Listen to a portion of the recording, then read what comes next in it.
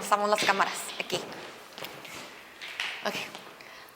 Hi everybody, welcome. Thank you so much for being here today. This is the first Couples Mastermind, and we're really excited.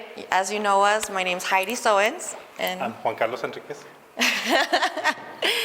And so we're super excited to bring this to El Paso. This is something that we just put together very quickly, but it was because we saw that there was a need that we needed to give back to our community. And so we talked over with Rocky Garza. He's gonna be our main speaker today, and we're really happy to have him here. We're super excited to have brought him to El Paso once again, because there's just so many things that we can definitely learn from someone like him. And personally, my husband and I, we have learned so much throughout this 4 months that we have been coaching with him, and we can't wait for you guys to get that same benefit that we know that you are gonna take from today. So without further ado, let's welcome Rocky Garza. Thank you, thank you. Thank you, thank you. Appreciate it. I'll give you a hug. I'll give you a hug. Take a seat. How are you, sir? Well, it's good to see you all again. I'm pretty sure, or at least I know the four of you, we chatted a little bit last night. So a few things for today. You're definitely going to need something to write on and write with, so make sure you have that with you. So I want to make sure that you're able to have that. We will be kind of following along on here. There's everything that we talk about that's going to be up here on the slides. It'll mostly just be for, hey, I want you to answer these questions or do these things. So just go to a blank piece of paper in your notebook for now. That's all you need to have for us. I do want to really encourage you, even though I know I got some digital note takers over here, you feel free and do you. However, there is something really, really important and vital about writing everything down with a pen. So every question I ask, I want you to think about it, and then I want you to write it. And then just so that you're prepared emotionally, then you're going to say it out loud. Okay, so we're not going to answer any questions, but then keep the answer to ourselves and pretend we didn't do it. Okay, we're going to answer it and then share the answers out loud. You won't necessarily share the answer out loud to me in front of everyone, but you'll at least have to share it with one another and or folks at your table. Okay, so just kind of keep that in your brain. What we're going to do today is we're going to go through a portion of a process called identity mapping. All right, and so I know you're thinking, well, we came to a couples retreat, I thought we were going to talk about couple stuff.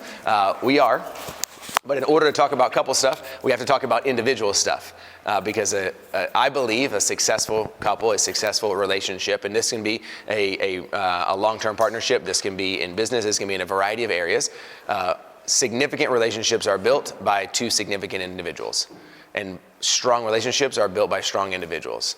And I remember early on, I've been married to my wife, Sarah. We've been married, it'll be 15 years this year in July, so don't worry, we're pretty good at being married. And we've got two kids. We have an 8-year-old and a 5-year-old.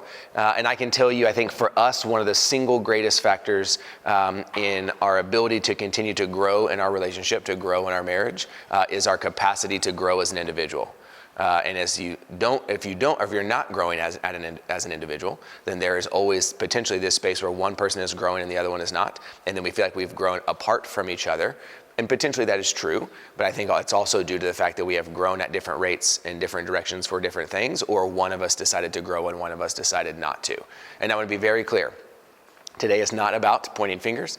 Today is not about dragging up old things. Today is not about being like, well, remember back in 2007 when you told me you were, okay, we're not doing that, all right? The purpose of today is I hope that by the time that we're done today at lunch, is that every individual in here, myself included, has a significantly clearer picture about who we are as a human and who we are as an individual on our own. Therefore, we have a better understanding of what it is that we are bringing to the relationship. Then there will be a couple of things that everything that we do today as it relates to us as individuals, that will be applicable to you as a couple. So as an example, in about an hour or so from now, also I know you're probably thinking, this guy's gonna talk to me for 3 hours? Are you kidding me? No, I'm not gonna talk at you for 3 hours, okay? You're gonna do a lot of work yourself, and then we're gonna come back and talk about it together, just so we're very clear. However, in about an hour from now, we're going to get to our core values section. And when we do that, that will also be an exercise I want you to go home and do together. So you're going to do it as for yourself today. One of your homework items is going to be to go home and then come up with core values as a family. If you have children or they are the age where they are old enough to understand, we're going to include them in that conversation as well. And 5 years old is old enough to be a part of a conversation that says, hey, what do we value? Because they have thoughts, they have feelings, they have what they think matters. And I can't tell you, my son who's 8, one of his core values is kindness, or so he says. And so you better believe the moment he hits his sister and he's not supposed to, I'm not going to be so upset about the fact he hit your sister. I'm more upset about the fact that you told me that this is the kind of person you are, and I need to know whether or not you're this kind of person.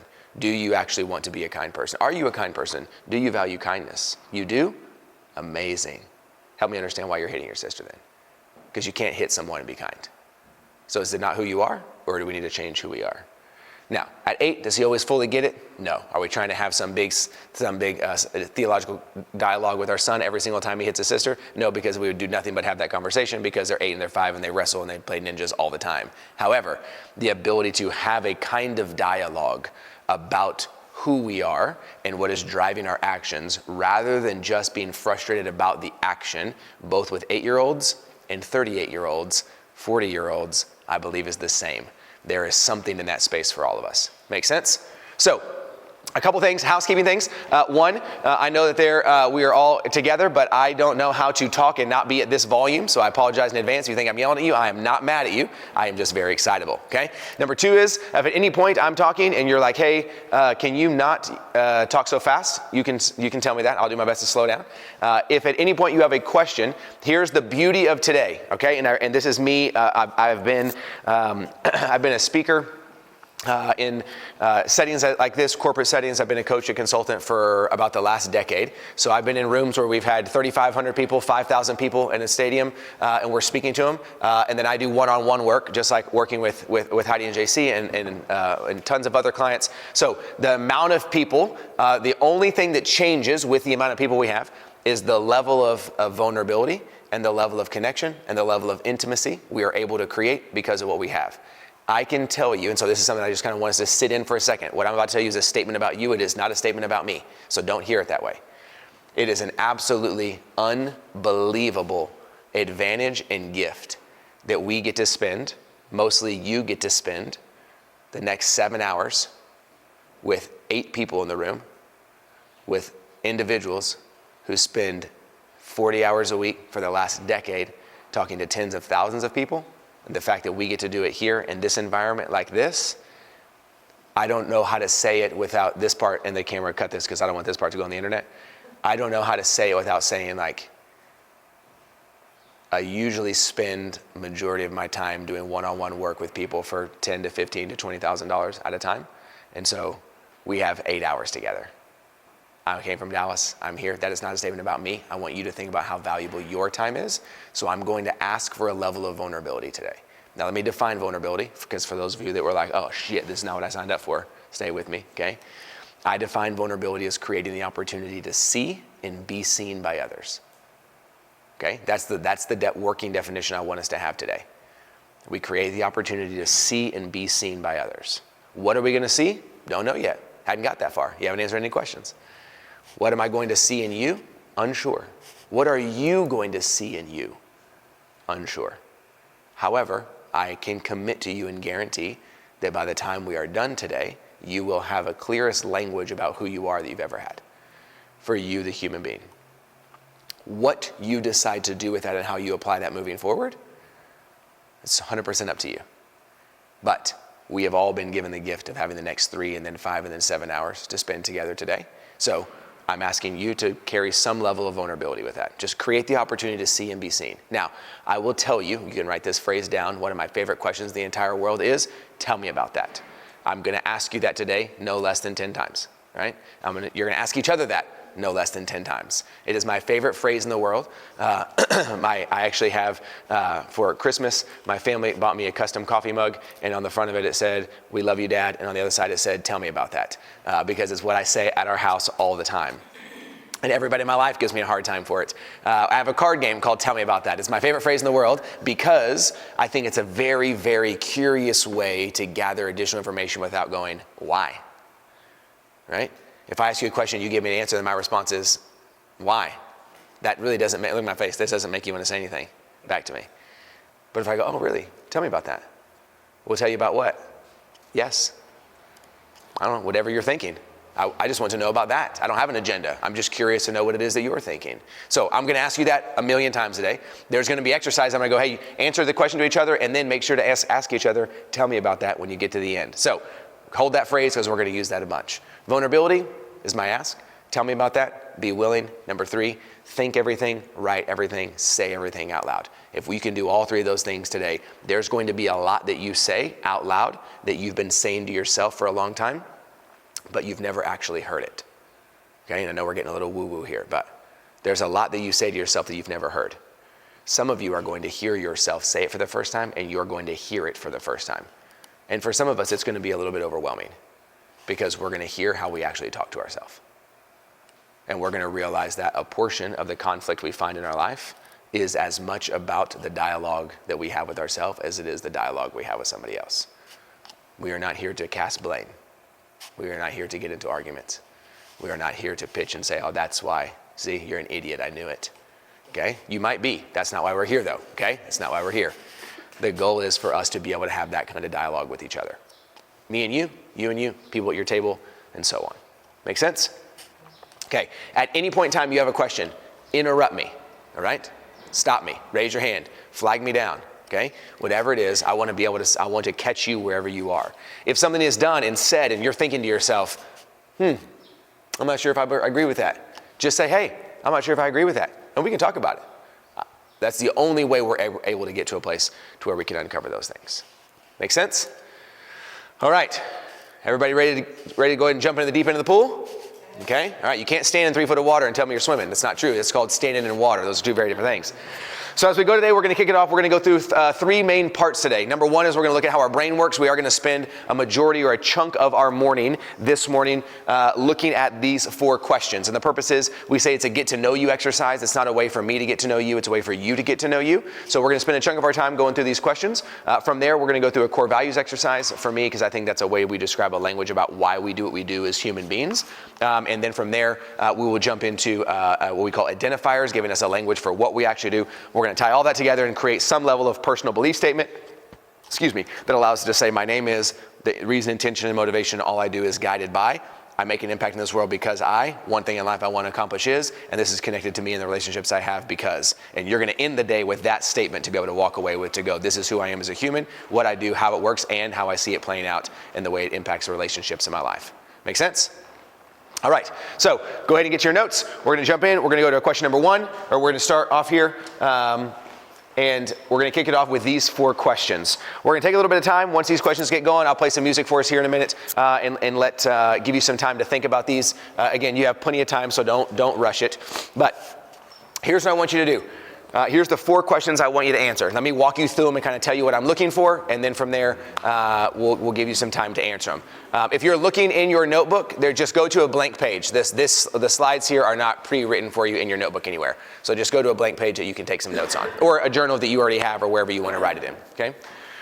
Question number 1 says, what do you think about most? Where do you spend the majority of your brain power? I just want to know as a human being, what do you think about the majority of the time, okay? What do you think about most?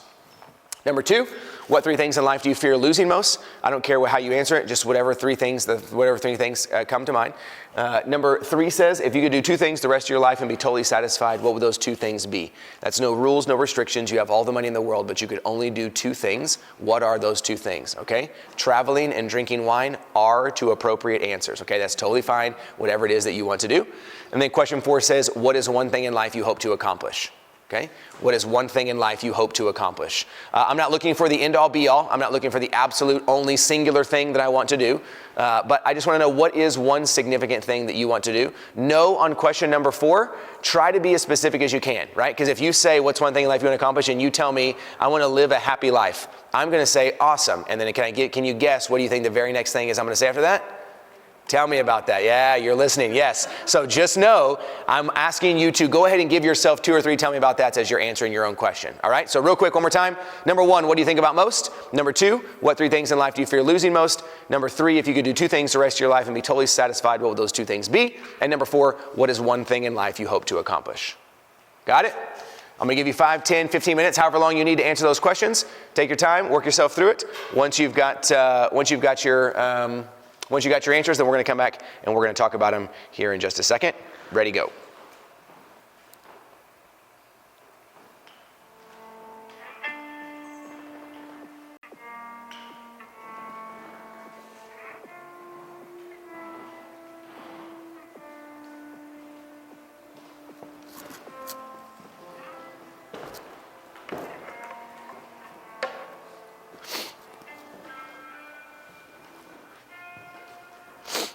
And try to be as thorough as you can. If you get to a question, what do you think about most? And you're like, life. Okay, that's really good. Give me some more, right? Try to go a little more. So write as much as you can. And also know, don't worry, I'm gonna also ask you, tell me about that. So write what you want.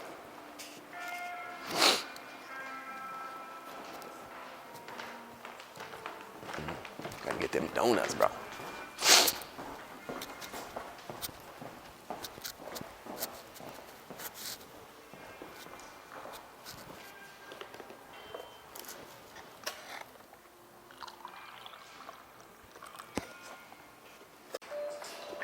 Everybody good?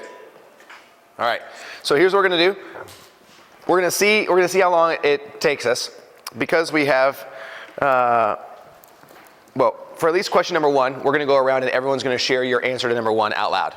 Okay? I'm not gonna make you do it for all 4, but we're at least gonna do number 1 because we want to get a little reps in, get some practice. Then from there, we'll just go through and we'll kind of answer the questions just with each other at your table. So when we get to answering number 2, 3, and 4, I'm gonna have you all come sit at this table just so there's 2 tables to talk at, so everybody goes around and shares. But for now, you can stay where you are. So let's start with number 1. What do you think about most? The reason we're gonna go through these questions, and as we go through each one, I'll kind of break it down for you and show you why are we even asking these questions, what do we mean? But we wanna get through and just answer the questions first before we get there to make sure that we can get through and kind of get to our responses, and then we'll begin to see how all these questions go together, okay? So let's start with question number 1. What do you think about most? Who wants to go first? All right. My future and how I can reach my goals with my family. Tell me about that. I'm not where I want to be. I mean, most people aren't, I feel like. Mm-hmm. So I want to know what I can do now to reach my goals. So, Mm-hmm. What are one of these goals? I want to live a simpler life, like not off-grid, but more like laid back, I guess. Tired of living in the city. Just something that's not for me anymore. Keep going. So what that would look like is a way to have some kind of income stream that's mostly passive. Okay. And just I want to do a small farm and just kind of hang out. Okay. What about that is appealing? I feel like you're gonna have stress in that. Not me. No, You. Me, yeah. Okay. I feel like there's still stress in that environment, but it's a different kind of stress. It's a more controllable stress. Like you're not having to worry about outside people. Really, I mean, like people that drive on the road, right? They cut you off. They do all this. That stuff annoys me. You're stressing me out. So I just want a life where I can. Describe what life looks like if there's no stress. Well, I'm not saying there's not going to be stress. I'm saying it's a different type of stress. So, but I mean, no matter what you do, there's gonna be things that stress you out. Sure. Other than living in a big city currently, what are other factors about life today that are not the way you want?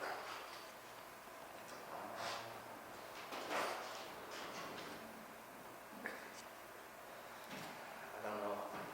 It's kind of personal, but well, I'm in school right now, so I wanna finish that. So it's not like I can rush that.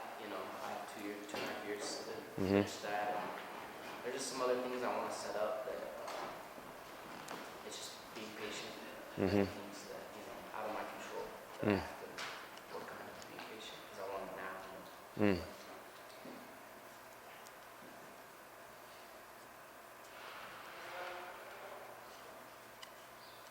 Are there other people in your life that know about the things that you have yet to mention out loud?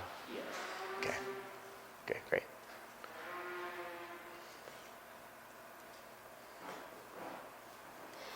So answer the question for me again. What do you think about most? The future. No, but don't give me that answer. Okay, the future and just how I can reach my goals. Do you think more about what you can do to reach your goals or what's currently in your way that's preventing you? Probably what's currently in my way. Okay, tell me some of those because I haven't heard any of those. Well, it's being patient to finish school. Financially, it's a big stress right now. Being an entrepreneur starting out is stressful. Yep, yes it is. A lot of learning. So Yep. It's just stuff that I have to continually learn and teach myself. Yeah.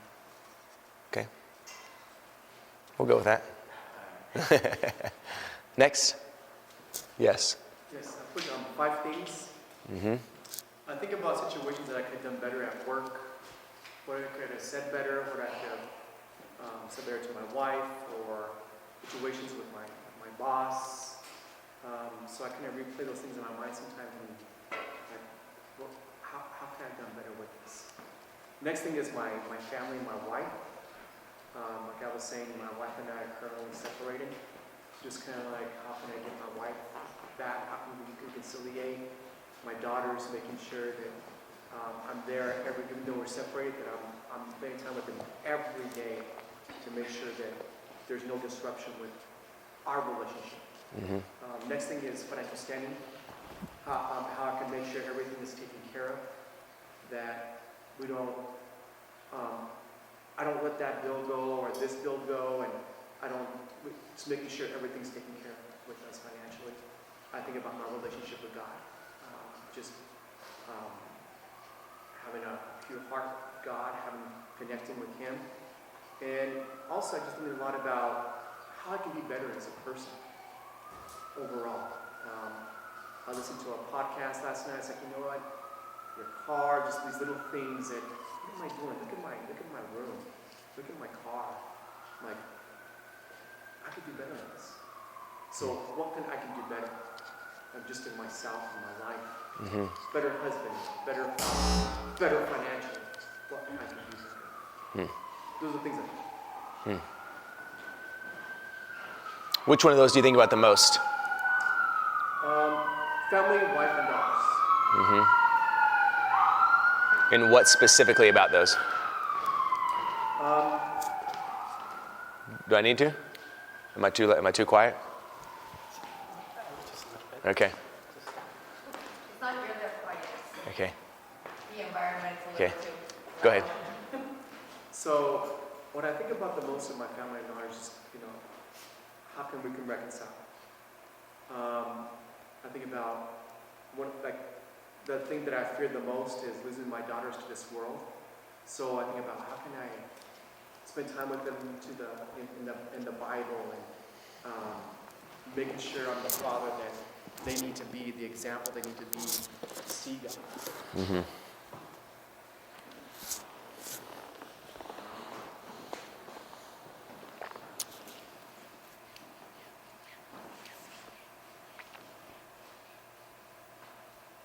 What do you feel like are the things that you could identify? If you could give me 3, I'm not asking for the top 3, just 3 things that you could think of that you think would make the things in your life better, that you desire to be better, that would require you to change. What are those things? First of all, my pride. And what does that mean to you? Define pride. My pride is being humble enough to go and seek advice, being humble to ask for help, because I feel like I'm the person, I can take care of myself. Why depend on people? So my pride, and I'm learning a lot over that with my marriage and getting the help with our marriage that we need, and asking Carlos can help us out, people from our church can help us out. Probably a lot for me too is insecurity, in the sense of I've tried many things, businesses and stuff, and I failed. And so having that failure in my mind, I'm like, I got this idea, am I going to fail at this? So just breaking that mindset of, am I going to fail at this again? So I think pride, insecurity, fear. And fear is the fear of if I don't do it right. What if I mess up? What if I lose money? What if I do this? So I got all these ifs that go through my mind that where it blocks me. Yeah, I think what you just said is a not truer, but that the first part wasn't true. Don't hear what I'm not saying. I think there is what you just communicated about those 3 things, To me, that's what you think about most, are the ifs. And we get caught up in the ifs, and when we get caught up in the ifs, then we get caught up in the shoulds, and then we get caught up in the shoulds, and then we don't ask for help, and then we don't ask for help because we're afraid, and then because we're afraid we become insecure, and we're insecure, and then we don't do it, and then we don't do it, and then we become prideful because we took too long to do it, and now I really don't need your help because I should have asked for your help 6 months ago, but I didn't, and if I do now I look like an idiot, so I'd rather figure it out by myself. Then 3 more months goes by, and then we question it. Now it's been a year, and we didn't get any of the places we wanted to be, and we're not sure why, and everyone around us is looking at us, wondering how come we didn't do the thing we said we were going to do, and we spend a year thinking about it. Does that feel accurate? Very. Mm-hmm. Mm-hmm. Very. And the ability to be aware of it is important, but simply being aware of it only allows us just to see what everybody else is seeing. It doesn't mean we change anything.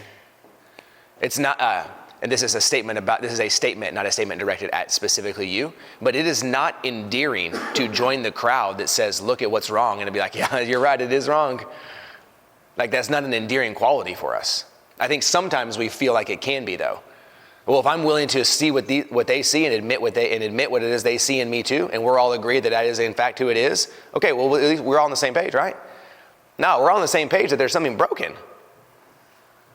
It's still broken. Just because we admit it's broken doesn't fix it.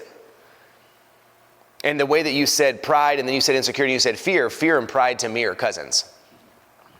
One is just a manifestation of the other. Fear is I'm afraid. Pride says I'm afraid, but I won't show you.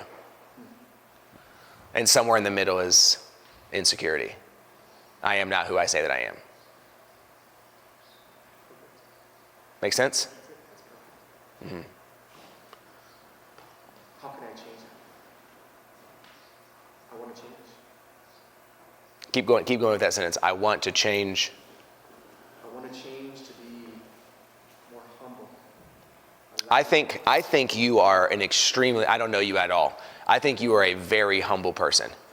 But I think you are humble to the point of being unwilling to take a stand and just do something without worrying about what everybody else is thinking. You are, I believe there's a part of you that is so afraid that you're going to mess up again. It causes you to be cautious, but being cautious is now no longer endearing because time is running out. And so, I don't know you well enough to use the right words, so I'm just kind of using my own thoughts here. Like, humble, endearing, kind, reserved, it's okay, we'll be fine, is going to run out. It's not fine. It's not. It's broken, and it's not working. And saying that it's going to be okay does not make it okay. I have no clue why the two of you chose to take some time to be separated. I have no clue about your relationship or marriage, so I will not speak in to pretend to know any of that or speak in any of that. But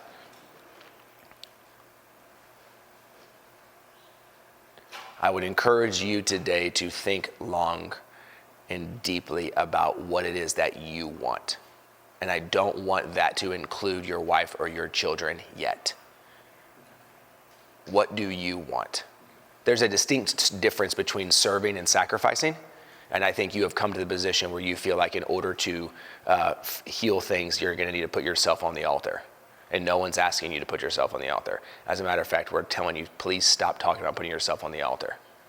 Just show up. Maybe it doesn't work, maybe it does. I don't know.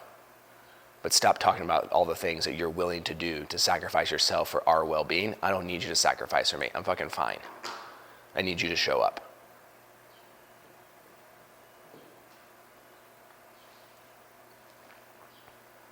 Now, if there's anything that I'm saying that you're like, hey, Rocky, you're way off, and that's not true, you all by all means, because you have a seed that I don't have, you interrupt me and be like, hey, that's not it, or vice versa. Because I think in this kind of environment, it's very good for him. For if I say something that, and again, I don't know you guys at all. If I say something and you're like, yep, that doesn't suck. That is actually true. It is helpful for you to smile or to affirm or to acknowledge, like, yes, we're on the right path, so we can walk ourselves down there. Because I don't want to, by not knowing you, I don't want to try to walk us down a path that we get to the end and you're like, hey, everything you said, that really wasn't very true. That doesn't help our environment at all. So. I'm So we're on track. Is that what you're saying? Yes. Okay, good. That's all I'm looking for. I just want to make sure we weren't making a bunch of stuff up here. I'm sitting here in shock. How did you even got here? I don't know. But yeah, here I'm That's the Rocky effect. Don't worry, we have 3 more hours of this.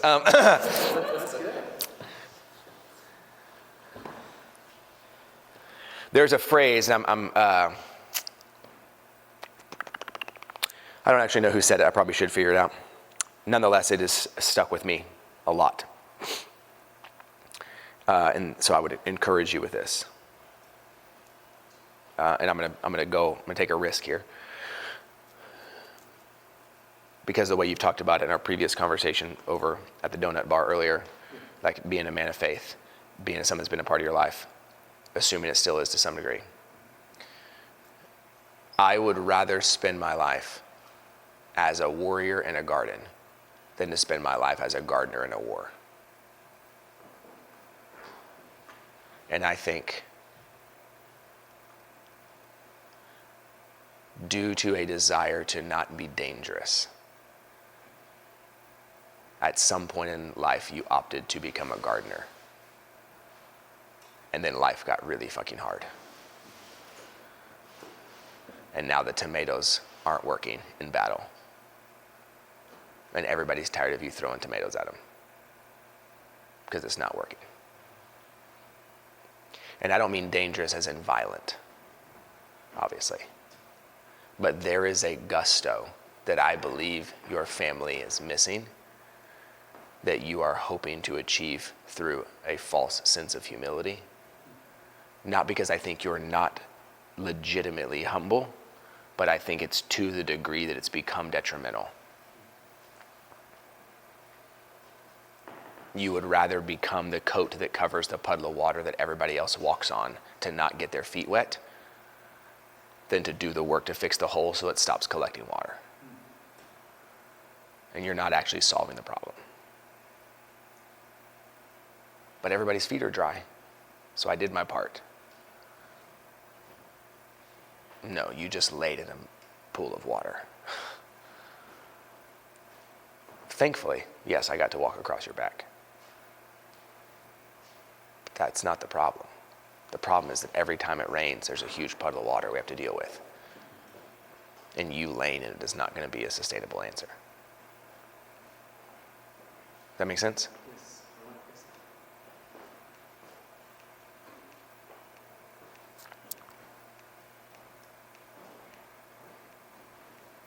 Cool. Thanks. Next. hold on. Okay. Okay. Kind of nervous. Okay. What I think about the most, I realize I have an abusive background. Okay. And I realize I learned a coping mechanism that's daydreaming, just escape whatever, escape the present because it's painful. So I learned it and I practiced so many years now. It's so ingrained like an addiction. So what I think about the most is how to get out of my life. So I think about how can I stop daydreaming. I mean, I tried so many things, like the rubber band and come back to the present, come back. It's gotten better throughout the years, but we're talking about 3 decades or so. Just wondering off not being here, or not here, not being in the present because it's painful. So now what I think about the most today is ways to learn to control my mind. I try to listen to things throughout the day so that my mind is in the present moment. When I'm people, it's better than when I'm so. Sure. I think about how can I have a better schedule, how can I have a decluttered home, a better organized home so that my life will be more simple, that I'm not picking up, cleaning up all day long. I think about ways to, because I have 2 little ones, we have 2 little ones, like 2 and 4. They're just running around, right, just chasing them. One's still diapers. So I think about how just to be alive more, how can I just be focused with my daughters, how can I be present, how can I teach them, how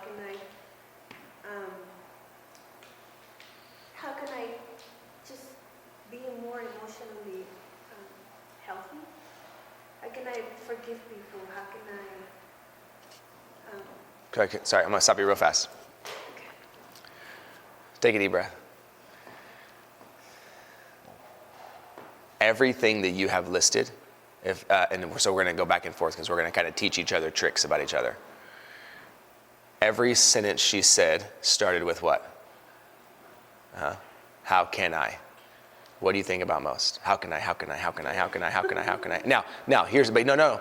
I think right here is where we just identified where there's an opportunity for growth, right? That's what vulnerability is. Vulnerability is creating an opportunity for growth. It's not the exposure of weakness. It's an opportunity for growth, okay? I am not concerned that you started with every sentence with the word I. I think you assume I'm about to tell you that you're selfish because every sentence started with I. And I believe the opposite. You are consistently going, how can I do this for them so that they will? How is the house clean? And how are they like this? And how do I do this for my daughters? And how do I do this for this? And how do I do the house? But how do I declutter? But how do I do this? But how do I get out of my head? But how do I don't know, but I'm tired. I'm just tired of thinking about what you might be thinking about. Like, golly, that's a lot of things you're thinking about on a regular basis. You know? And so then I think at times then we get this increased level of inputs. I'm going to try this. I'm going to listen to this. I'm going to meditate on this. I'm going to do this. I'm going to do this. I'm going to do this. And if I do these 17 things, that'll finally allow me the opportunity that I will finally be able to. Oh, time to go to bed. Try again tomorrow. I better go to bed. What do you want? Peace. Mm-hmm. Peace does not come with finding 17 new things that I better go figure out how can I go do. I'm going to ask a question. It's going to sound loaded. I don't mean for it to be loaded.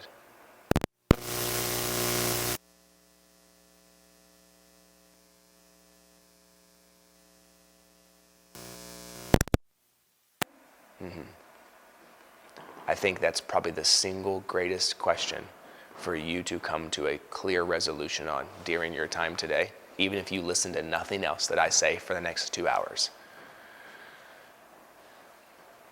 I think you need to come to a place that you can realize and admit to yourself, if it is in fact true, I don't know you, so I'm not telling you that you need to say that it is if it's not. But are you safe? Because all of the things you're saying are all just continued symptoms and mechanisms of trying to prove to yourself that you're going to be okay.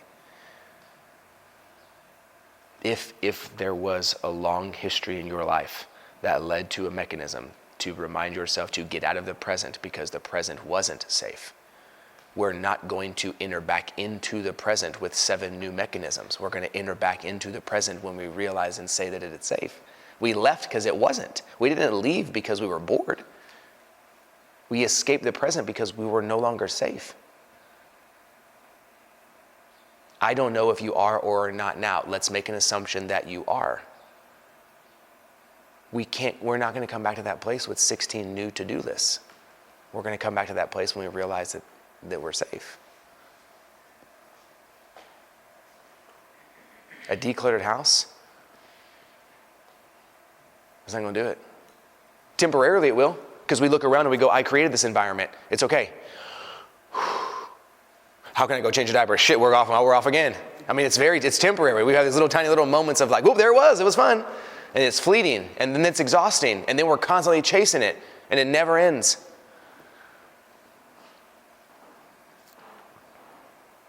You have to be able to answer for yourself. Am I safe? Can I come back home? Not physically. Are you at a place in your life that you can come back home to yourself?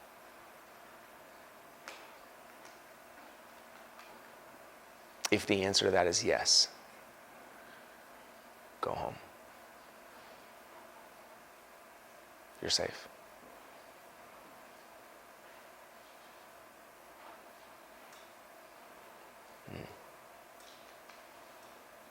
Make sense?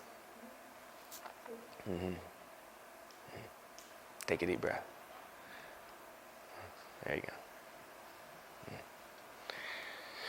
Next. Okay. Hold on, go ahead. She was next. Go. You're fine. I can hear you. Okay, 2 things I can do for the rest of my life. The first one is, No, sorry. What do you think about most? oh, okay. Oh, okay, what I'm thinking about most, it's my kids most of the time. Mm. I'm thinking about how I can be a better mom, how I can help them to understand. I have a teenage daughter, so she's still a teenage daughter.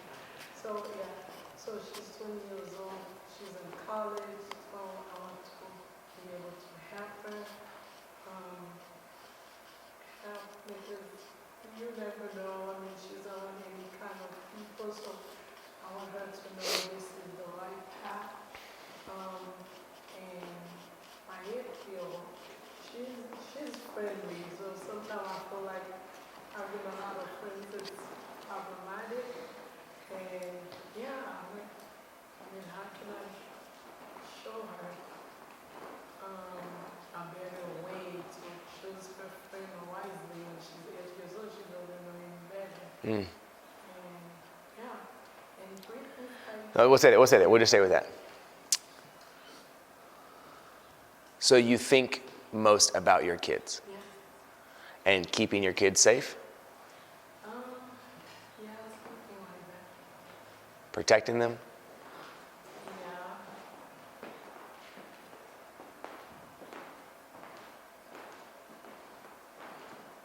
Let's keep going.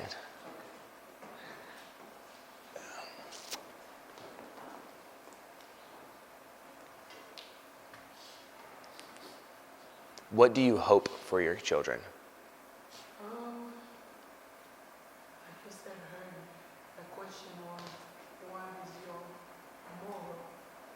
I want to teach them to have good morals, so that's how they can be a good citizen in our society. Mm. Because these days I feel like there's no sympathy and people doesn't care about each other. Mm. So if I can teach them that, they can be open-minded Mm. wherever they are. Mm.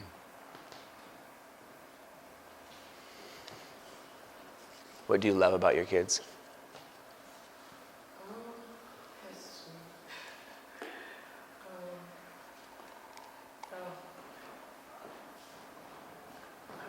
I don't know, the love gave me Mm. is Mm. Mm. Mm. And do you feel that that's what you want to be able to give back to them? In the best way that you know how? Which is to keep them safe and to keep them prepared and to make sure that they are aware and to do everything that you can to set them up to have a life that is fulfilling and they feel loved. Mm-hmm.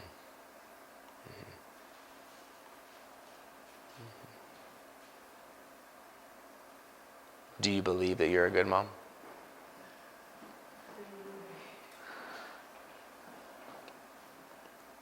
Why? I don't think I do enough. That's a dangerous word. Enough is a dangerous word. Enough based on what?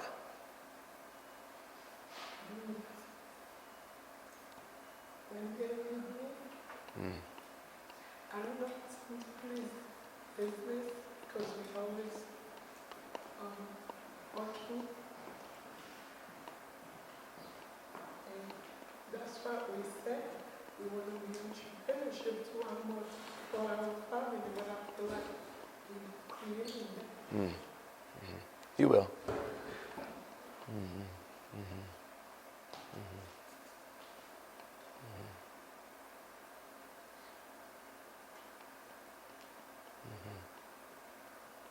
Do you want a simpler life too?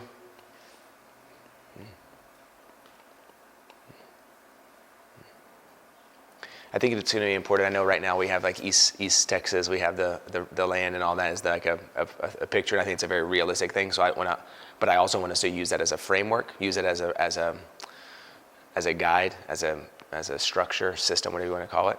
And so for both of you, I would encourage you today, as you just think through whether it's as I'm talking or lunch or whatever, to consider I want you to create what is your definition or what is your description of a simpler life, and what all does that include? It can include 100 acres and 2 goats. That can be a part of a simpler life.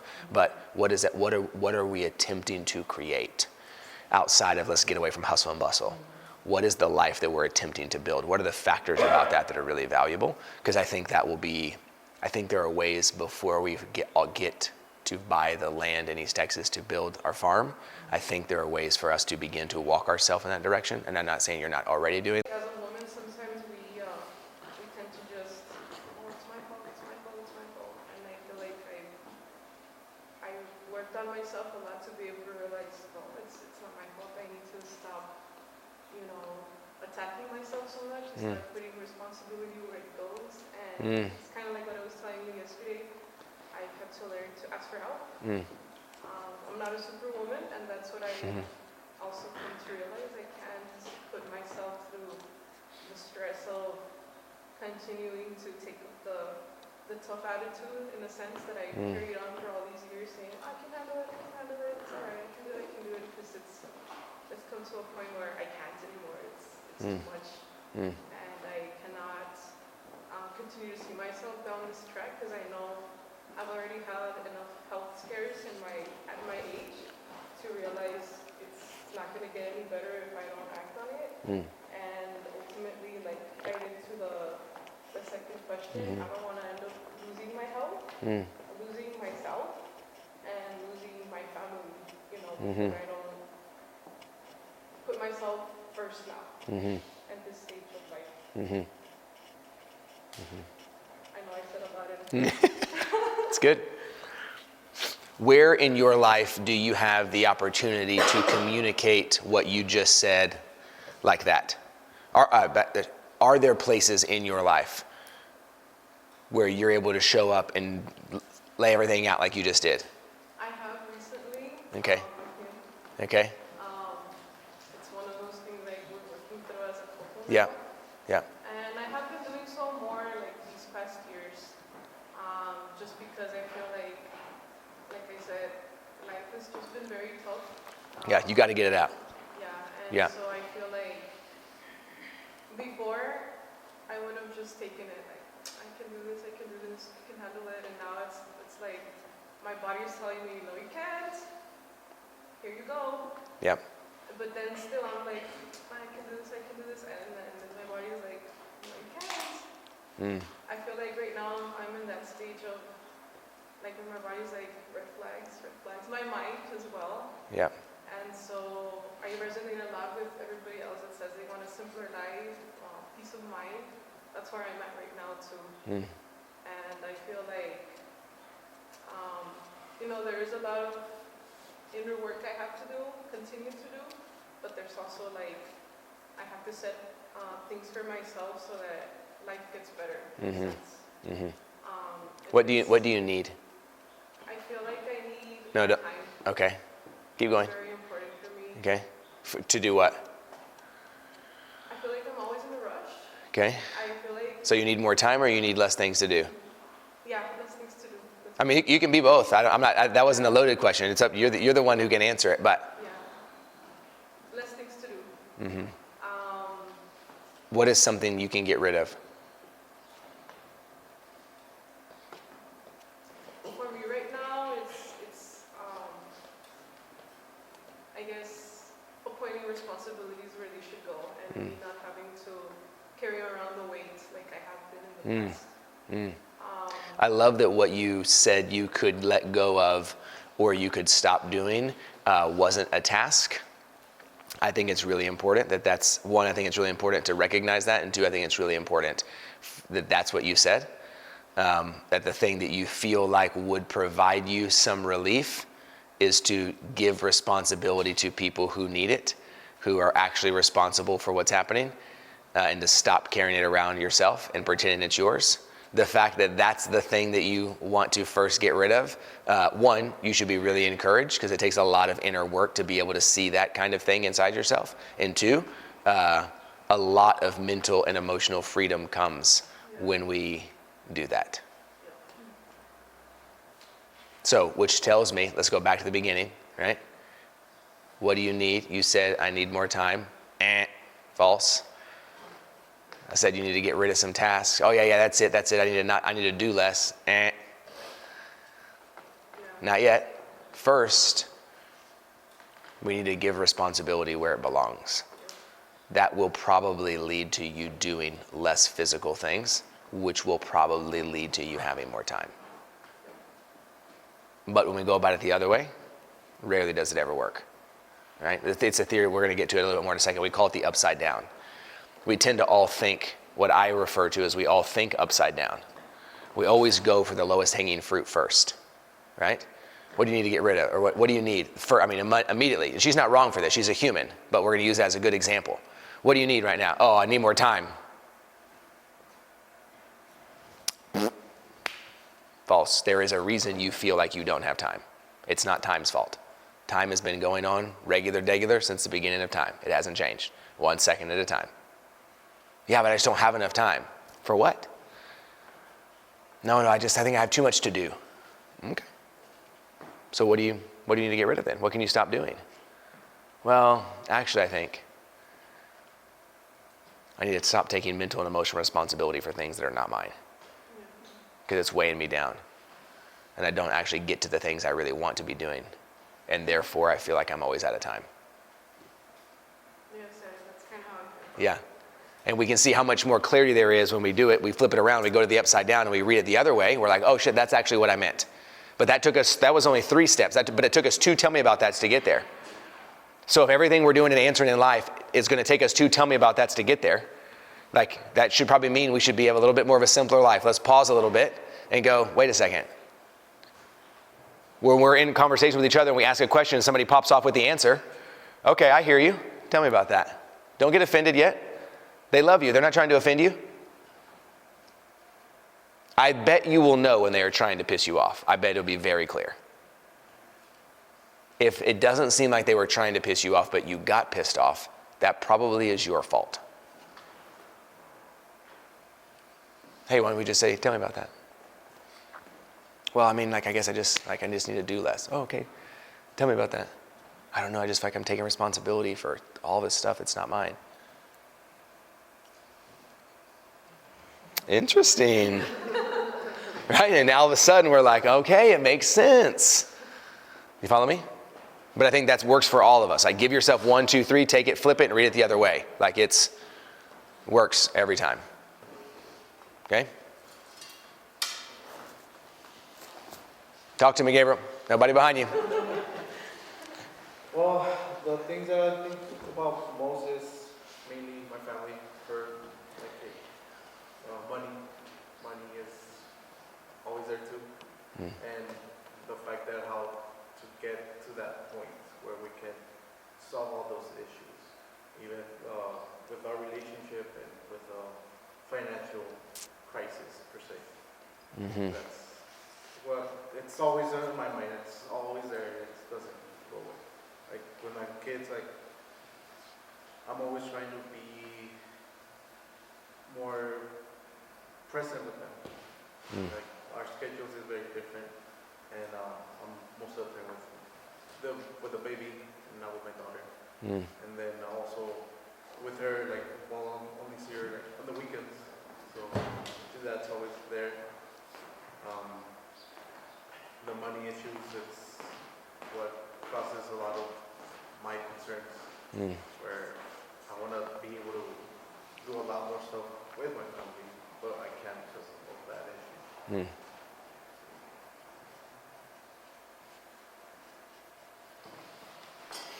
It's a lot.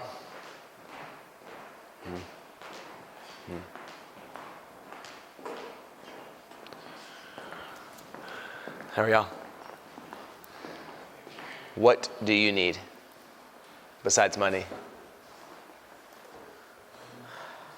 That's a good question. Thanks.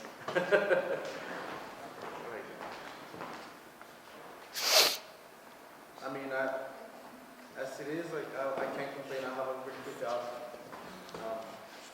I've been working since I could, right?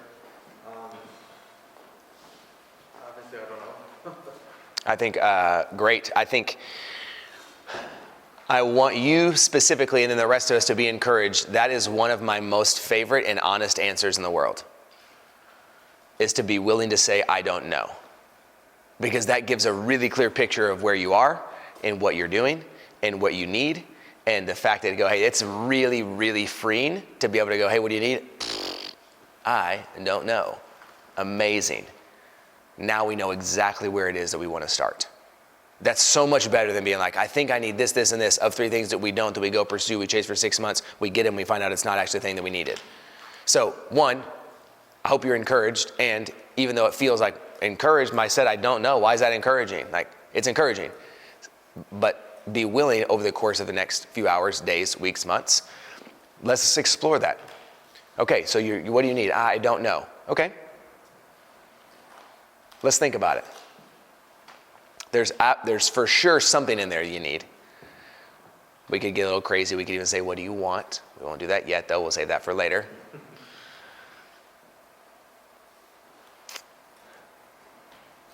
But I think that even when things are really hard and it feels like it's impossible to be able to answer the question, what do we need? Because we feel like we need everything and we need so much. There's a lot of freedom that comes if you'll be willing to just start making a list. What do you need? Tiny things, big things, in between things, emotional things, real things, whatever those are. Give yourself the freedom to at least make the list.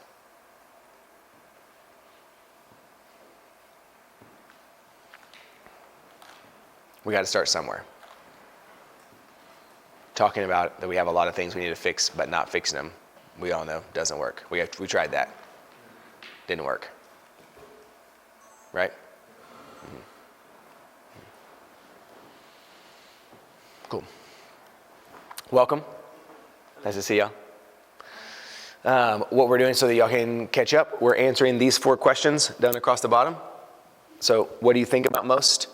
What 3 things in life do you fear most? If you could do 2 things the rest of your life and be totally satisfied, what would those 2 things be? And what's one thing in life you hope to accomplish?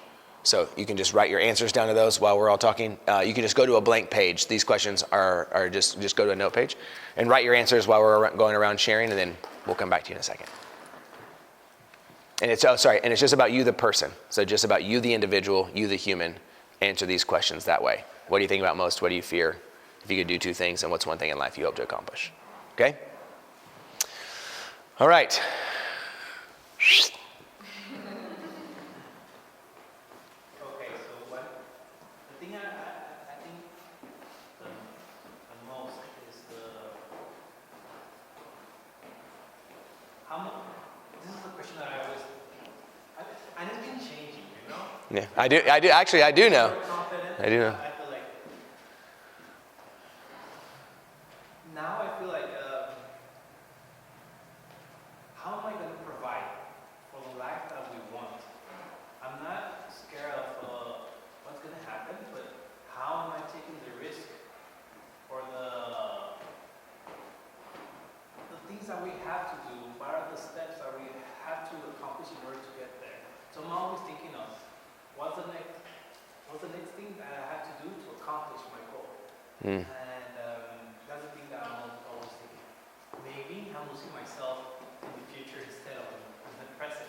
But I'm always thinking, hey, how am I going to provide for my family?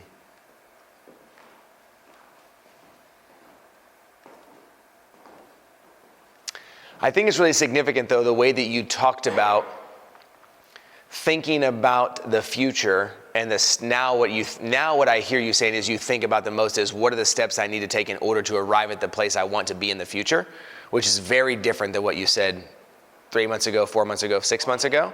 And I think in that, the ability to go, now there is something in the future you are considering and thinking about. And so now your day-to-day is not how do I fix all the problems? It's how do I take active steps towards the thing that I want in the future, right? Yes. But I also think that shows, for you, I think it shows a lot of growth in that there are sufficient systems built in life currently, because you're no longer thinking the most about how do we keep things from breaking. You're thinking about how do we keep building systems that work. Does that make sense? Mm-hmm. Mm-hmm. That's very different. Mm-hmm. Mm-hmm. And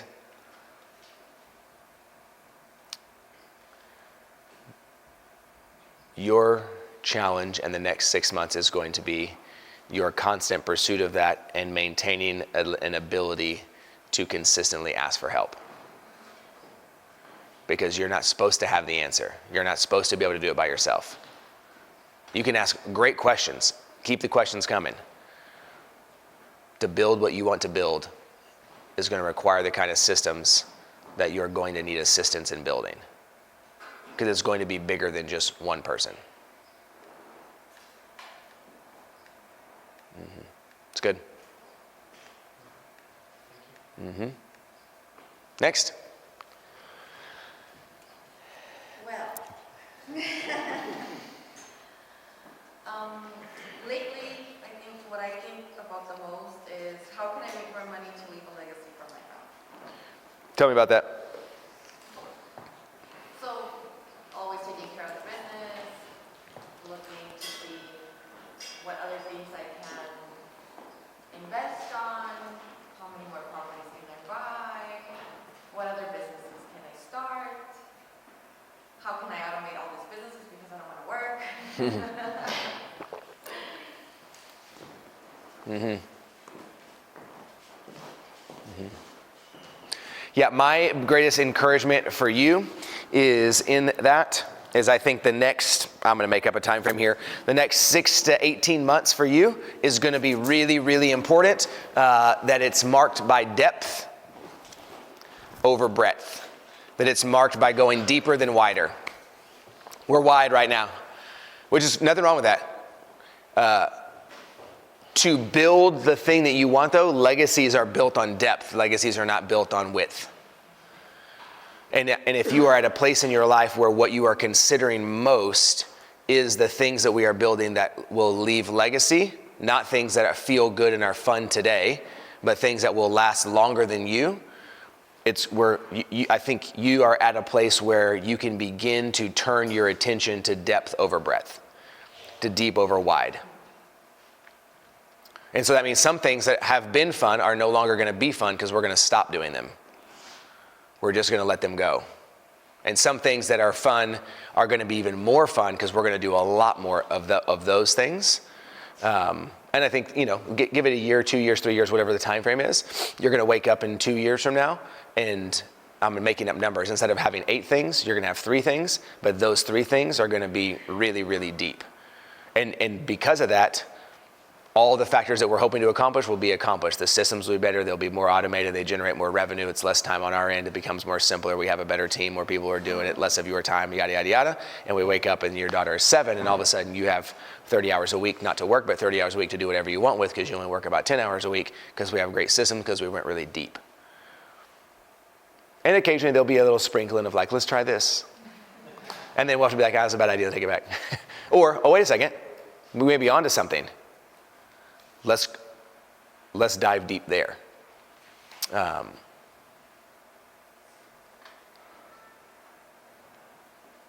I hear you talking about the transition from trial and error to it's time to go deep. And all of the wide experiences will help navigate into whatever these areas that we choose where we decide to go deep. We just get to bring all of those things with us. We may stop doing pick business 7, but the experience in business 7 gets brought into business 2, and that's what allows that one to go a lot further. But it's going to be it's a game up here, though, because to the public eye, depth is not sexy. 2 things that we do for 40 years is not sexy. 50 things a year is sexy. But what are we looking to build? Short-term sexy or long-term legacy? Yeah. I know, long-term sexy, that's not an option, Heidi. Okay? Mm-hmm. That's good. It's good. Awesome. One more.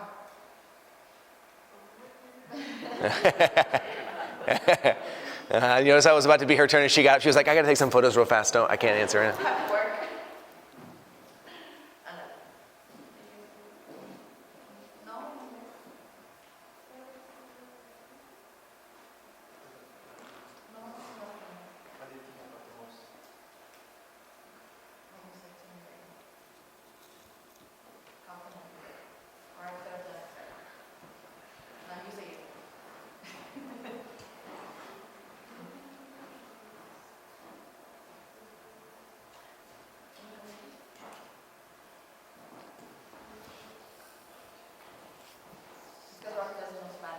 Yeah, sorry guys. I can understand it better, but I can only think in English, and so.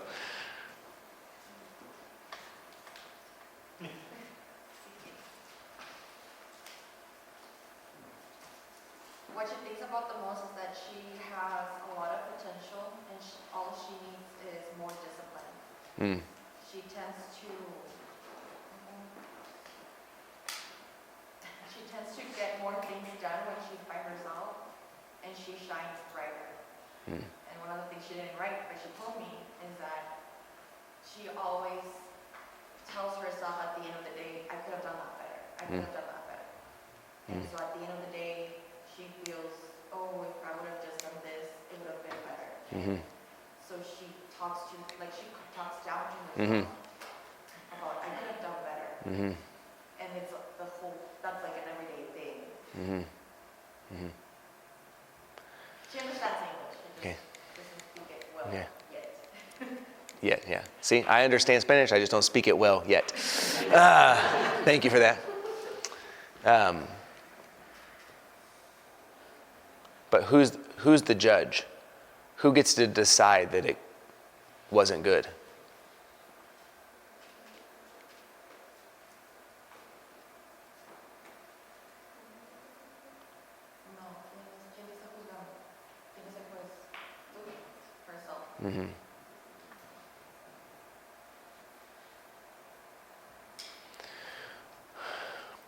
When do you remember a time in your life where you were told it wasn't good enough by somebody that wasn't you?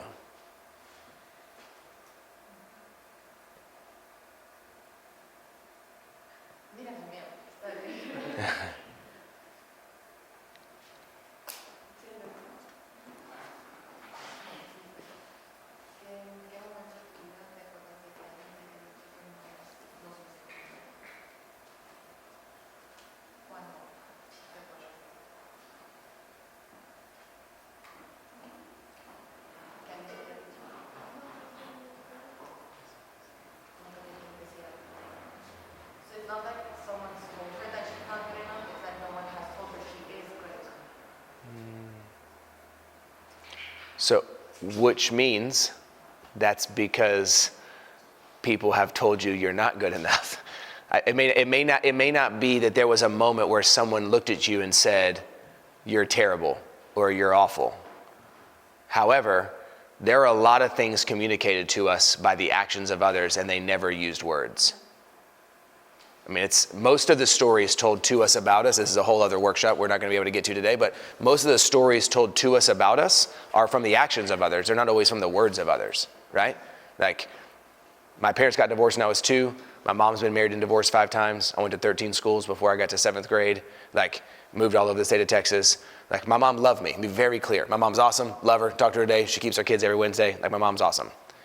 And, not but, because I don't want to take away all the fact that my mom's awesome. That's true. And my mom chose men and jobs over me my whole life. I was a latchkey kid, kindergarten, let myself into the house after the bus, eat a snack, do my homework. My mom would be home 3 hours later. And I'm not saying there's anything wrong with that. So that's what our life was like.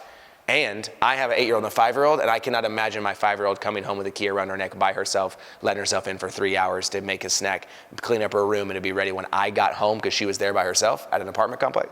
I cannot even fathom what that would be like. That's not to make my mom out to be evil. My mom was doing the best she could. And I didn't know the difference. I was having a great time running around the apartment complex, playing Ninja Turtles, eating snacks. It was amazing, right? Things were different then. And the actions of my mother over the course of my childhood consistently communicated to me that I wasn't good enough and that there were other things in life that were more important. And if I couldn't perform well enough, then I wasn't going to be chosen. And so, why do you think that you're not good enough?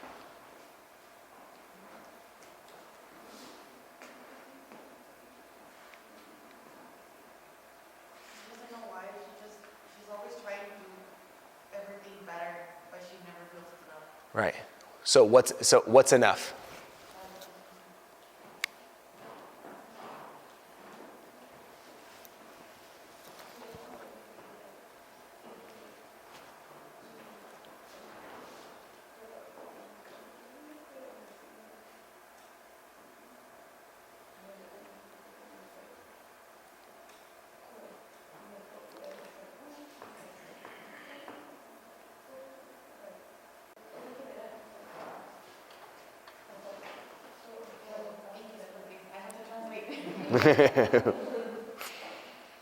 So she was saying that when she was little, she's always tried to be just enough, and she works very hard, but she never feels she reaches that. And so she's never thought about what's enough. She's never thought about what is enough for her, but she feels like she always, she gets up at 4 a.m., she goes to the gym, she works out, she's trying to stay healthy, she's trying to do her job, her businesses, take care of her family, and she feels like she's always just running, but she never gets there. Mm-hmm. And I think part of the reason that you feel like you're running and you never get there is because you haven't determined what is there. You haven't said, this is what I want. You said, I think I need to have that. But every day when you wake up, that is the same distance away. So you run as fast and as hard as you can, and then you're like, shit, I didn't get there. I'll go to sleep and try tomorrow. And when you wake up tomorrow, it resets and it's still that far away. Every day, forever. So it's not that I think you don't have goals. It's not that you don't have dreams. It's not that you don't have a plan. But for what? To what end? What's the purpose? If the purpose is to be healthy, you can be healthy and work out 3 days a week. If the goal is to be healthy. Is the goal to be healthy, or is the goal to never have a day that I don't go to the gym so that I don't feel terrible about myself, because 7 days a week is the only thing you can do in order to feel good and to be healthy, because anything less than that makes you a bad person? Those are two very different objectives, two very different goals.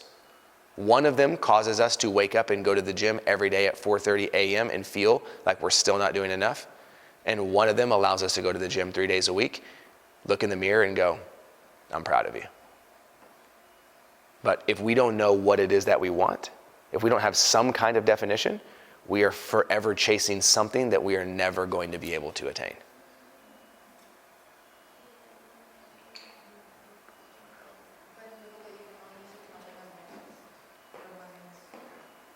So she does have her goals. She is very goal oriented.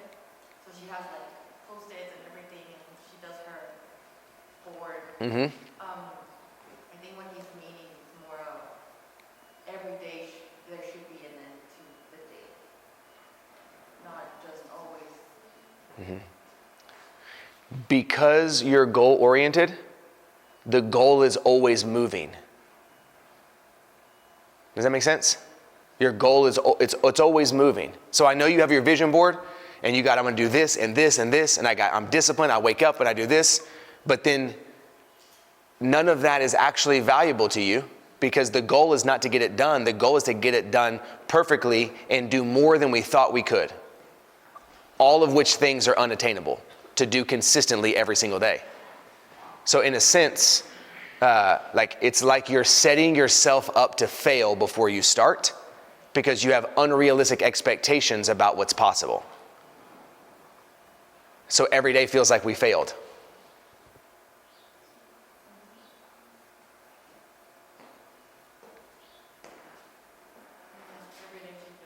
Mm-hmm.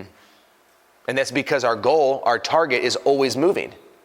And every step you take forward, it moves away.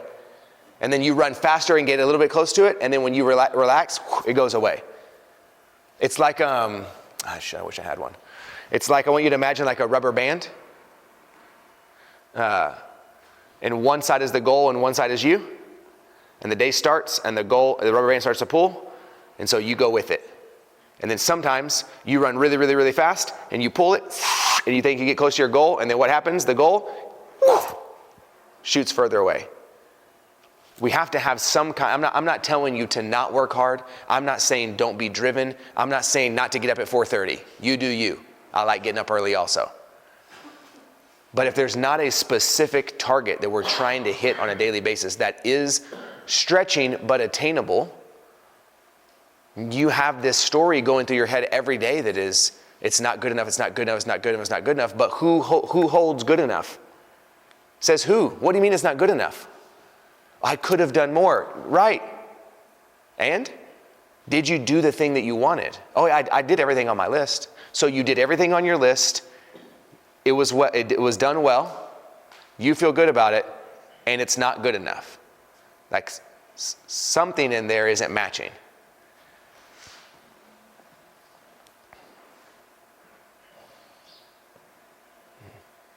Okay, last question. What makes you feel emotional talking about the fact that it's not good enough?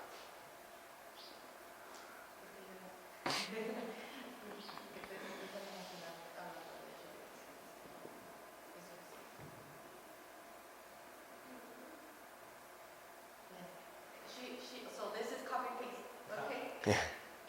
They're both in my life.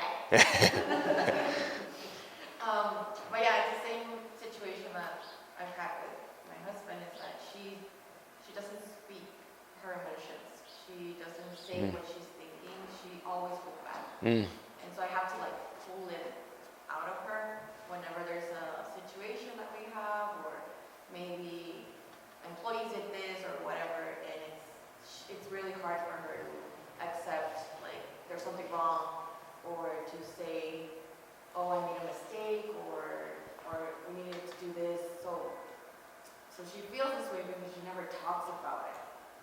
She never really says what she's feeling. Why?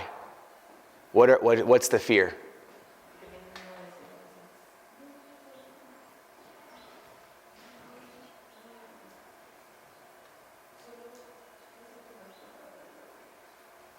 So she just likes to talk, more comfortable talking to herself about it, not really talking to others about it. Is it though?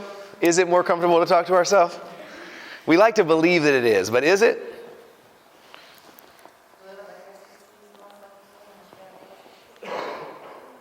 I don't know if this will make sense, but if it doesn't, then translate it for me. I don't know if she was here when we talked about her. Like, when you talk to yourself, you can't hear yourself. It's a one-way street. It only goes one direction. No, I'm really good at talking to myself. I'm very unbiased. I can hear both sides at the same time. No. So, is it easier to talk to ourselves? Yes, it's easier because everything we say is correct. Even if it's contradictory, we just go to the other side and we're like, you see, I told you, this is exactly what I was thinking. And then we talk to ourselves, we're like, actually what I was thinking was, actually what I was thinking was this over here. And we're in both sides, it's us. So on both sides, we're like, yep, I was right the whole time. Even though it feels a little scary and a little embarrassing, and we don't like to be seen how we are right now, I bet you feel lighter now that you've said it out loud and nobody ran away and nobody told you that you were a terrible person. We all agreed with you like, damn, that is true. I feel like that too. It does make us feel better. But we don't get to this place by talking to ourselves. All right, I'll leave you alone. All right. You two have answers? Let's go. Just number one only. We're only answering number one. Yeah, no. Sorry, by the way. We didn't do this in the beginning, but thank you for bringing this up because now you remind me. We don't apologize and we don't give disclaimers before we talk. We just say what it is that we want to say because we're not worried about what anybody else thinks because we're saying the thing that we want to say. So the thing I think about the most is just first my kids and work, and I say it's 50-50. Okay? And I think the biggest thing is that I want to do it all, and I want to do it all well, and I don't want to fail at any point in my life. I feel like my children get one childhood, and that's up to me to provide the best childhood I can for them. And I don't want to fail because I get one shot. But I also have to be successful in order to provide that. So I also want my business to do well. And there's no such thing as balance. So it's just splitting my time frame between them. Not to think about the most. I'm tired. It was interesting. I wish I would have had a diagram to say how what you were describing because it was like doom, doom, doom, doom, doom, doom, doom, doom. And I don't mean that in a bad way. I mean, it was, I could, in your mind, I know I see it's how it's all connected, but you were communicating. I heard you say, this phrase is what stuck out to me. I want to do everything well, but I don't want to fail. And you said those things like they don't exist at the same time. And they do. Doing it well will always include failure. Now, failure is not synonymous with full reset, blow everything up and everything went away. That's not what failure means, right? But shit's gonna fail. You're gonna mess some things up. I have bet in the last 3 or 4 days you have said something you didn't want to say. In a tone you didn't want to say it. Don't answer, I'm trying to keep you safe, okay? So, now, does that mean that you're an awful wife? Or you're an awful mother? You're an awful employee? You're an awful business owner? No, we wouldn't tell anybody else that. But we tell ourselves that. You can do it really well and fail. You're going to do it. If you're going to do it really well, you're going to fail. We have to let those two truths live together at the same time. But the unrealistic expectation you have for what success looks like and what's required to be seen in such a way that you are a good business owner, you're a good employee, you're a good wife, you're a good parent, you're a good person, you're a good friend, you're a good citizen, you're a good daughter, you're a good sister, you're a good cousin, you're a good...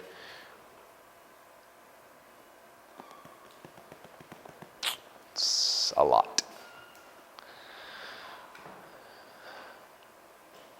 Not to lower expectations, not to say that you shouldn't have big dreams, not to say that you shouldn't have, I have those things as well. I think all those things are awesome. And are you a good mother?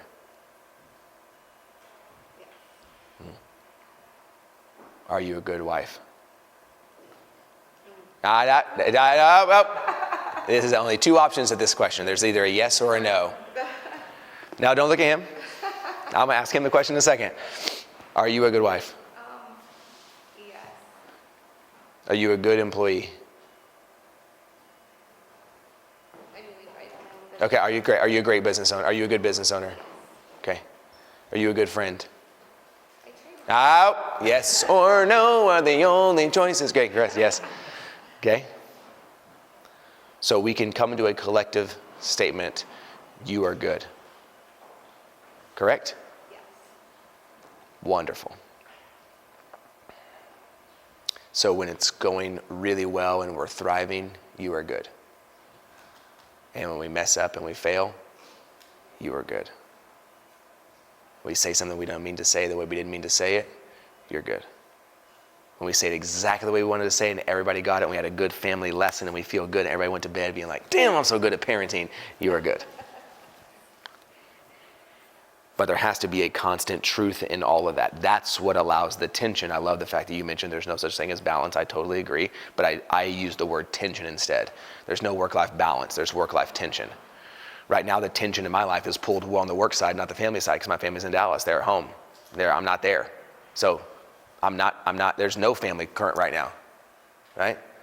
Me and my wife, when we're at a place because Rocky can handle it so he doesn't feel guilty, but now when I'm gone and I travel, we like have an agreement. Like I'll text you, I'll call you, I'll FaceTime you when it's bedtime, but like in between then, you're probably not gonna hear from me. I'm not just gonna text you midday at the conference, hey, how are you? Let me be here. My wife's like, be there. Well, she's like, hey, I'm a grown ass woman, I'm fucking fine. You know, like, thank you. So the tension is pulled. Now, the moment I get off the plane tomorrow and I get out of the Uber and I step into my home, the tension is going to release and it's going to go full force the other direction. We all know what that feels like. Because I'm going to see my wife and the dog is going to be, both kids like, and you know. And there will be nothing about work. I won't be able to think about anything. No matter what I need to do, I won't be able to think about any of it. The through line in all of that, though, is that, and you are good. Oh man, I really messed up. I shouldn't have said it that way. And I'm good. And I don't mean I'm good like, I'm good. I mean like, I am good. It's a statement of truth and goodness. It's a confirmation and an affirmation, both. I think the power that comes with our ability to attach those two things collectively together, significantly different. It's not a fake thing. It's not a mind game. But we have to have the ability to do both.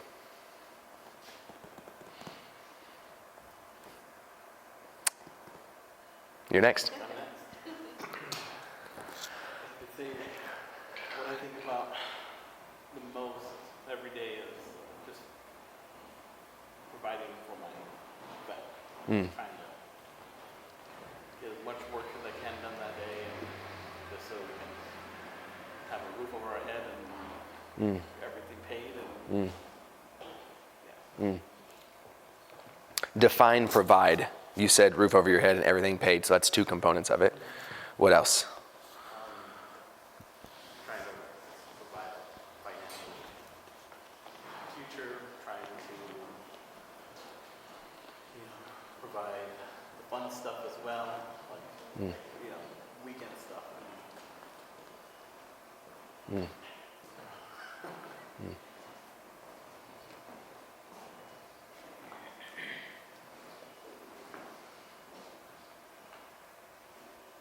How do you feel like you're doing?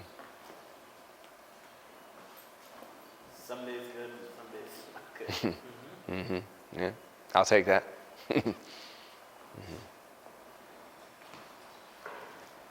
How many kids you have? Three. Ages? 7, 5, and 3. In the deep end. All right. Yeah, I have 8 and 5, so I'm with you. 7, 5, and 3. The 7-year-old, what's their name? Xander? Ooh, that's a dope ass name. If I were to ask Xander what he loves about his dad, what do you think he'd say? I would always take them places. And why do you think he enjoys that? Why do you think that is? I think it's like us as a family. He likes our family. So it's us as a family having fun. Yes, Xander wants a roof over his head. And yes, Xander wants the bills to be paid. But mostly because he doesn't know what life is like if they're not. But the thing that Xander looks at when he sees his dad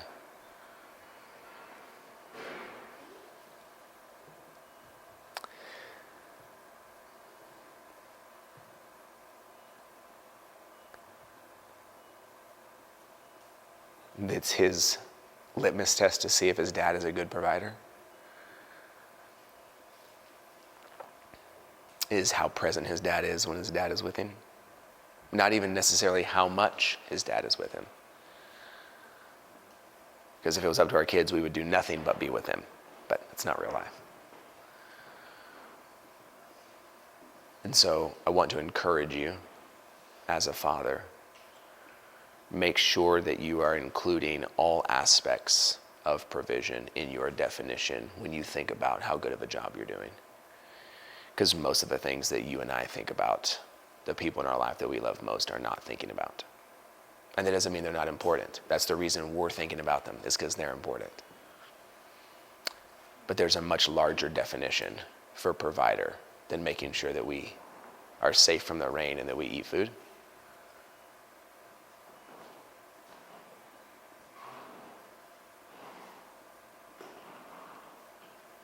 And I think our ability to hold on to that more robust definition provides a lot of peace, especially when some of the other things are not the way that we want.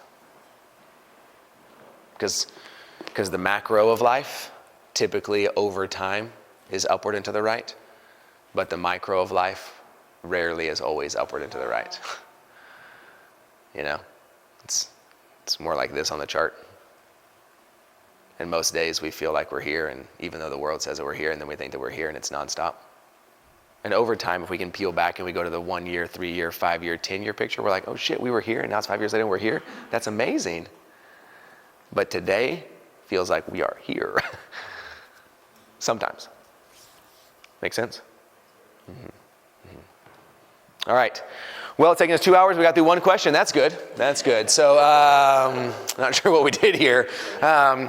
So here's what we're going to do for the sake of the next 3 questions, because we do have 2 more parts we want to build on top of, and it is 11:15. Not sure how that happened, but welcome to Happens. I only have 1 hour. Shit. Okay, so what we're going to do is we're going to, the next 3 questions, at your table, I'm just going to have you share your answer out loud. We're not going to, don't tell me about that. We have lunch. We have more time. You can talk amongst yourselves, but to get through it all, because I really want to build on these next 2, because I want to give you something tactical that you can walk away with that written down. We're going to go through. So I'm going to give you like 5 minutes at your table. Go around, everybody answer question number 2. Then everyone number 3, then everyone number 4. Don't you go, Cody, don't go and then go 2, 3, 4, and then 2, 3. Just only everybody answer number 2. And we're like, all right, everybody got our fears, great. Now let's all go number 3, then I'll go number 4. We'll come back, I'll wrap that up, and then we'll take a tiny break, and then we'll go to our next section. Ready? All right, ready, go. Somebody at your table, kick it off. Just start sharing number 2. What 3 things do I fear? When you fear losing the most? Because I mean, we're gonna do lunch from 12:30. I pushed it a little bit back. Okay. Do you want us to continue? Like if you're not gonna push, if you're not gonna finish in time, I mean, we can start later. Well, if lunch is at 12:30, let's just see. I mean, we can get through everything by 12:30. Okay. Having them share themselves will take an hour off of our time right now, as opposed to them going around and around and around. So we just have values and identifiers, and we can do that in an hour. We'll take a little break, and we can 30 minutes each on each one of those, and then we can talk about it for lunch. Lunch from 12:30 to 1. In 30 minutes we can. Yeah. Okay.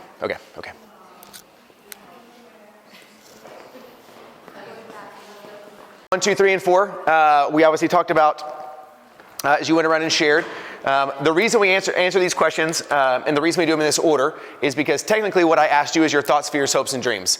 Now, I didn't say tell me your thoughts, fears, hopes, and dreams, because if I did, you would all give me some weird answer that wasn't actually what we're looking for. So I just asked you the question that I really want to know, and then based on that question, categorically, this is what I asked you, right? So look down at your answers really quick. What do you think about most? What do you fear losing most? If you could do anything, what would it be? And what's one thing you want to accomplish? Thoughts, fears, hopes, and dreams. Now, when we talked about it earlier, we talked about the phrase the upside down, right? We talked about how we can use this. The reason we ask these questions in this way is because this is the upside down. What I asked you was thoughts, fears, hopes, and dreams, because that's how our brains work. Okay? Now, I'm gonna walk you through something. I'll do it a couple times, because the first time I know it'll be a little bit fast. What I'm going to describe to you is how our brain naturally works as a human being in a very natural, reactionary way. Let me be very clear. There's nothing wrong with being reactionary. That's what we do as humans. That's how we protect ourselves. That's how we stay safe. However, I don't believe our desire to build a life that we actually want. I'm not talking about pipe dreams, Lamborghinis, and 19 houses, okay? I'm talking about a life we actually want. A simple life in deep East Texas, right? A life where we take Xander anywhere he wants to go, whenever we want, and we spend the time doing the things that we love in the mountains. Whatever those things are, right? I want us to think about that. Building the life that we actually want cannot be done reactively. Survival can happen reactively, right? The life we want can't happen reactively. It has to be proactive. Now, does that mean there's not seasons of reactivity? No, there are, right? Like right now, you guys are in a season of reactivity. You're having to react to the situation you're in. You will get out of it. And then at that moment, though, there's going to be a day, I promise, there's going to be a day where everything is at neutral. No debt, no savings, no debt, though. We're just at neutral. And then you're going to have to make a decision. Do we go crazy and come back to reaction land? Or do we choose to go to proactive land? It's hard to be proactive right now because we got shit we got to deal with. That's okay. Live and stay and react. But Every day that we walk further into proactive world, we get out of reaction land. Does that make sense? So here's how it goes. Look down at your notes, follow along with me, and then I'll come back and describe it to you in a second. The reason we ask them in this order is because typically this is how our brains work, okay? Whatever you wrote down in number 1 is almost always directly related to what you fear losing in number 2. What you fear losing in number 2 is typically preventing you from doing number 3. And if you don't do number 3, you'll never accomplish number 4. Let me tell you to it again. Okay, it's both literal and a framework. Because some of you are like, wait, on number 3, I wrote down like party and drink tequila, but number 4 was like leave a legacy. I don't understand. Okay, maybe that's your legacy. No, it's because typically number 3, if it's not a literal transition from 3 to 4, 3 represents what's required metaphorically for us to get to 4. Okay, there's still, so if you're like, I don't quite get it, doesn't make sense. I promise that's how it works. All right, so I'm gonna say it to you one more time. Follow with your pen. Whatever you think about most in number 1 is directly related to what you fear losing in number 2. What you fear losing in number 2, our reactivity to those things, to keeping those things safe, takes up all of our energy. Because we're like, oh no, I don't want it to go away. And because we don't want it to go away, we typically don't pursue number 3. And if you don't pursue number 3, you'll never accomplish number 4. Follow me? Be very clear with you. There's nothing wrong with you. You're a human. This is how humans live. It's why I have a job. It's because I'm able to go, hey, you're a human. Let's try to be a different kind of human. We naturally think this way. We naturally operate this way. Okay? I want you to consider what it would be like. What if we inverted it? What if we went to the upside down? What could happen? So what if we did this? Take your pen and put your pen on number 4. What if what you thought about most every day was number 4? Would you do more of number 3? And if you did more of number 3, would you be less fearful of number 2? And if you were less fearful of number 2, it would dramatically change what you'd have written down in number 1. You follow me? Again, what if what you thought about most every day was number 4? When I said, what do you think about most? You immediately said number 4. I bet you would do more of number 3. And if you were thinking about number 4 and you were doing more of number 3, you would not be attempting to protect all the things you're trying to protect in number 2. And therefore, your answer to a question number 1, like what do you think about most, would be radically different. Because what we think about is what we do. And what we do is what we create. Good, bad, or indifferent. And what we create is what we leave behind. And so even though I know it can get with Instagram and TikTok and Facebook and YouTube and shorts, that we can get all caught up in the woo-woo and who's a guru and you got to change your mindset in 3 hacks and 6 ways and 2 steps and 7. All of that to some degree has value. Okay, I don't want to knock it because I do the same shit. So it's all valuable. And how do we expect our life to be different than it is today if we consistently think about the same thing tomorrow that we thought about yesterday? We're just chasing our tail. We're constantly just chasing our tail. There has to be some mechanism. There has to be some catalyst. There has to be something to alter. Wait a second. Stop it. Stop saying that you're not doing enough. Stop. Stop saying it. I don't know how the fuck you're going to do it, but stop saying it. Don't do it. Every time you think of it, oh, well, I don't know. Sorry, I didn't even know. Tell me your first name.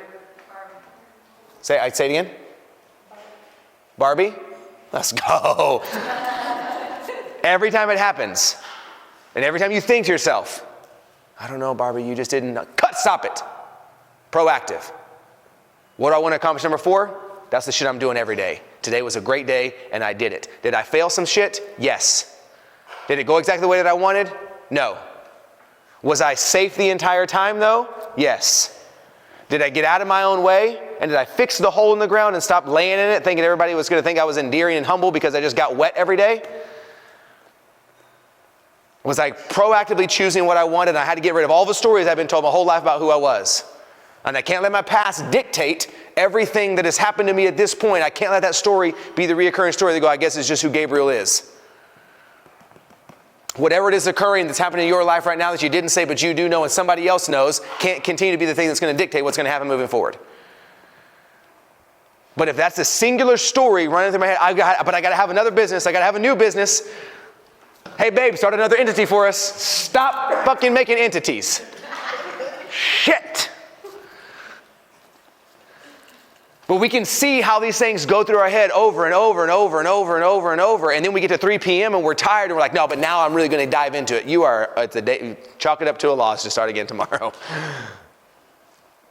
But if we could rewire our brain to go, wait a second, the thing I think about most was one thing in life that I really hope to accomplish that forces me to begin to choose my actions first thing in the morning are going to be proactive towards what I want, not reactive in fear that I have to protect something. And even though it may be counterintuitive to our brain, one of the key factors to being proactive and living a proactive life is setting boundaries. Because boundaries are not designed to keep bad things away. Boundaries are designed to keep the things we love most in. We've been lied to be told, oh, that person's toxic, you need to set a boundary. Keep them out. And I get what we're saying. I'm not saying that's necessarily 100% not true, but that motivation just causes us to build a bunch of walls around ourselves when we end up in a big room by ourselves. Right? It's a boundary, I just don't need them in my life right now. I mean, that's probably true, but there's another way to do that other than just building a wall. Walls are lonely. You're up in a room by yourself. No, boundaries are designed to keep the things I love most in. We have boundaries in our life. We have boundaries with our family. We have boundaries with our friends. Those boundaries are not because I don't think my family members are kind. As a matter of fact, the only way that I can maintain the level that they are kind in an environment where I trust them to be around me and my kids and my family and my wife is to have a boundary. But that's not to keep you out. That's to keep my family in. And some of us need boundaries. Some of us need to set some boundaries. Some of us need to set some boundaries with ourselves. Don't just run out there and tell me it's somebody else's fault. And then some of us need to set boundaries because it is somebody else's fault. And we need to let it go. Our ability to begin to live proactively. The reason we have spent 2/3 of our time on these 4 questions. One is I hope that you feel more confident in your ability to know yourself. We're answering things and saying things that we haven't said out loud before or even in a long time or even before. And I want us to begin to think about what would life look like if we let ourselves think more proactively. Make sense?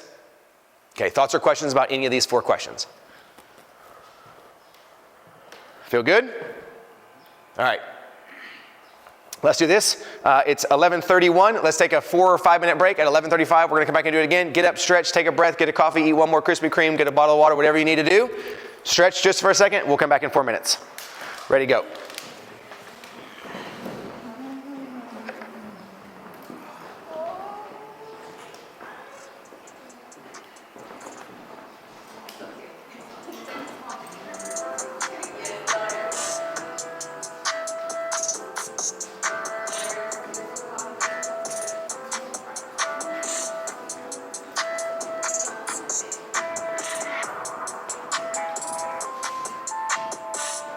Or myself. In a previous life, I was a professional photographer. Which makes perfect sense. And so I kind of still geek out about.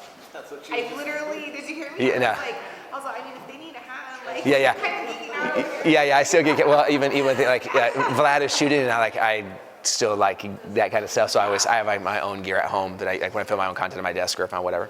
And so, but no, normally I'll have. I had an employee resign, and so he had all my equipment, and so I picked it up from him, and it was in my car. Well, that night, I don't know, we had puppies, I had kids, I didn't lock my car.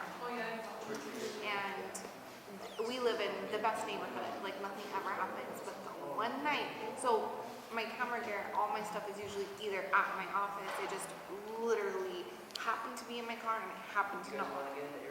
And about 10,000. I'm with you. I've been there. This was probably 3 years ago. We had just moved into a new office and moved all of our stuff in, and someone broke in one night and took the TV, took all of our monitors out, all of our camera gear in the closet, took all of that. So finally got it, rebought it all. Thankfully it was insured, rebought it all, whatever. 7 days later, someone broke into the office again. All got stolen again. Had to buy it all again. Like in a 30-day period, bought 3 Sony A7S IIIs, 3 Sony. I mean, it was all just vanished. I was like, come on, help me out here, somebody. And then my insurance company, so we live and learn. Yep. So I was insured my car insurance, of course my regular car insurance was Right. like, well, I'm not insured the car. Right. It's not our problem. And then my office insurance was like, well, it wasn't at the office, so that's not our problem. So Yeah. it was like lost. Yep. So slowly I've been like ordering like all my lenses. Same. Like 6 lenses. Listen, I've been there. I'm saying, it was awful. I cried Yeah. for like 2 days. Yep. It's a terrible. I usually bounce back quick from stuff. Yeah, but stuff like that's different. And it's like when you buy it the first time, make the investment, you're like, okay, I got it. It's good. It lasts for you can have a Sony A7S, so you can have it for 5 years. Even if there's a new one, it doesn't matter. This one, I don't need any more than what this does. But then it goes away, and you're like I already had to swallow the pill to buy it once, and now I got to do it again.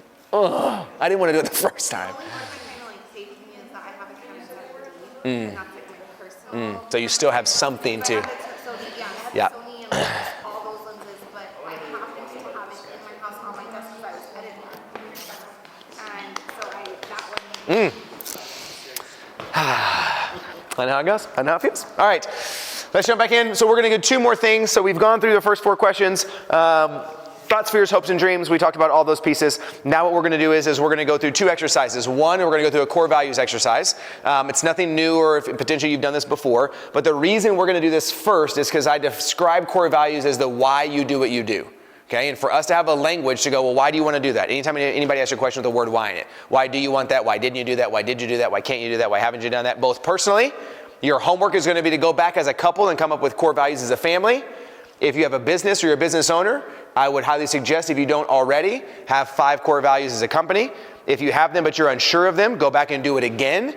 There has to be, we're going to this in a second. Also, core values really fire me up. So y'all thought I was excited before. I'm about to get really excited. For me, 90+% of what relational conflict, okay? And I mean this everywhere, personally, romantically, professionally.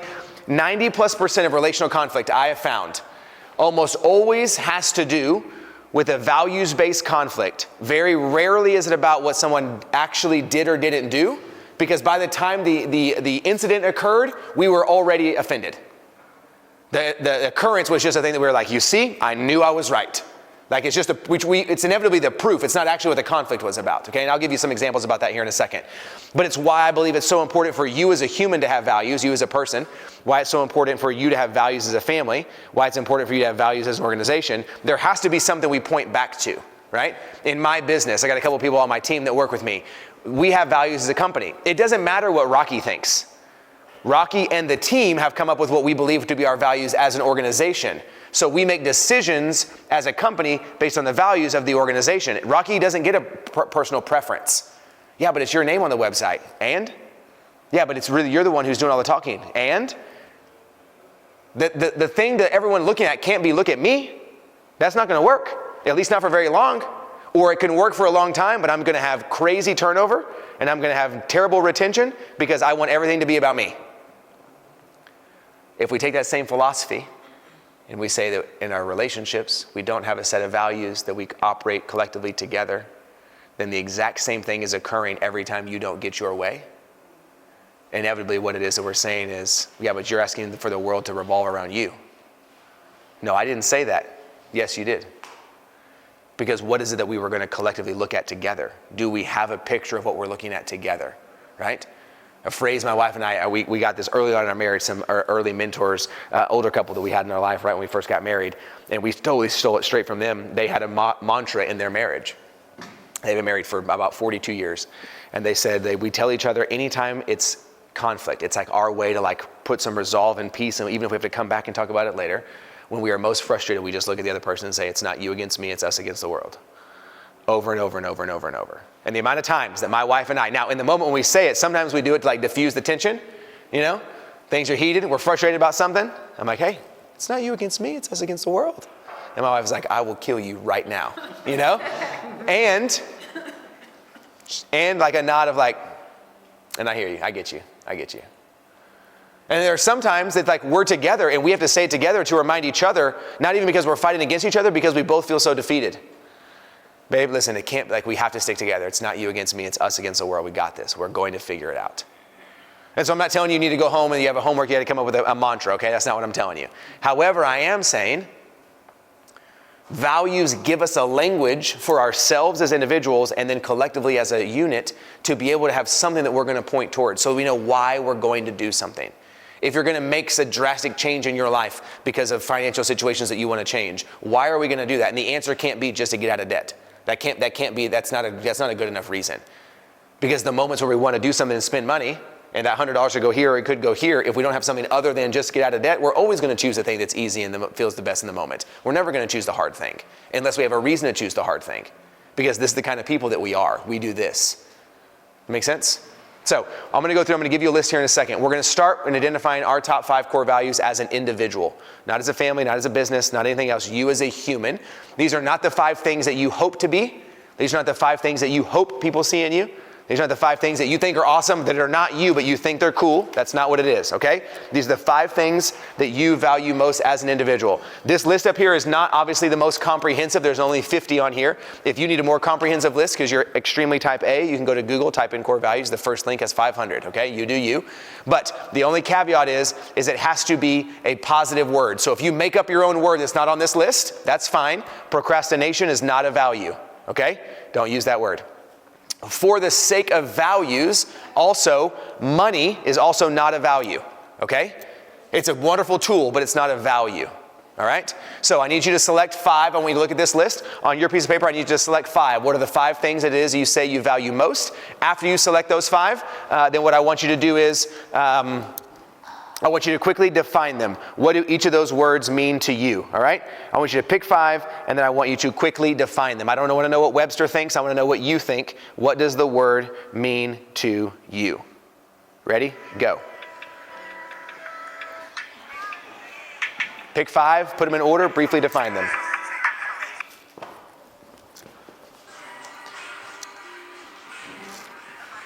Sorry, hold on.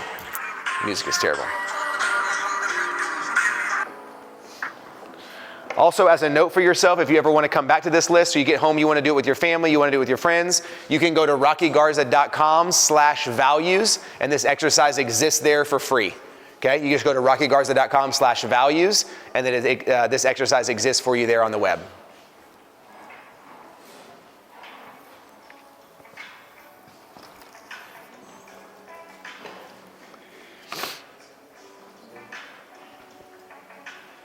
So pick 5, put them in order, and then briefly define them. What do each of those words mean to you? Make sure and write out your definition, because you are going to read it here in a second. Pick 5, put them in order, briefly define them.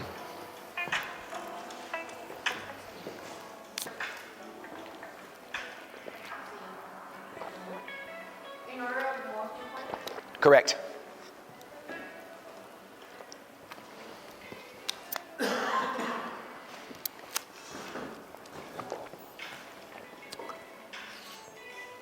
Again, pick 5, put them in order, and then quickly define them.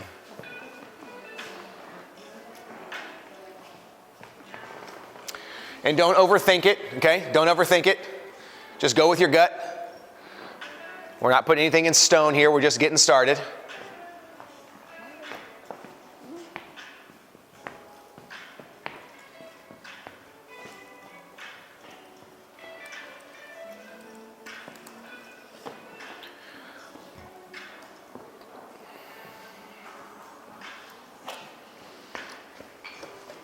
Pick 5, put them in order.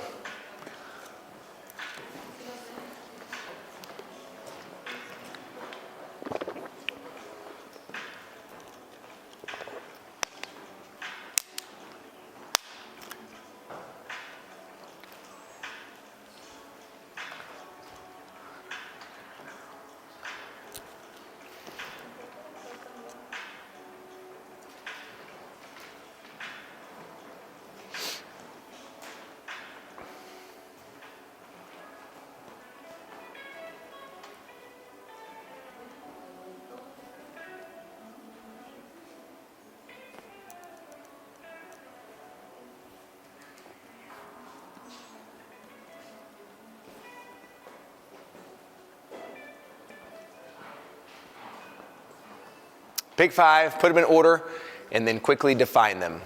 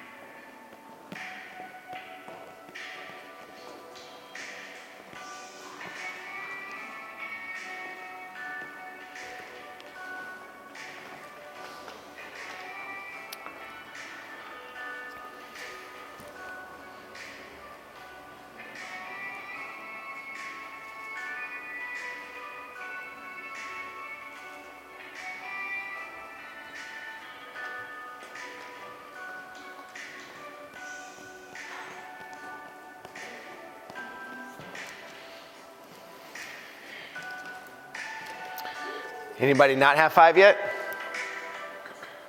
Awesome. All right. So what we're going to do is you're going to go around your tables really quickly. You're going to say, hi, my name is. Tell us your name. I know it sounds silly, but there's a purpose of saying your name is because we're going to begin to create some connection between who you are as a person, your name, your identity, and these words. I want you to be able to say it all together. So you're going to say, hi, my name is. Tell us your name. You're going to say the 5 things I value most are, and then you're going to read us your 5 values. Pop, pop, pop, pop, pop, pop, pop. Then you're going to say the one I value most is. You're going to go back to number 1 and say loving or whatever your number 1 is. Then you're going to pause for 2 seconds. In that pause, everyone at your table who's not talking, I want you to come up with what do you think the definition of that word is in your own head. You don't have to say it out loud. It's just a personal exercise. And then after a 2-second pause, then tell us what that word means to you. The purpose of the pause is I want you to hear that almost 100% of the time, the definition you have in your head is not what they say out loud. And your definition of their value is not valuable to them. Their definition of their value is valuable to them. There may be all 4 of you and your number 1 value is authenticity and you're all going to say it's a different definition. That's beautiful. That's supposed to be that way. I want you to recognize what your definition is, and I want us to hear that most oftentimes we don't define words the same way other people do. It's our job to know what their definition of that word is. Us making it up doesn't help, right? That doesn't actually help that person at all. So, hi, my name is. The 5 things I value most are. The one I value most is. Boop. Pause. And to me, that means, and then say it, okay? And then we'll go around, and we'll go around our table. Everyone will share. We'll come back and talk about them in just a minute. Sound good? Ready to go? Somebody at your table, kick it off. Yep. I'll do it. Hi, my name is Christian, and one thing I value most is love. No, go through. Say that my 5 values are, and read us all 5. My values are integrity, love, joy, appreciation, perseverance, and my top 1 is love. Okay. Yep, and then give us a second. And everybody in your mind, what do you think love means to you? Okay. Okay, so making sure those around me know that I care about them, and also loving myself. Hold on real quick, and I think for the purpose of you specifically, I'm not here to tell you that your definition is incorrect because it's your definition, it's not mine. I think your definition in your life specifically comes more true if you will go to the upside down. Read me your definition the other way. Read what you said. If I love it myself, I can love others. Yes. I think that is your greatest hurdle in the next 60 days.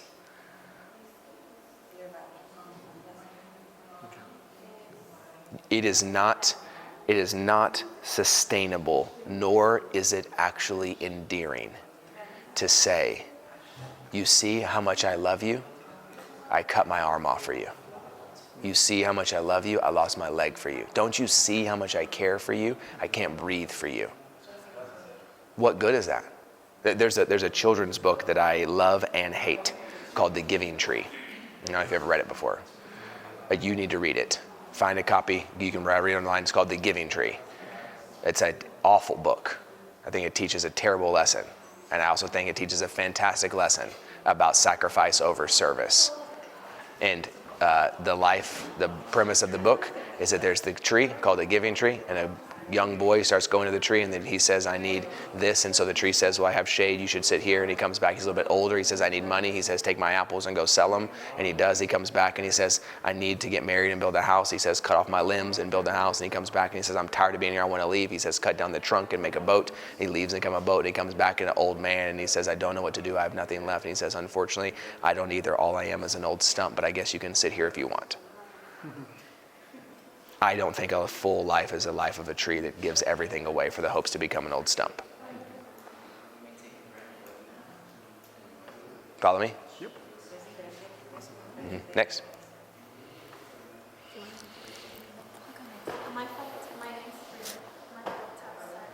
Y'all knocked them all out already? Dang, A+ table over here. Okay. What was while they're finishing? Because I made them go long. What was everyone's number one? For me, it's free thinking. Free thinking. Tell me about that. What does that mean to you? Just being able to decide what I think and do based on like my beliefs, my life, I guess. I like that. Mine's caring. Okay, what does that mean to you? For me, caring is helping other people.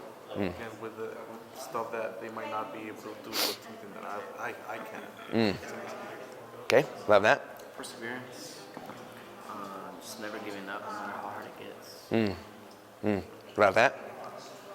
Appreciation. I feel like being appreciated is one of the best things that can help you. Can I give you an example? Please. Okay, all right. So I'm giving an example of my husband. Well, I feel like if I give him more appreciation, when I give him more appreciation, he do more and give more love. Love that. Love that.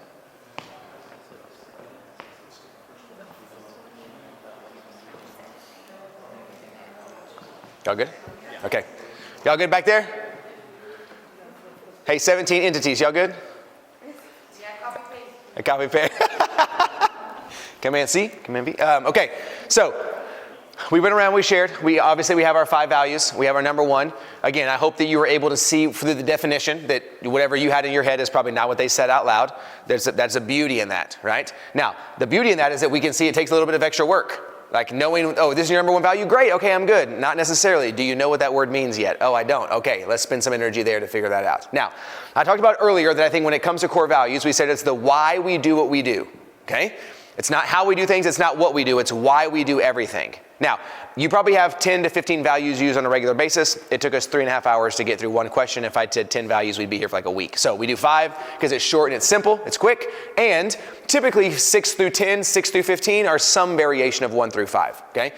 By having this language, I believe every decision that you make in your life currently is based on one of your values. Or it's based on the opposite of one of those values, typically due to fear or pride, okay? Pride being a manifestation of fear we talked about earlier. Oftentimes we make decisions based on what we believe, or we make decisions based on the opposite of what we believe because we are afraid if we don't, someone's not going to love us. Or we do it out of the opposite of our values out of pride because we simply want to prove to you that we can, even though it's not who we are, I still want to just show you that I can. Make sense? When we have a language to come back to, it gives us a clarity to go, why am I choosing this? Is this what I want? Does this align with our family? Yes, people in your life are going to think differently than you, and they're not going to agree. You can either go, fine, I'll do what they want, or you'll say, wait a second, but based on my values, I'm going to do this because I believe to be the thing that I desire for me. Make sense? But when we have a language for it, we're not just arbitrarily guessing because we think we want it. We have something to fall back on to go, no, this is who I am, right? Like I was talking to Christian earlier out there, and he asked me a question I get asked often, but he was like, man, like at the end of this, are you just so tired? Like, are you just like, oh, like zonked? He was like, do you just like want to go home and like just turn it off? And I was like, I don't know how to tell you this in a way that doesn't make me sound crazy, but no, because I don't ever turn it on. I'm not on. This isn't like work Rocky. I wasn't like, all right, Christian's talking. Let me get in. What is he thinking? What is his wife thinking? What are they watching? How are they doing? What do they say? What do I say back? How do they do that? That would be, I'm like, no, I don't have time. I'm not that smart, you know? I'm just being me. My number 1 value is vulnerability. My number 2 value is experience. My number 3 value is intimacy. My number 4 value is generosity. That's why I choose to do what I do. It doesn't matter if there's 8 of us in here or if there was 88 of us in here. What's the difference? This is what we came for. Is what we're doing. Well, why would you do that? Because it's who I am. Because it's what I value. There's a reason. It's not just because I want to be a nice guy, make money, and be on Instagram. And I fucking hate Instagram. But you have to do it. So you might as well do it in a way to be honest and say who you are. That makes sense? So I want us to have something to go back to, so we're not just going, I think this is me. No, it is absolutely you. Now, Rocky, can my values change? Sure. You're a human. I expect them to. Does that mean I no longer am who I think that I am? No. It means you are becoming exactly who it is that you wanted to become. I would expect for them to evolve. One thing that you're going to notice about the list up here, there is no negative word on the list. That's done on purpose. Oh, I thought you said a part of conflict was values. I did. So what you're telling me the reason I don't like them is because they have stupid values? No, that's not what I'm saying. If we actually knew and took the time to know what each person valued around us, we would have exponentially more patience and grace for that individual. But we don't know what they value, so we assume they must be stupid. And I'm not saying that because you're a bad person, neither am I. We're just human. And yes, knowing our values and knowing the definition for each value takes a lot of work. But the reason we're in conflict with someone is not because they have bad values or we disagree with their values. If we're all choosing from the same list, are there people in your life that you go, yeah, but they seem to always just value being sarcastic? I don't think that's a value. I think that's a character issue. They're very different things. And don't fault someone or don't sell yourself short and assume that people have a right to treat you in a way that is not in line with what you value because, well, that's just how they are. That may be just how they are, but that's just how you ain't gonna be with me. Oh, that's just Uncle so-and-so. You know how they are. They're just always they just don't worry about it, kids. He's a little kid. He's the creepy uncle. No, he's not. He better go and be creepy someplace else. Oh, so he's always don't worry about him. He's always making dirty jokes. He's always, not with my family, he's not. Oh, you know how he is. No, I don't know how he is. That's not what we do. Oh, you think you're better than us? Nope, I don't. I think I just have a very clear picture of what it is that I want for my life, and I know who I am. And I'm unwilling to bend on that just because I want someone else to feel comfortable. That's not the game I want to play. Without a clear language for why, though, we can get caught in our own head and feel like we're the crazy, selfish, wild, strict, unloving, we make ourselves out to be the bad guy. With a clear language, I just get to say, hey, that's just not what we do. Well, what do you mean? That's not the kind of family that we're building. My kids don't feel safe. They don't want to hug you. You said, can I have a hug? They said, no. Walk away. Oh, it's okay, but come here, mijo, just kidding. No, leave them alone. It's their choice. They don't have to touch you. They don't want to touch you. They haven't seen you in 9 months. They're not enamored with you like you are with him. They'll come around. For now, back up. Oh, you just think you're better than us now.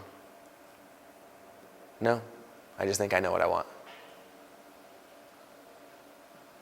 Now, it's easier to talk about it in those examples, right? Because we all have somebody in our life that we're like, oh, I already know who that is right there. I cannot stand now. I know. I can't wait to see him again. So I'm like, that's not who we are. Okay, so we all have that person. Without the language for ourselves in the context of a relationship, however, we find ourselves doing the exact same thing. Yeah, but I don't want to do that, babe. What do you mean? I don't want to do that. Why? I just don't. I'm not saying that you should have to do it.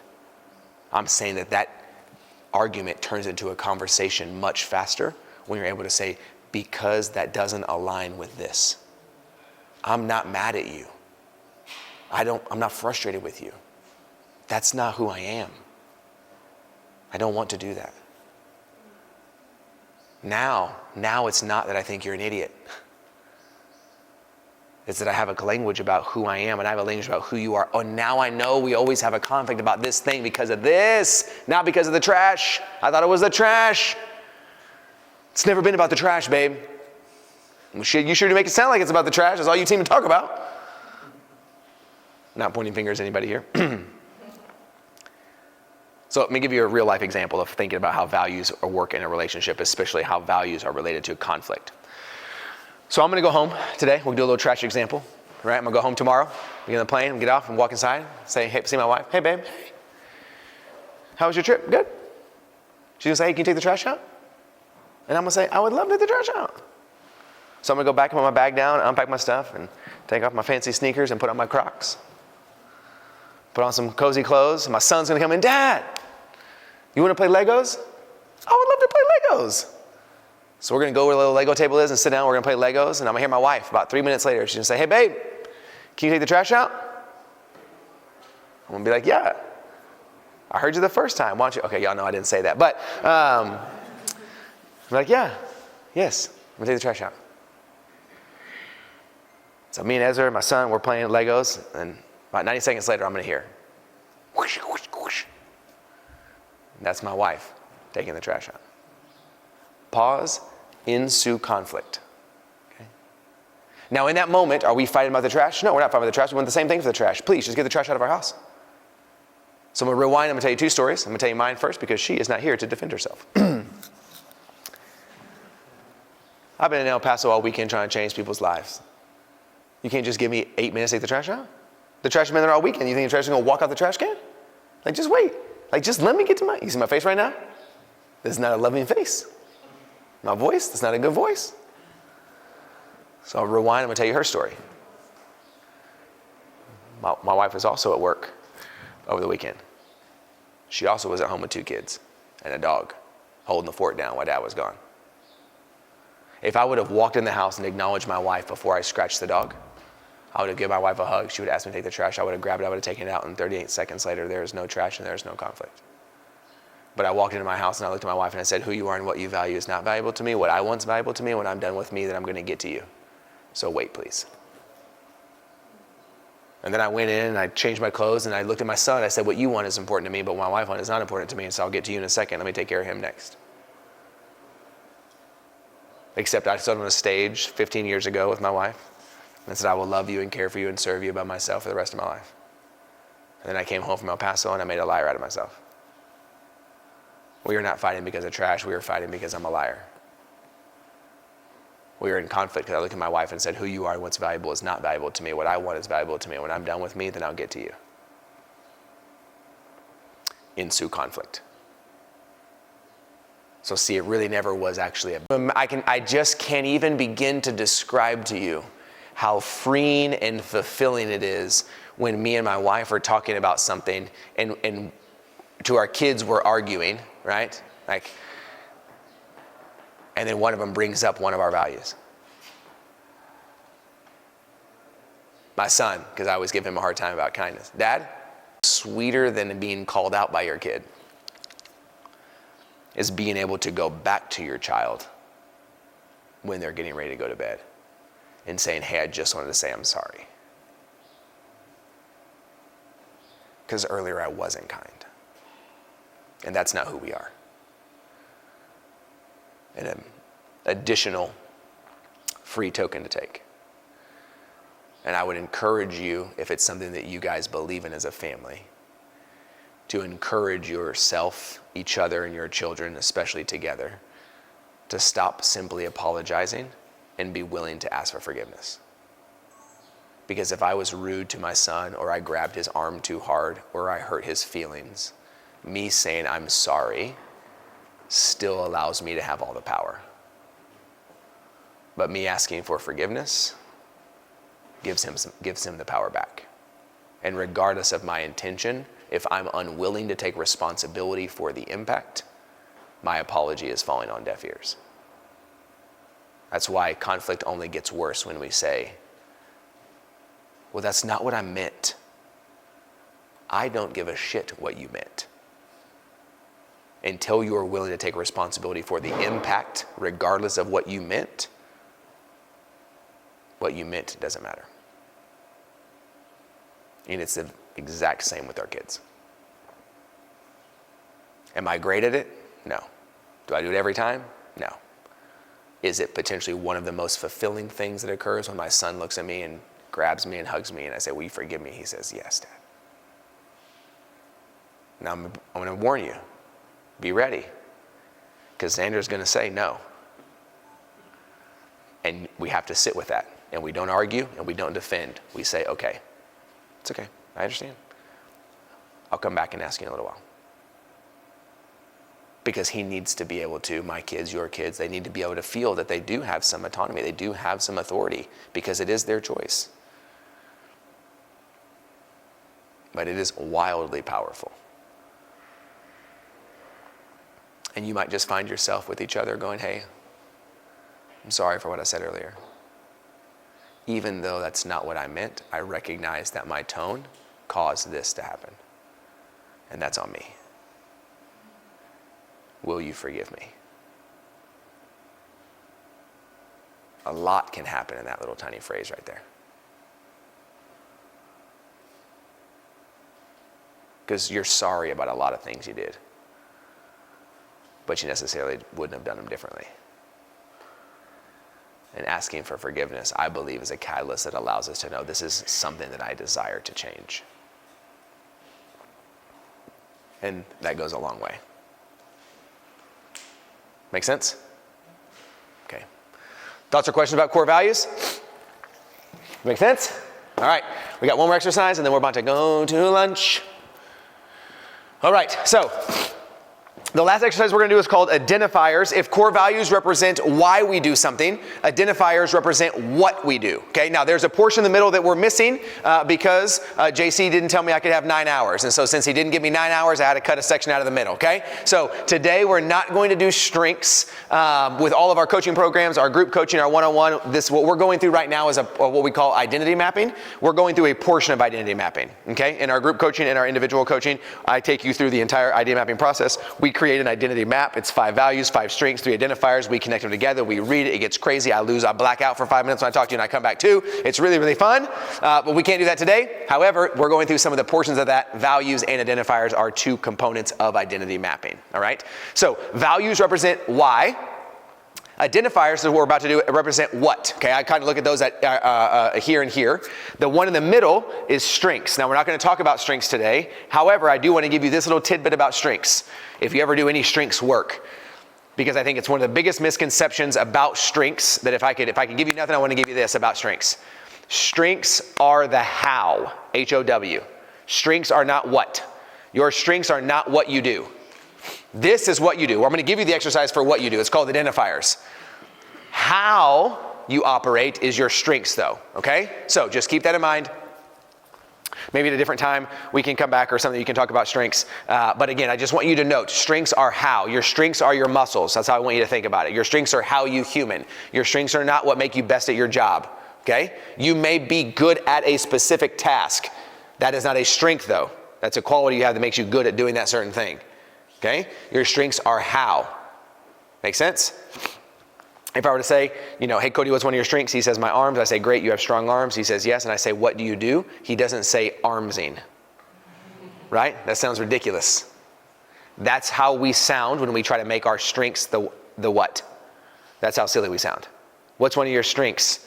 Pick one. This. So what do you do? This. False. That's how you do everything. It's how you human, it's how you friend, it's how you husband, it's how you wife, how you parent, how you lead, how you business own, how you employee, how you pick a how. It's how you do everything. So just keep that in the back of your mind. As we go through this exercise, this is the what we do, this is not how we do it. Okay, your strengths are how you do it. Values why, strengths are how, these are the what. So what I'm gonna do is I'm gonna give you another list, because as you'll see, I must really love lists of words. So I'm gonna give you this list to look at. This time what I want you to do is I need you to select 3, not 5, okay? 3, not 5. I want you to select the 3 words on here that you would say are the 3 things that represent what you do as a human. The 3 things that represent what you do as a human best, all right? Again, this is not professional, okay? I know they all end in ER, OR, but if anybody in here, is a plumber, don't write plumber. That doesn't count, all right? That's not an identifier, right? That may be what you do professionally, but that's not an identifier. I want you to come up with what are 3 words that describe what you do as a human being, all right? You got a few minutes, select 3, and then define what that word means to you. Ready, go.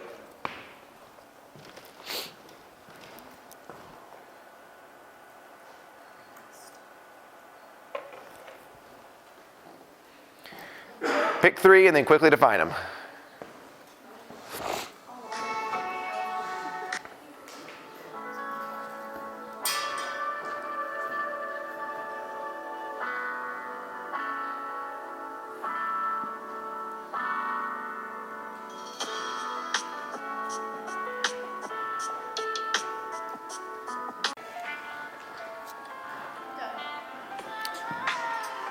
All right, we'll leave it up there. All right, so what we're gonna do, we're gonna go around and I would love for you to just share with us out loud. I want you to say, hi, my name is, tell us your name, and then I want you to say, I am a, and then read your 3 words, okay? Hi, my name is, and I am a, boop, boop, boop. Read us your 3 words, and then we'll all take about 2 seconds, we'll just all look at you affirmingly and then we'll go to the next person, okay? So whoever wants to kick us off, we don't have to do this, like take it, we don't have to do that, just go whoever wants to go, all right. Hi, Heidi. I'm a dreamer, I'm an achiever, I'm a challenger. Love that. Dreamer, achiever, and challenger. Now, one thing I will say about these, if it makes sense to you, this is just Rocky's 2 cents. If you feel like they happen in a chronological order, think about that and see if there's a specific order you think they happen in most naturally, right? So, dreamer, achiever, challenger, right? So, I would say like dreamer, challenger, achiever, because that's typically, I would say, how the cadence of her life works. Oh my gosh, can you imagine if what do we have to do to make that happen? Let's go after it. The Heidy story, okay? Like everywhere, it's everywhere, right? So think about it in those ways. I'm not asking you to, you don't have to change your words, but if you read them in there, it happens to be a sequence that they go the most naturally, read it that way. All right, next. Hi, my name's Cody. Hi, Cody. I'm a risk taker, an adapter, and an analyzer. Love that. Risk taker, adapter, and analyzer. Love that. Love that. Next. Yes. Hi, my name is Gabriel, Hi, Gabriel. and I'm a fighter, lover, and provider. I got a little grizzly bear over there. Okay, Gabriel, okay. Hi, I'm Liz. I'm an analyzer, a creator, and also a fighter. Love that. Okay, next. Captain, agree, an adapter, observer, and a resolver. Resolver. Ooh, that's a good one. That's a good one. Okay, love that. Next. My name is Sabrina. I'm a learner, helper, and a caregiver. Okay, say it one more time, a little bit louder and a little bit slower, and this time say it like you actually believe it. My name is Sabrina. I am a learner, a helper, and a caregiver. A learner, a helper, and a caregiver. Great. I'm going to challenge you, Sabrina. You and I haven't had necessarily a ton of moments together today, so I'm going to challenge you a little bit. Helper and caregiver are very similar. And I think both of those still put you in a position that it's your job to take care of everybody else. I like one of those words as a choice. I would encourage you to choose the one that feels most true to you, and then I would encourage you to pick a different 3rd word that's got a little more. Okay? Right now, as somebody who doesn't know you at all, I see in you that is something currently that is missing. That it exists in you. What I mean by missing is we have yet to let it out of the cage. And I think it ties back to what we talked about earlier. We got to come back to the answer to the question, am I safe? If the answer is yes, and safe means I can come back to myself, That's the, I've been thinking about this over the last hour, so that's the phrase that I think about. And I think earlier I said you can go home, and I mean that literally metaphorically. What I mean by that is, if you can get to a place, because it's true, that you can say, I am safe, that means you get to come back to you. The daydreaming and the not being present is because you are removed from you. You sit here, you're lost. It's like you go away and you go over there. Because it's safer over there, because over there bad things don't happen. Over here bad things happen.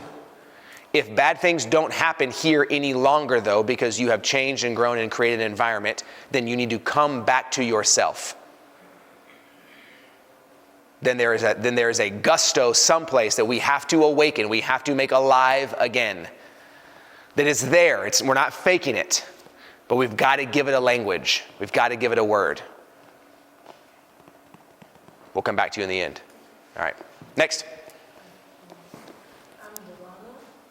Sorry, I want to make sure your name is Durana? Durana. Spell it for me. D-U-R-A-N-A. Durana. All right.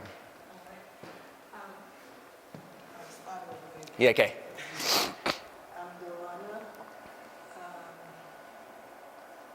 I'm a dreamer, a hamper, and a mystic. Love that. Love that. Next. My name is Christian. I'm a connector, encourager, and I'm a fighter. I'm ready for that last one to come alive. You know what I'm saying?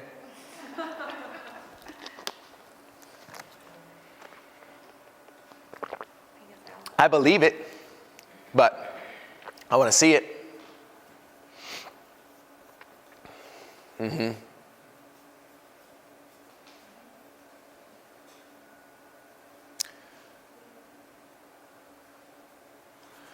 How does I might mess this phrase up just a touch, but you'll get the gist. And I want to be clear.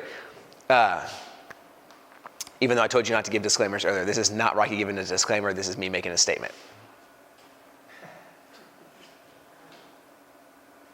I fully expect for you not to agree with everything that I'm saying. I'm just here because I have opinions and I like to share them publicly. Okay? So if I say something you're like, don't know if I agree with that. Amazing. Lovely. We could talk about it. Not because I want to convince you to think like me. I just want you to know you don't have to believe everything I'm saying. Okay? Back to you.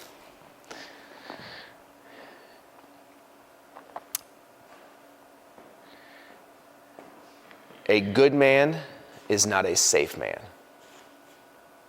A good man is a very, very dangerous man who has it all under voluntary control. Now, this is Rocky's 2 cents. You do with it what you want. You don't have to take that at all. I didn't come up with the phrase. I took it from somebody else. However, I believe there is something, honestly, in both of you that is yet to be awakened. That is this prowess, this unearthing, the fighter, not the conflict creator, not the go againster, not the cause issues because I just want to be a nuisance. It's not what I'm saying. There is something yet to be awakened in you that I think historically, as someone who knows nothing about your history, there has been a message communicated to you that a good man is a safe man, and a good man is a humble man, and a good man is one who cuts off his legs for everybody else. And if you do that, then and only then will you be seen as valuable. Don't you dare stand on your own, lest you be a prideful asshole. I'm not telling you to be a prideful asshole. Be very clear. I am 100% champion of humility.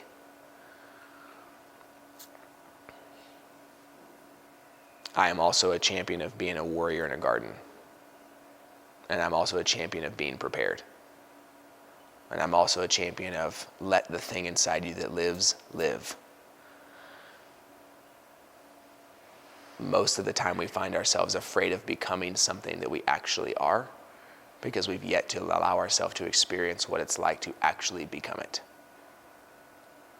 I have played small my entire life and career until the last 4 or 5 months because I was so wildly afraid of success, not because I was afraid of failing. Because I had never seen a successful businessman who was an incredible husband and father and built a legacy of deep relationship who was also successful in business. I'd only seen the opposite. And I refused to become the opposite. I refused to become to the opposite to my own detriment because I was proactively attempting to become something I was not. I write down every day in my journal, every morning, 5 affirmations, statements of truth about who I am. Not that I act on perfectly, because I'm a human. I mess stuff up all the time. The first thing I write down every day is I'm a loving and intentional husband and father. That doesn't say what I do. That says who I am. Why am I afraid of becoming something I am not? I have friends, I have family, I have community, I have accountability, I have a men's group, I have mentors, they will be on my ass so fast if I attempt to begin to build a life that I say I don't believe in. Because I have been relentless in the pursuit of what I believe. But I've been also relentless in the protection of becoming something I am not. I have to stop playing small. For me. So that I can become the person I actually say that I am on a daily basis. And when I say play small, I'm not talking about millions, I'm not talking about followers, I'm not talking about audiences, that's not what I'm talking about. I'm talking about a level of intensity that I'm going to live with. You got to go back and find that intensity. You got to get in down there in deep. Where is it at? It's in there. I know you feel it. But historically, when you feel it, you crush it. You tell it to go away. Because that makes me prideful. That makes me an ass. That makes me. And I would immediately push back. If I could get inside your head, I would say, but is that you? But is that true? Is that really who you are? Then I think majority of the time the answer would be no. So then why are you so afraid of becoming something you are not? Because in your attempt to protect yourself from becoming something you are not, you have no energy left to become the person that you are. And we just get stuck in Never Never Land. Make sense? Mm-hmm. Next. Bree's like, what the hell did I walk into? I got you here. Just kidding. She was like, yo, I thought we were doing like a little couples conference. I thought we were just in. Next. My name is Juan. Uh-huh. I'm a doer. I'm a planner. Can I switch this one? Okay, let's talk. Switch it up on me now. I'm an adapter. What did you have before? It was a creator. Love that. Okay, tell me again. You're a doer. A doer, a planner, and an adapter. Love that. Love that. You're a planner, a doer, and an adapter. If we're going to say we're going to talk about them sequentially.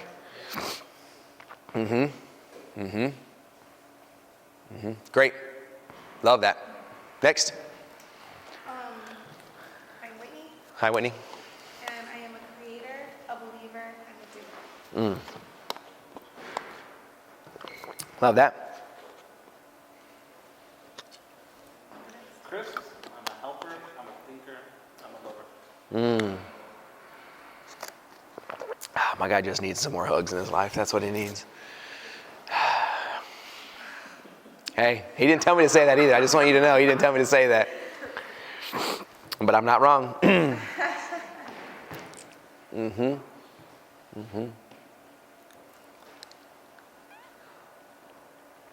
Anybody not gone?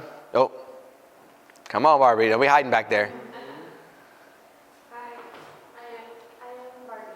Hi, Barbie. I am a strategizer, learner, and resource. It's good. How does it feel to say that out loud?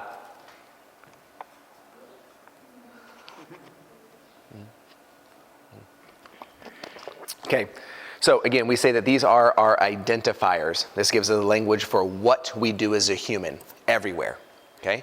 You wanna know how to be a great individual? This. How to be a great husband? This. How to be a great partner? This. How to be great in your job? This. How to be a wonderful professional? This. How to be a great leader? This. This is how you operate.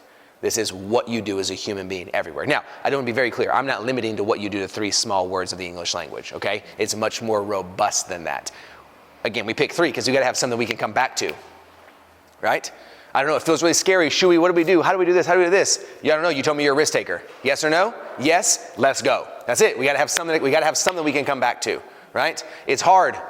I'm used to laying on the hole that has water in it. That's easier. No, you're not. You fucking said you're a fighter. Get your ass up and fix the hole and go do something different. And don't tell me otherwise, because that's what you said you were.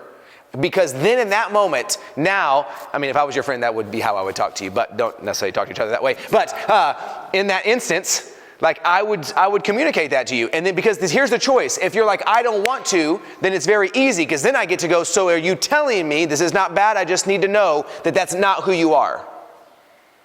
No, it's not who I am. Great, lay down. No, it is who I am. Get the fuck up. Because that's who you said you were. You're right, it's hard. Life is hard. Choose your hard. Hard is not synonymous with negative. It's not synonymous with bad. Life is hard. A good life is really hard. A great life is extremely hard. No, I thought it was supposed to be the other way around though, Rocky. That's not what Instagram told me. Instagram told me that a good and great life was easy. Life is hard. Choose your hard. It's beautiful. Fulfilling. Oh man, my daughter, she's 5, little. Marlo May. She's spicy. She is, It's amazing. My wife says all the time that Marlo is everything that my wife was when she was 5, if my wife had been given the freedom to be everything that she could be.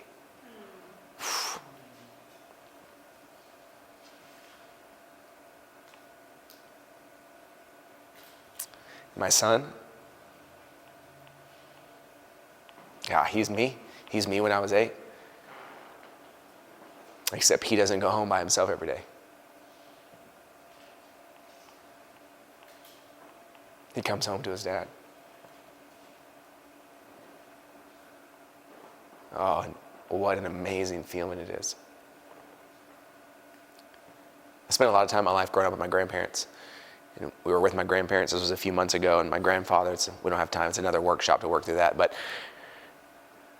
I was with my grandparents. My grandparents said he would come eat dinner with them, and so my son and I went to go meet them, and we were checking on one of our properties, and we were going to go eat dinner. And so I asked my son, I said, "Do you want to ride with Mama and Pappy, or my grandparents? Do you want to ride with Mama and Pappy?" And I thought for sure he'd say no. Like, not that he doesn't know him, but it's like, it's a little different. He was like, "Yeah, I want to go with Mama." Okay, go get in their car. So he got in their car. So he's sitting in the back seat, and we're driving to the restaurant. And at one point, we're going down the road, and I can see my grandfather, I can see my grandmother, and I can see my son in the back seat. I can see him turn around and look at me and wave at the stoplight. And all I could think about in that moment was 35 years ago. Me in the back seat with my grandparents.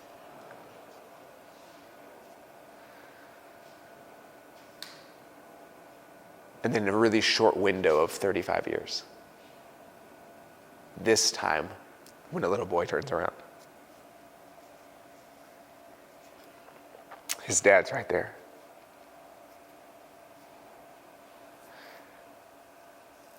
Life is hard. Money's hard. Building a life you really believe in is hard. Staying true to what you say you value is really hard. Becoming who it is that you want to become is really hard. Loving people well is really hard. Trusting yourself is really hard. Fighting for what you believe when everybody else says it's wrong is really hard. And in the midst of all the hard, we all will have an opportunity in our life, hopefully a ton of them, that in a very short window, from 5 to 35, someone's going to turn around and you're going to be right there. And so when it's hard, fight for that. When the conflict is frustrating, fight for that. When we're unsure what to do, fight for that. When we need help, fight for that.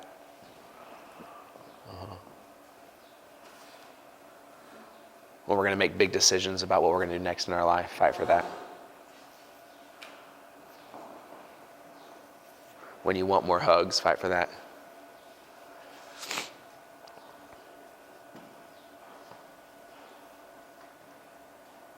When we make a stand to no longer create any new entities, fight for that.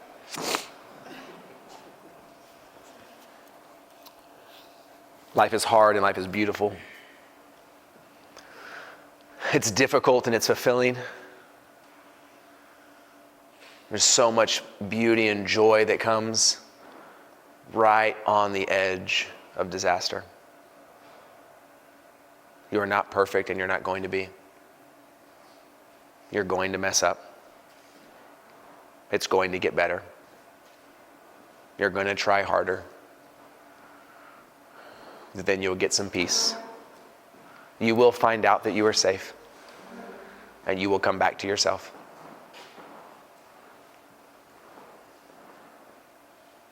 You will unlock something in you that you know has been hidden. And you'll trust that it's good.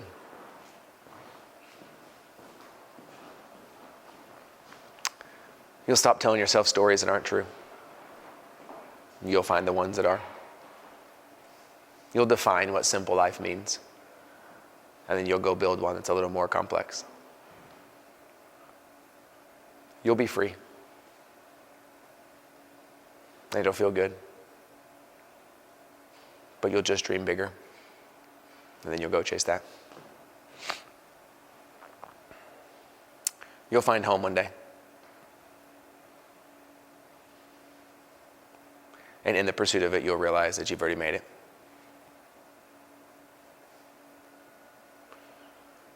Life is hard.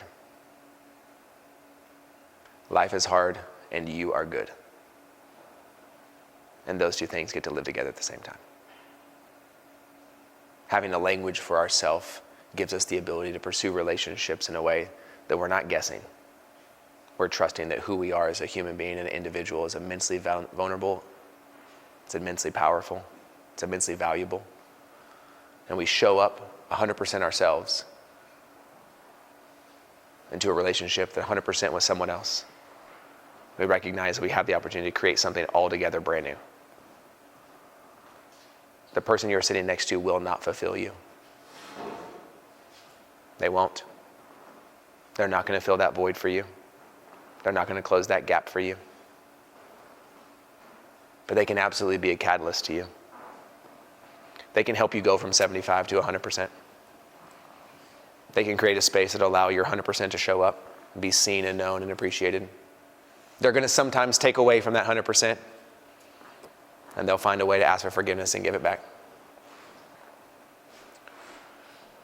But a language for why we do things and what we do, understanding how our brain works, giving ourselves the capacity to have questions that we can re-ask ourselves over and over and over again.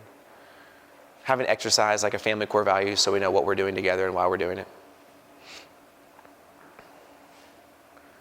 Relationships are hard. They're wonderful and beautiful and fulfilling and hard. We kind of have a theme going here.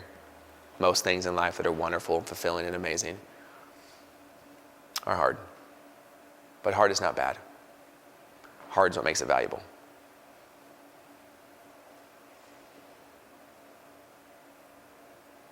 I would love the opportunity to be able to stay connected with you. Instagram is the easiest way. I know that probably sounds like the most guru thing to tell you. Follow me on the gram.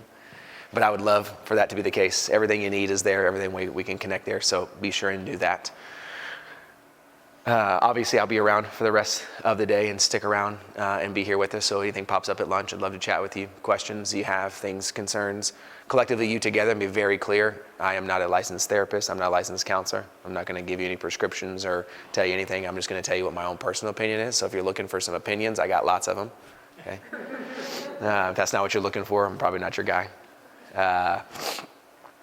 Also, if you are interested, and we'll talk about this a little bit later, but just wanted you to have the link so that you'd be able to see it. down there at the bottom where it says rockygarza.com/apply is where we're in a window right now where we've reopened our one-on-one and our group coaching. So if that's something you're interested in, to apply there just gives me some general information, and then our team will reach out to make sure that we're a good fit. And if that happens while we're here, we can actually talk about it live while we're here, which would be really fun. And if not, then we'll connect in the next few days. But we have some spots available in our group coaching program. If that's something you'd be interested in, I'd love to chat with you about that as well. Also, just shoot me a DM. If you got a question in 3 months, I'd love to answer it for you, or 3 days, or 3 weeks. It's absolutely been a pleasure to spend 3.5 hours with you this morning. I appreciate your willingness. I appreciate your ability to stay present. I think we're going to have lunch here in just a moment. So I really appreciate you. I'll pass it back over to you guys, and you'll give us our directions for what's next. Thank y'all.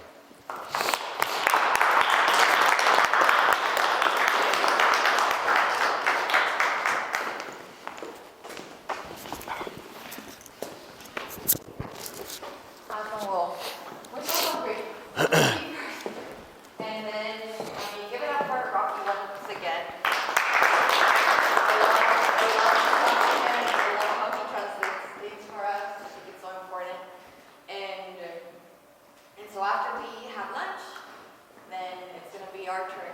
And now I'm going to come back after lunch and introduce them when it's their turn, because that'll be fun for me. So. And it's going to be my turn to make you all cry. Yeah. So leave your stuff where you are. We're gonna eat over here. That way we can all kind of like chit chat together. But we are in a time crunch because there's so many things to cover, and let's eat fast. You can all take a seat. It was delicious, and I definitely ate too much. So, anyways, I just want to encourage you to take notes, to take photos, just share them on Instagram, tag each other, things like that. It's always enjoyable. If you have any thoughts or questions, I would assume that they are up to myself. Feel free to interrupt and raise your hand and so on. Be nice, be kind, smile, nod your head, and do what you're saying. But without further ado, our wonderful hosts, Heidi and JC.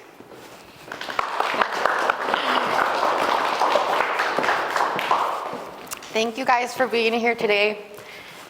It's the first time we ever do this, okay? So that's why I was like, and I want to get started with the fact that, just like Rocky said, this is a very vulnerable space. So you will see me cry, like probably you've never seen me cry before. And it's fine, it's normal. Yes. It's normal to really put ourselves out there. We're not gonna judge each other, we're not gonna point fingers. We're really here just to learn from each other. And I think for us to be in this position today, and it's not because we feel that we're better at anything, it's that we have so much knowledge and so much love to give that we want for everybody to be part of it and for everyone to learn. Because it's come to my attention that not everything that I know, everybody else knows. And so what might be to me something very obvious, it's really not the case for everyone else. And that's why I'm here today to share this with you. Thank you very much for joining us today. I really want to share with you that this class, we attended it in Phoenix. Actually, we have gathered a lot of information from a couple that we admire as well.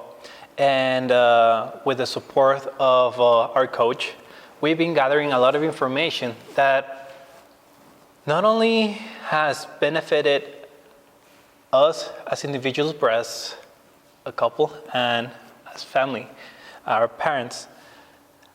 It is, I just want to say that there's going to be filled with emotions, and we worked so hard on this one to make it perfect for you guys. And it is not about what we can offer from our life together, but also how our parents raised us, how couples that we admire and we paid for the classes have provided value to us. And you know, El Paso needs this. El Paso needs powerful couples that are sure of themselves to actually raise the bar and bring us to the next level. I don't want to be the person that didn't do anything and said, you know what, I hate El Paso. There's nothing to do. There's no possibilities. There's no money. I hate that because I love El Paso. We decided that once, while we were living in California, we decided that we didn't want to raise a family over there. We wanted to raise it here. This is our home. Why would we be struggling somewhere that is so cold? And it is much more easier for us to have the decision to have that over there, to have our family over there, and struggle with what we didn't want. But it is much harder to bring it here, to bring what we want to this city, and to be with the person that we love, our peers, our friends. So I'm nervous from all the emotion that actually is gonna engage this, and I'm proud of the work that my wife and myself did. So just embrace yourself and please work with us. Filling out the blanks and providing into this paper the best version of yourself and the version that you really want to be. Oh, applause. and the reason why I say applause is because that took a lot from him. And Rocky knows this because he's been coaching us for a while. So for him to really put himself out there and speak up and speak what he's thinking and speak what he's feeling, that's a really, really important thing. But anyways, I'm gonna change it because this is not my site. This is my site. Okay, we're just gonna go through it. It's not gonna go quickly, but we want to make sure that we're not gonna probably finish the whole workbook, okay? It's like 13 pages of a lot of things. So like Rocky's giving you homework, we're also gonna be giving you homework. And it's for you to go home and finish it up, whatever it is that we don't get through. That way it's important for you to be together as a couple and really understand it and go through your answers together. Because right now you're only gonna be answering as yourself. You're not answering as a couple. But when you go back home and then, hey, you know what? Okay, let's review. Then you can share what you were thinking. When we did this first time, there were things that he didn't understand, so he would left blank. Yeah. But I was able to understand what the question was saying, so I could later on explain to him, oh, this was the idea behind this question. Oh, okay, I get it now. So this will be my answer. And it's really important for you to come back and really take it to heart. This is homework, but it's good for you. It's not like homework when we were in high school. All right, this is Seoenz. But okay, we're gonna get started now. And so we can start with in the beginning. And so the first thing that we wanna talk about. We wanna take you back to the moment that you guys met. The things that made you look to each other and admire them as a person, and why you took the decision to have that partner forever. So I really want to think about that moment and just answer the questions in this section. And so number one thing is that in the beginning, you have to realize now that your spouse is your superpower. That person sitting with you, that person that's always with you, that's your superpower. You have to take advantage. It's okay to take advantage of people as long as you're not meaning it in a wrong way. But this way, we take advantage of each other. We take advantage of our skills from each other. We're not the same, but I always say that we're the yin and the yang. I'm the black one with little white in it, because you guys don't really know me. So I'm the black one, I'm the evil, and he's the really good one with a little bit of evil in him. But we balance each other out. When we're together, we become whole. And so really quickly go over the questions, but number one is, what was it about your spouse that attracted you the most? List some things that you idolized about him or her. And then what did you do to win him or her over? And what we talk about is that initially when you first started courting this person, what was it that you did in order to get them to say yes? I mean, I know my husband did like 6 years of just being the friend, nonstop. He was always there.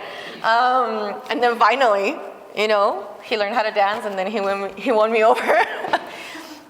But you know, go over those two, and meanwhile, I'm gonna tell you guys just a little story of how we got started. And so we met in 2011 at UTEP. We're both engineers. We were studying for mechanical engineering, and I was a freshman. He was already almost like a senior. A junior. Junior, I think, yeah. So he was a junior, I was a freshman. And I, obviously, you know that we're really smart people. And so as a freshman, I got invited into an engineering mixer. And that was kind of like a big thing, right? Like, you're a freshman, you don't know anyone, but then you get invited with all these fancy companies like Microsoft and GM and Lockheed, and everybody's there, and they're telling you, yeah, go ahead, and you can ask for an internship. But I was a freshman, right? I didn't know anyone. It had been 1 month that I had started UTEP. But there he was, and he obviously already had a really high GPA. He was the president of the Mechanical Engineering Association, and I mean, I felt like I just got here. But I see this person just standing there in the middle of the room, and I've always been that person that likes to talk to the people that are by themselves, because I've been in that position where, I don't know anyone, and I want to talk to someone. And so I saw him just there, and I was like, maybe he's like me, maybe he doesn't know anyone. So I approached him, and I was like, hi, and then we just started chatting, right? Little did I know that this person was already the president of this, and he already knew Natalicio. Like, he was an important guy. But when I saw him, from my point of view, I didn't think that. I was just like, maybe he doesn't know anyone just like me. And so we met there, we chatted, and then after the mixer, he followed a couple of us because he wanted to recruit us.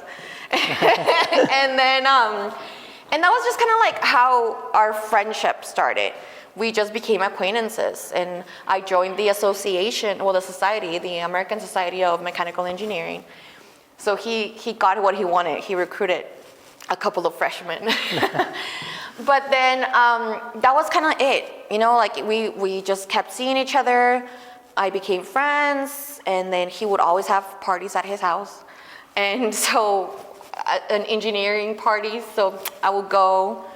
But it was kind of like we never thought more of anything. It was just like, okay, well, we know each other. So fast forward, I'm doing my master's in systems engineering. And I had known him for all this time. He had also done his master's in systems engineering. So I reached out to him, and I was like, hey, what do you think? Like, should I do this master? He's like, yeah, like, go ahead. But there was a very important thing that he answered to me. I was like, well, what are you doing now? And he had already graduated from his master's because he's 4 years older than me. And so I was expecting him to tell me, I'm working for this company, right? I'm working as an engineer. I moved to Dallas, or I'm somewhere. And no, his response to me was, I'm making money. And I was like, okay. And I was like, well, where are you working? He's like, no, I have my own business. So I'm first gonna make money. That's what he said to me. So for me, it was like, I like him. Like, why? Because I come from a business owner family. So I've always been in the business world. And for him to kind of like say that, it meant for me that he understood what it was about. It's not about going and having maybe like a fancy career, but it was like, he didn't care if he stayed in El Paso. He was looking for a way on how to be better, but in El Paso, so he decided to start his own business. And I was really attracted to that when he gave me that answer, but again, nothing, right? I was just like, okay, cool. And so we never really catched up. It was just kind of like, okay, thank you. Thank you for your information. But then afterwards, I did my master's, and I finished my master's in a year. And so during that time, I got hired by Lockheed Martin. And I was gonna be an engineer, And I was all excited. And so my dad told me, hey, can you go and you need to start working out. I was skinnier than I am now, okay? And my dad's like, you need to start working out, go to the gym, start doing activities because you're gonna be moving to California. So where I got hired in Lockheed, it was in Sunnyvale, California. So I was gonna be moving like 30 minutes from San Francisco and in Silicon Valley. And I was like, oh no, I don't do the gym. Like, that's not me. Up until today, I do not do the gym. But I told him, I was like, but I have a friend that's always posting that he does salsa dancing. And he says it's a really good workout. So I think I'm gonna try that.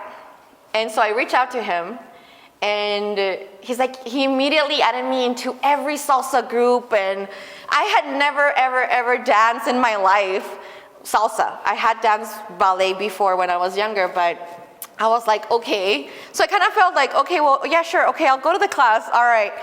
And so he met me there to that class. He met me at that class, and ever since that day, it was November 1st, 2016. That was my first salsa class, and he didn't let me go. It was just, let's go dancing, let's go dancing, let's go dancing, let's go dancing. And so 2 months of him nonstop, then we started dating. So persistent. He was very persistent. But I do think that the way that he won me over, it wasn't just about the dance. Because obviously, he had already mentioned certain things that attracted me to him. But then once we actually got to the dancing and then the chemistry and we started chatting, well, now I saw that, oh wait, you have the same, engineering degree as me. We think a lot alike. And there's so many things that you might not feel like you know about each other, but then you start speaking and you're like, hey, like, you kind of have the same mentality that I have. And I had sworn that I was never gonna find someone in El Paso to have the same mentality as me. I always told my mom, I was like, no, like, if I get married, it's probably gonna be somewhere in California, because I don't think that there's someone here that it's gonna have that same mentality or the same ideas that I have. And so I was super surprised the fact that he had been so close all of this time, and I just didn't know it, because we just never got past that, hey, we're friends, we're acquaintances.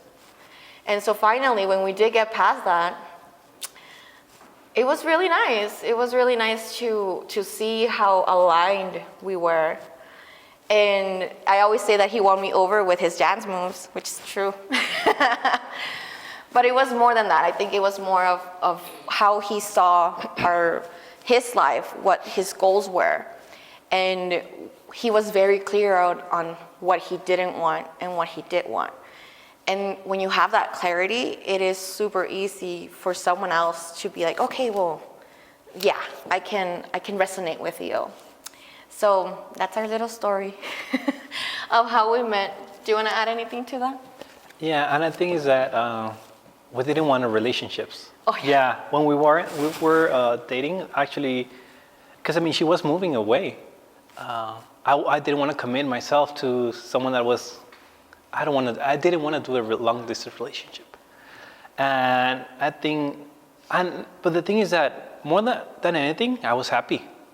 I was happy being myself. I was happy. I had multiple things that were going on my way, but realizing that I didn't miss anything is when I guess life showed me that I can do better. Obviously.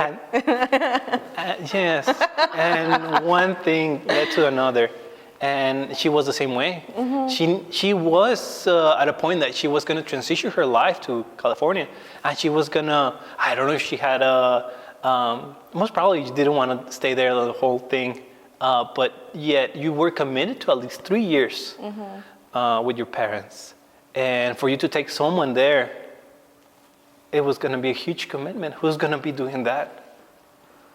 So we're crazy people. We're definitely crazy people, but ever since we started dating, there was a little voice in my head.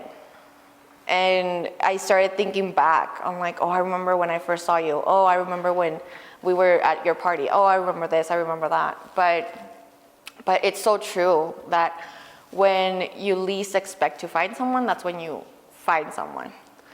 And when you're not looking, when you're like happy with yourself, when you're so happy just being by yourself, like you don't have to be looking for a relationship. You're like, I'm so happy, just I want to be single, I don't want to have any, and then that's when like, oops, here, this is the perfect man for you that you need to marry ASAP.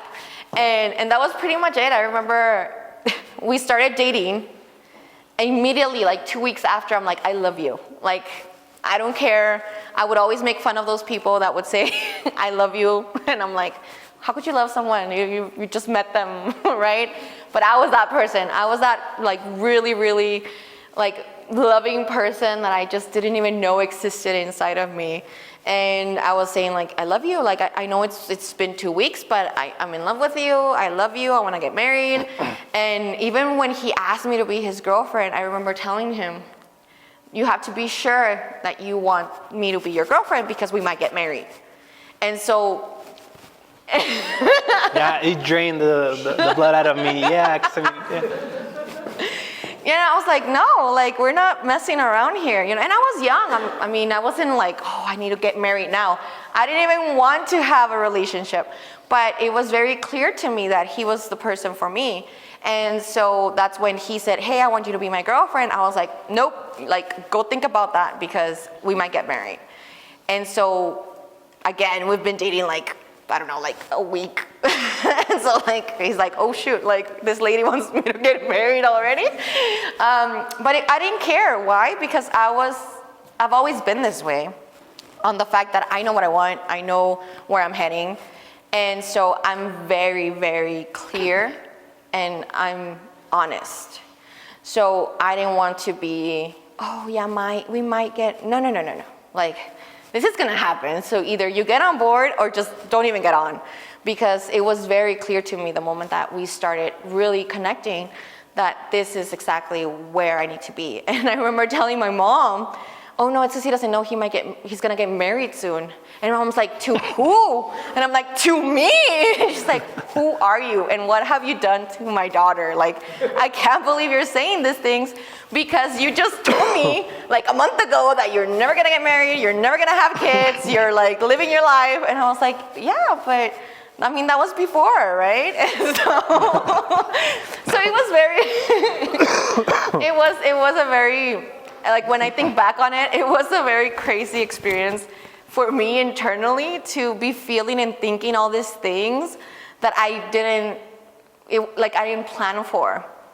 But I think that's why it's so important to just think back to the beginning on your relationship. And what was that first thing why did you want to be with them? What was that, like, why did you idolize him or her? And then what did you do to win them over? And so... Yeah, and it's been years, you know. But the thing is that if you first go back to that memory, it's going to be powerful for you to go through what we're going to be doing. So now that once you start a relationship, it's not that you actually get into a relationship, you get married, and then, hey, what's the plan for the future? Rarely that couples actually make a plan for themselves. But I want for you guys to share in this paper, because it's not going to be open to the public, which is just going to be between yourselves, is to actually answer the question number 3. What are your goals as a couple and as individuals and as family? Because there are going to be 3 different parts from the same cake. So what are the goals that you have for yourself? What are the goals that you have for your family? And what are the goals that you want as a couple? So if you want to answer that, and that's something that you can share with your partner, because it's something that we don't do, but we definitely need it.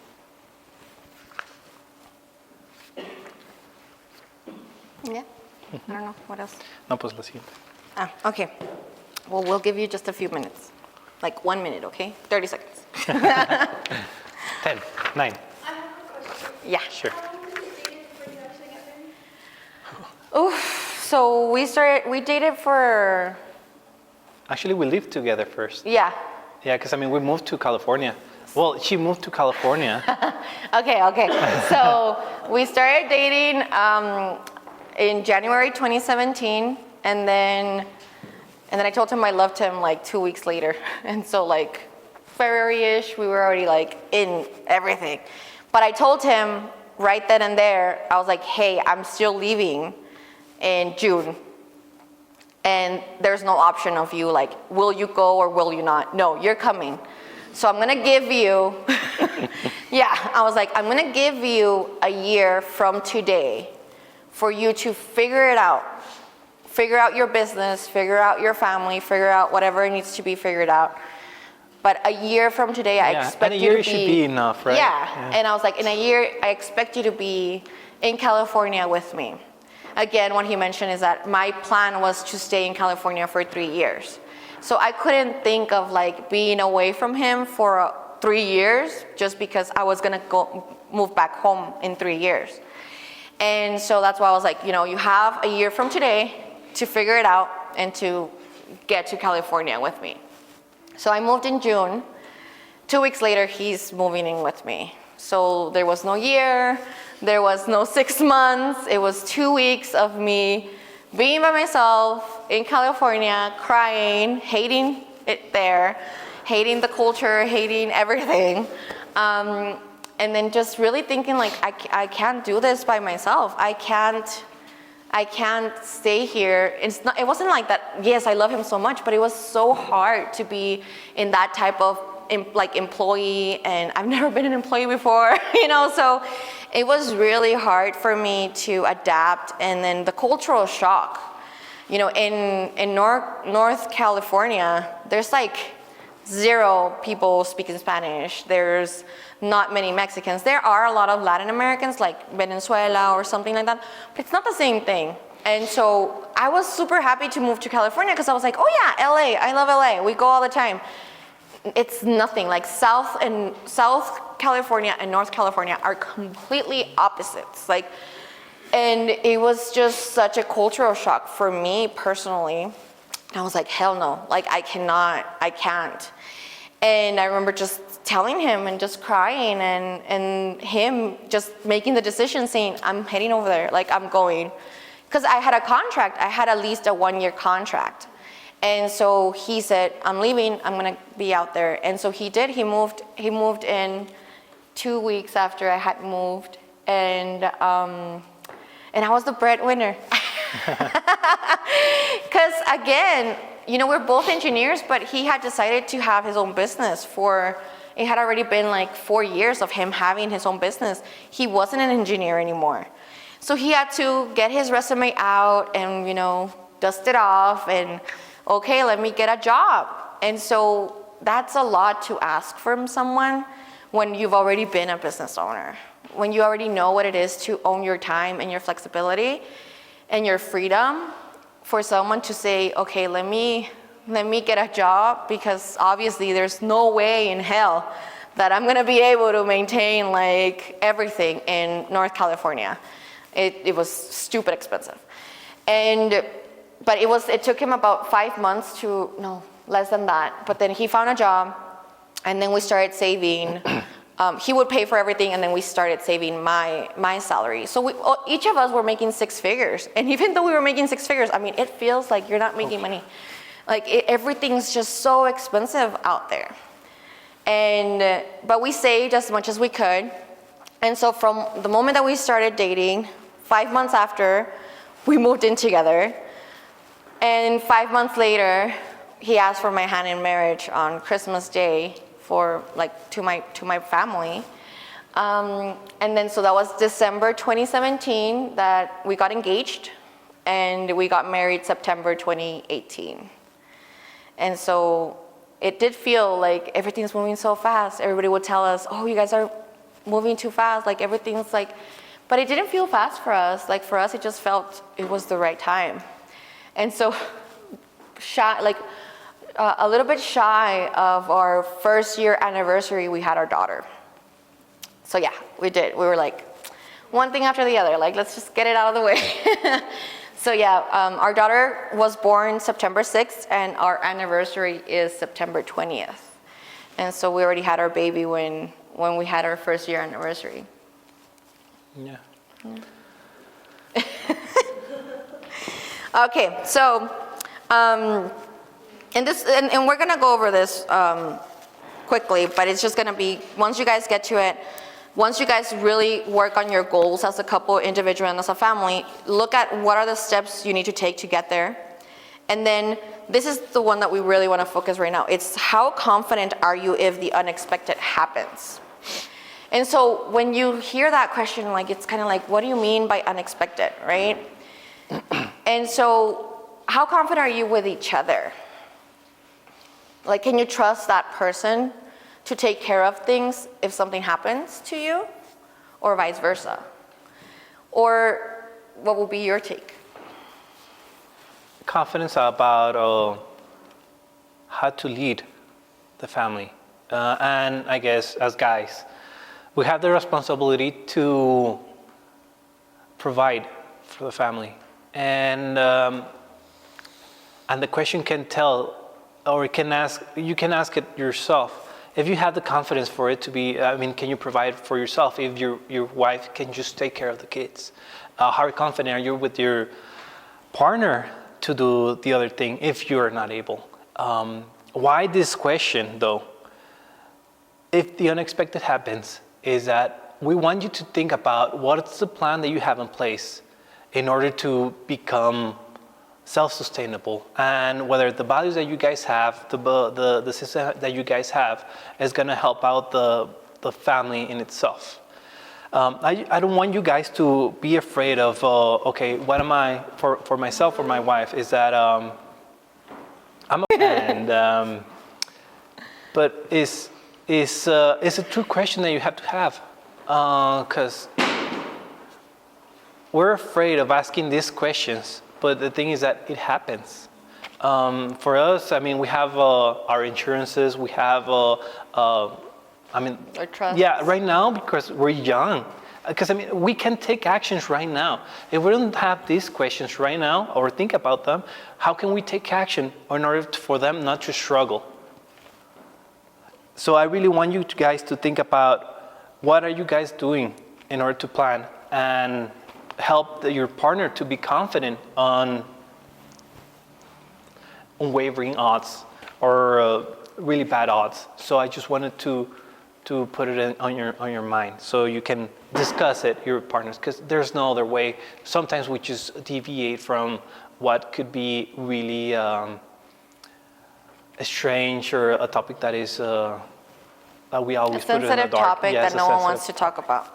And I think it's very important that, unexpected could be a lot of things. Like, what would be unexpected for you? Like, would it be unexpected for you to lose your job?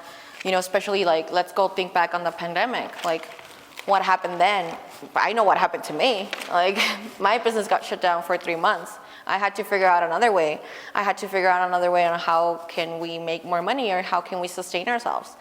During the pandemic, we did so many different things just to try and make it happen. We were making pizza. I was making the sauce, he was making the dough, and we were selling pizzas. Why? Because restaurants were essential businesses. They were allowed to be open, and we're like, hey, we have a restaurant. Let's do it. So things like that, it starts. And if you have the confidence, if something like that happens, how can you actually pivot your business in order to get the dough coming in? So just, literal. Yeah, for us, yeah, pun intended. But yeah, I think that's why it's important. Like, it's not just about talking about death, but it's what is the unexpected for you? What will be unexpected for your situation, for you as a partner? If, like, what if I get sick? Or what if, oh my God, let me tell you a quick story now. I got sick, really sick, in November of last year. For a month. For almost 2 months. But anyways, during that time, I got bronchitis. And this guy was like flipping out. He was like, you're gonna die. You're gonna leave me here alone. I'm like, relax. Like, I'm not gonna die. Like, what do you mean? I'm young. I'm 30 years old. Like, I can't die. And I know we always think this way, right? It's like, no, like nothing's gonna happen to me. But But it was that kind of like, did he have the confidence that if the unexpected happened? No, he didn't. Like he was, and I got so mad. Because I felt he was losing confidence in me. And that's what I answered to him when he said, well, what if something happens to you? And I'm like, yeah, but are you doubting me? Are you doubting that we're not gonna be able to make ends meet? Are you doubting that my business is not gonna work out? What are you doubting? Because like it feels you're doubting me. And he was like, I'm not doubting you, I'm just doubting the fact that you're sick. And so you're still sick, you have continued to be sick, and you're not getting any better. And so it was that moment that's what something unexpected happened. I wasn't planning on getting sick. I wasn't planning on having to stay literally indoors in my room for a whole 2 weeks without being able to leave. And yes, my business did like it felt it. Our quarter for that month, for that 3 months, like it was really low compared to my other quarters. Why? Because I was in bed rest. But it was important for us to have that really like get down and say, wait. And to have that discussion. Yes, to have that discussion and say, what is it that you're worried about? Obviously, you're worried that I might die. But what else? And I was like, because if it's about money, well, if I die, you might be better off. Like, I have like 5 life insurance. So what really was it? And it wasn't about the money. It was just the fact, like, imagine losing you and having to raise our daughter without you. And so that's the unexpected things. You never know. It's not about you dying, but it is about maybe I get sick. So then what should I do? Those are things. How confident are you? Well, I should be working on my health. I should be doing this because I want to make sure that it's not the case. Yes, and what she said is, how can we give that confidence to our partner? So about health, how can we actually make ourselves fit? How can we prepare ourselves to have those traits that we need in order to have the people the person that we love, for them not to work that hard. And we know that we work too hard. How can we actually have the time? And that's another thing, time. I mean, how confident are you to actually be having the time that you really need for your family, for your couple, or whoever you want, in order to do the things that you want? So how confident are you for your partner to have that time that they need? Yeah. Okay, next page. Seek the same life together. You don't have to work together, but you have to grow together. And so you do the misconceptions. Yes, we usually have these misconceptions that my partner doesn't understand my work. He or she only cares about the kids. And this is in a scenario where one of the parents actually stays home and the other one is a breadwinner. The partner is not working towards, the partner is working towards his or her own benefit. Sometimes we have this misconception that like my wife makes the decisions against what the family wants or what I want. And it is not that case. Our partner is not against us. They're not willing to actually hurt us or make an injury. They're not, but they make the decisions on their own values. But the values are not shared. So if we are actually coming down and having that discussion, so where is our family going? How can our values be projected towards our actions? And those actions reflect our family. I'm the one that makes the big sacrifices in the relationship. Sometimes, I can say that for myself, is that usually we have to give up something in order for the other to advance. I don't know if you guys have that feeling that, hey, I have to give up my career in order to get this business going. Or I had to give up time with the kids in order to make something work. Or maybe, hey, my wife is gonna travel to Las Vegas for a conference.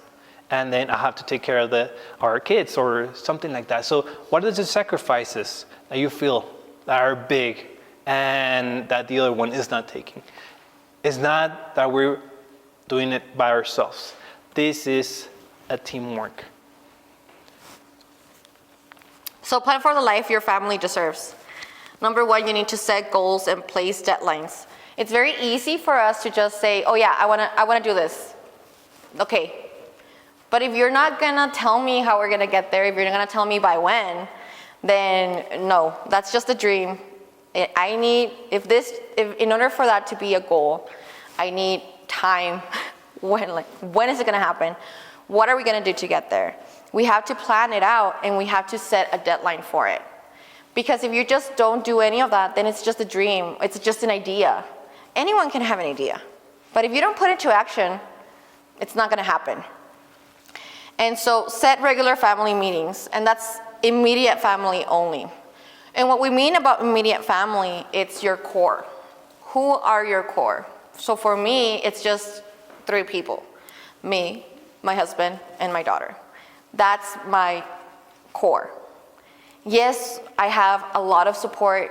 Yes, I have my in-laws, I have my parents. But when there's a decision, there are goals that need to be set, I am not thinking about them. I'm only thinking about my core family, which is just us 3. Whatever is important for our family, it's only us. And that's how we set up goals, that's how we get the deadlines, because that's what we're planning for the future. And so one of the things that we have done that we think it's super important is that every year, every beginning of the year, and it doesn't have to be in the beginning, you can do it any day. But we have done this routine of setting up 5-year goals. And so we have a 5-year goal, but then we also make 1-year goals. And sometimes it's not a 1-year goal, it's 6-month goals. What are we trying to achieve from here out? And it's really important for us to know how we're gonna get there and when we're gonna get there.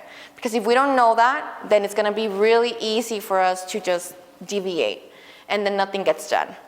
One of the things that I just realized a couple of months ago, we saw our 5-year goals that we made 3 years ago. We have already gotten more than half of them done.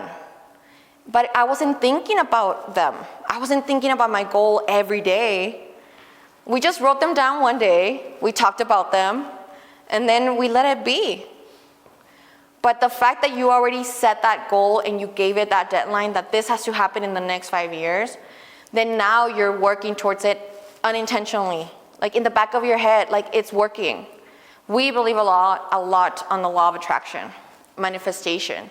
It's not like, but it's just, I know where I want to go. I know where I want to be. It's not a mantra that I'm telling myself every single day, but it's the fact that you already pictured it, you already realize what you want to do, and it is in the back of your mind, and it's going to be there. So you just have to keep working on it. And yeah, it's going to be hard work, but everything is. So if you just really put yourself in that position, it's like, okay, now what do we need to do? How are we gonna work this out together? And so with the family meetings, I'm gonna give you guys a really quick story. When I was younger, I'm a 2nd generation of business owners. I'm not 1st generation. My parents have had a business for over 35 years. And this is the successful business. Before that successful business, my dad had 2 bankruptcies before that. And so he's been a business owner for a long time.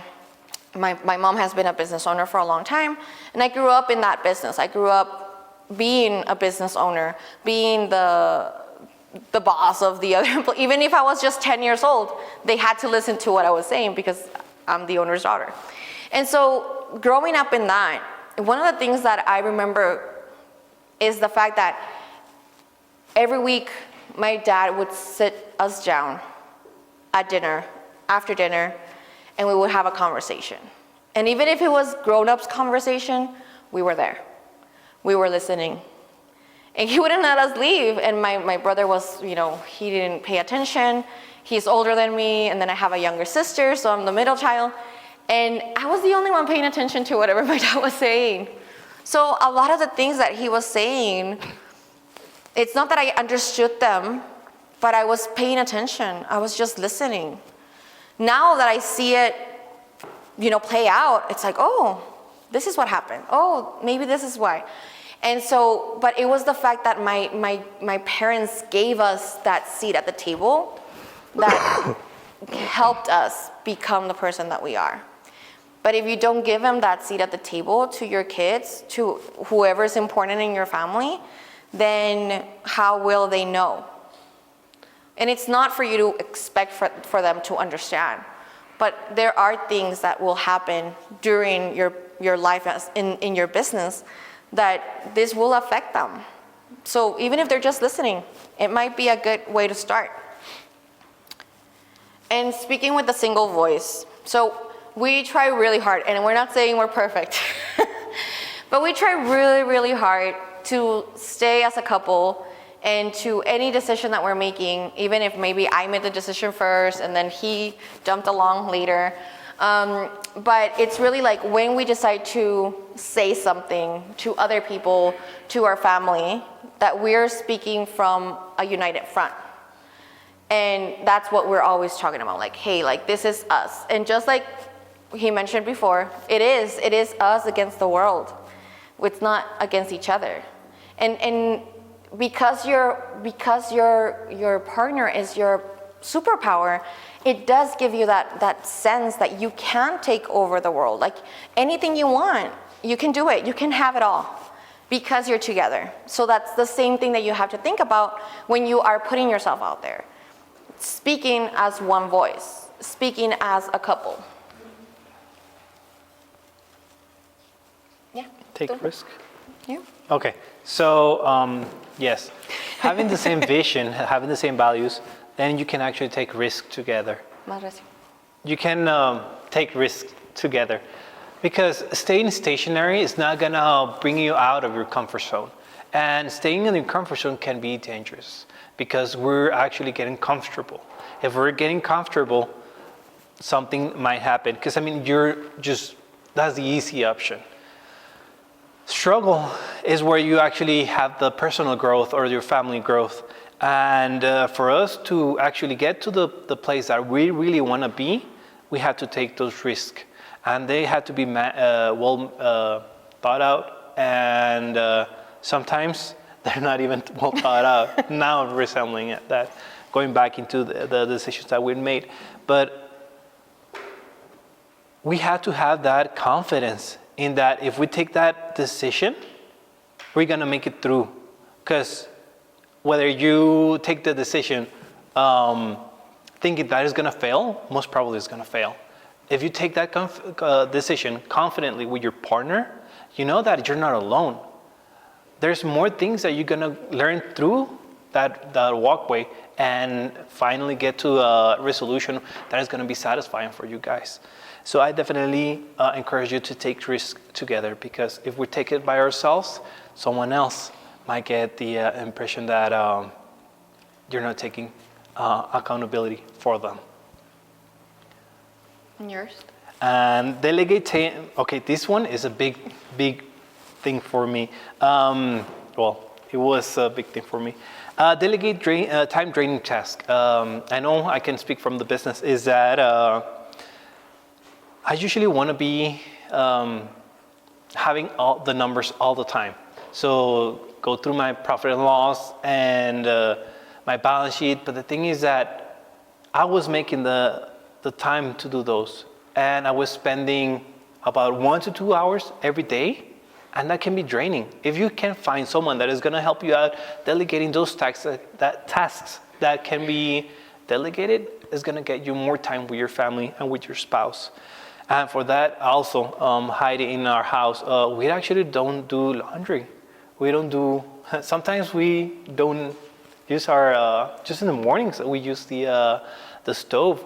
But if you're actually working towards getting towards a better life, what are the tasks that are draining you and taking time away from you? from being with your kids and with your wife. So yeah, just list. And this is something that I learned from Rocky and doing one of his tasks, is that we don't know the time that we're spending doing things that they don't make sense, or they are just wasting our time. So every time, or just get into a spreadsheet, have 3 columns. Is every 15 minutes there's going to be a slot, and then you actually write the task, and then whether that one can be delegated, it can be outsourced, or something that I had to do ourselves, or just get rid of it. So those are the 4 options in the 3rd column. As you go through your day, what are the things that you do? Write them down. Every 15 minutes, okay, I'm driving. Actually, I'm eating. I have to go to the restroom. In the restroom. So after a week's work of this list, you actually go into it, and then, okay, so this task can be delegated. This task can be outsourced, and this one is probably something that I have to keep. Once you actually remove all that outsource and delegation, then you have the time that you really need to be spending on work, what you really need to be spending at home and with your wife. And that's exactly where it comes in, the fact that we always say we don't have time. Oh, I don't have time. Oh, it's because I'm busy. I'm always busy. I don't have time.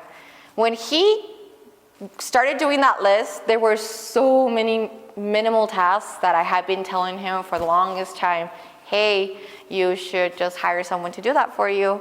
But it really took the whole fact of him looking at it and seeing how much time he was wasting in something that now he was able to make that decision for himself. Because a lot of the times, and that's why we're here, your spouse won't listen to you.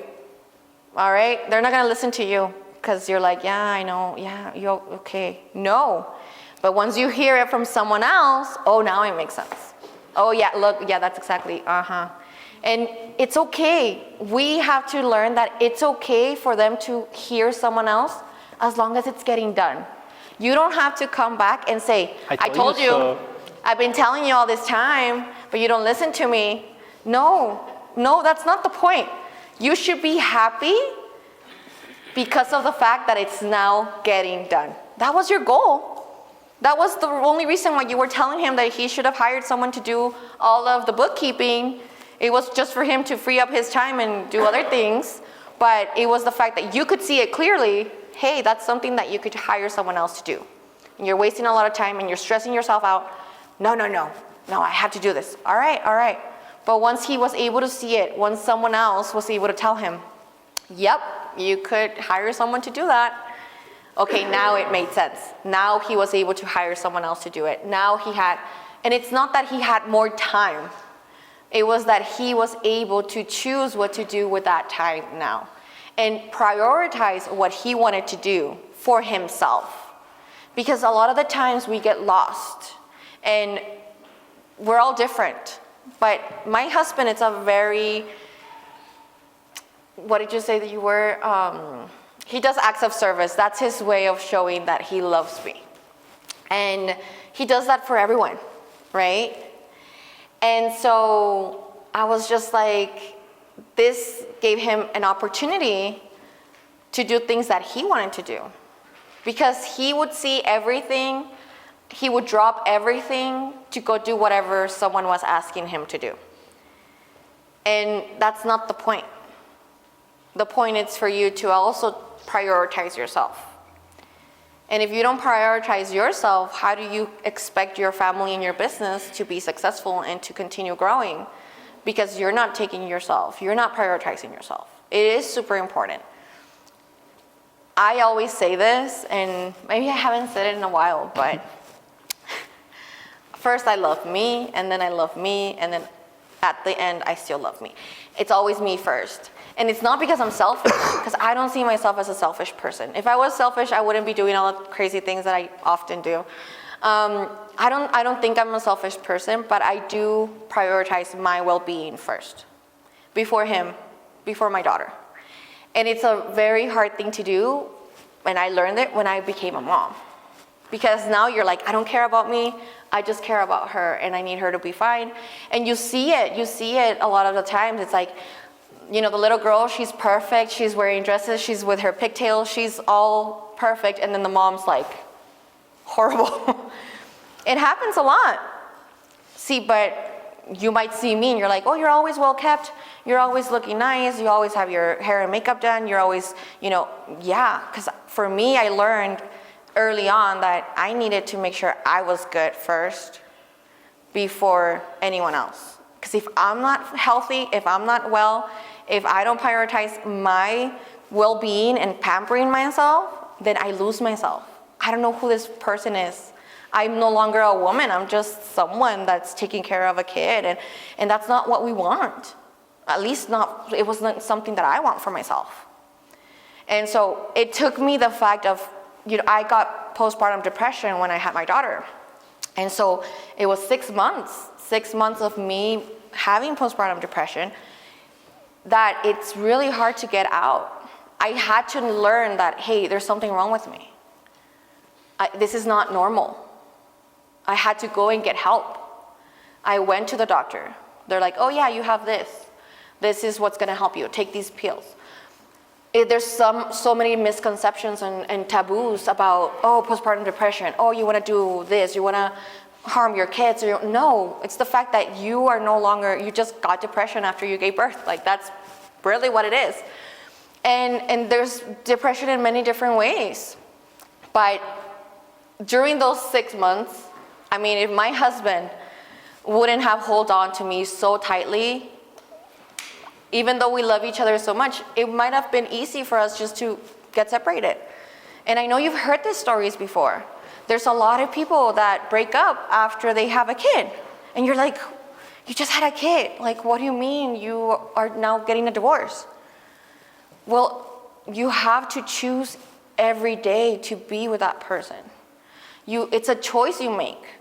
It's a choice to choose that person. It's not just about love, it's not just about chemistry. It's a choice. And he made that choice every single day during the time that I probably was having the hardest time of my life. But he made that choice of choosing to stay, choosing to be with me.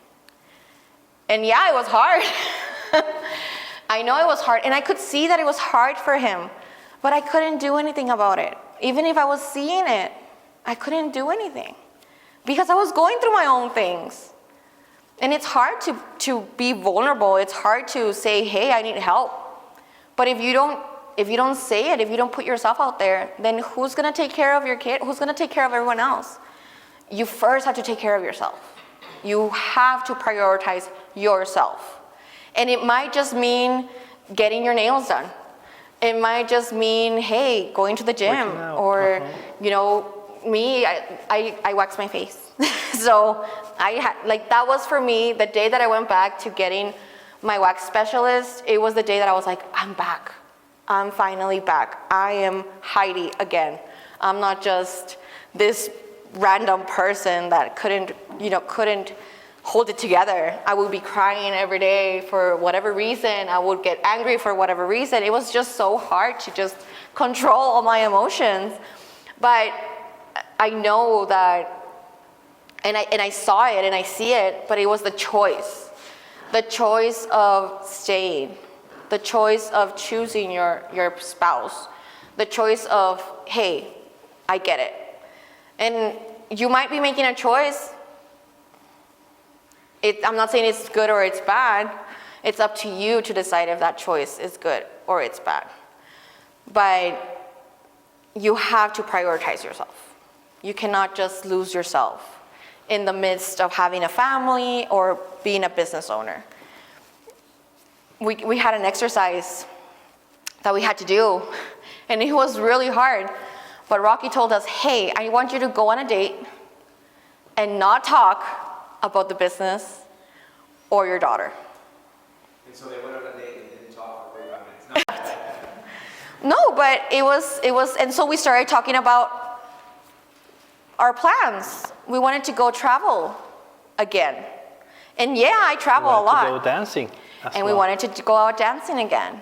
And so it was like, oh yeah, well, let's get back to the basics. Let's get back to that foundation. But it's so easy as business owners to just lose ourselves in the business, lose ourselves in the family, and not talk about the important things or what's keeping this fire alive. And so it's so easy to just lose it and lose sight of that. But that's something that we want you all to go and do with your spouse. Hey, just go on a date. But it's not just about going to eat. No, it's don't talk about anything related to work. Don't talk about anything related to business. Don't talk about your employees. Don't talk about anything related to that. Don't talk about your kids or your family or your in-laws. Like, don't. Really just talk about you and me. And that's when we were like, hey, you know what we haven't done in a while? We haven't danced. And I really enjoy dancing with you. So, oh, hey, you wanna go? There's gonna be dance class. Do you wanna go? Yeah, let's get a sitter. And so the fact that he was able to see that and then take action on it. Okay, now we've made it. Okay, this is gonna be, tonight we're gonna go out dancing. There's gonna be dancing here. So we're gonna go out dancing, and it's gonna be a month that we've been making that decision, choosing to do it every single week. And it is hard. I know that we might all have kids or we might have other things that we want to do. And it is hard. And last week, this guy was about to not take me dancing. I know. And I was like, oh, really? And so he was like, you know, it's going to be packed. Because it was for the Valentine's, and he's like, it's gonna be packed. Someone is gonna step on you. And you're gonna get mad because they don't know how to dance. Because it is. I mean, I do. When I'm dancing with people that don't know how to dance, I'm like, get me away from this person. Because I've had injuries because of people that don't know how to dance, and they step on you with stilettos, and it hurts really bad. But him, the whole thing is that he's not even giving us a chance to go out dancing because he's already thinking about all the wrong things that are gonna happen. And I'm like, no. No, like it's fine. Like, yeah, I know I'm gonna but whatever, like I still wanna go out. And so he's like, okay, fine, we'll go. He didn't wanna go, like it was really like him not wanting to go and then asking me, are you sure you wanna go? And I'm like, yes. So we made it out there. There was no one. It was like almost empty. There were just a couple of people dancing. It was super chill, and people got there super late, right? And so by the time people were getting in, I was already out the door because I'm Cinderella, right? Like, yeah, I'm gonna get someone to help me out with my daughter, but it doesn't mean I'm gonna stay the whole night. Like, no, I have to get home. And so, you know, we usually just stay about an hour, but during that hour, we danced the whole time we were there. We enjoyed ourselves. And he apologized to me while we were dancing. He's like, I'm sorry. And I'm like, for what? He's like, because I didn't want to come. And I was like, I was just expecting the worst. So it's really like making that choice of, no, give me the opportunity. Like, give us the opportunity to reconnect, to be together. Just because it was raining or whatever, it's okay. And there can be 1,000 things going on with your day. And because, I mean, you take wins, you take losses. Sometimes the wins are good and they give you that energy.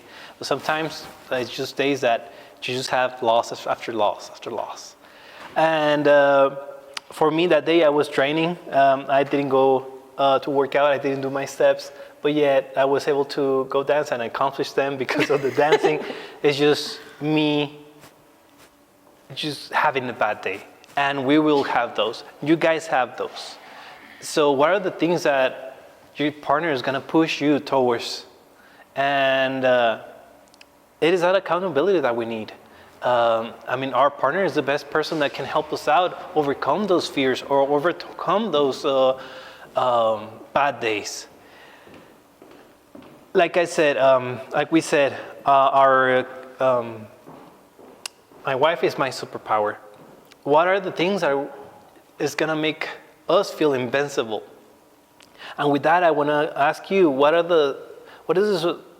how can you earn the support of your partner and will make you feel invincible? Because if you remember that time that we actually had, we were actually going out the first dates, you felt invincible. I mean, you feel like you were actually walking on air. So what are the things that we can go back and get that feeling again? And with that, I want you to answer that question. What are some of the things that you guys fell in love and then just catching up and doing them again in order to feel invincible? Because why? Because you need your partner in your neck, on your side, and to have that power 100%.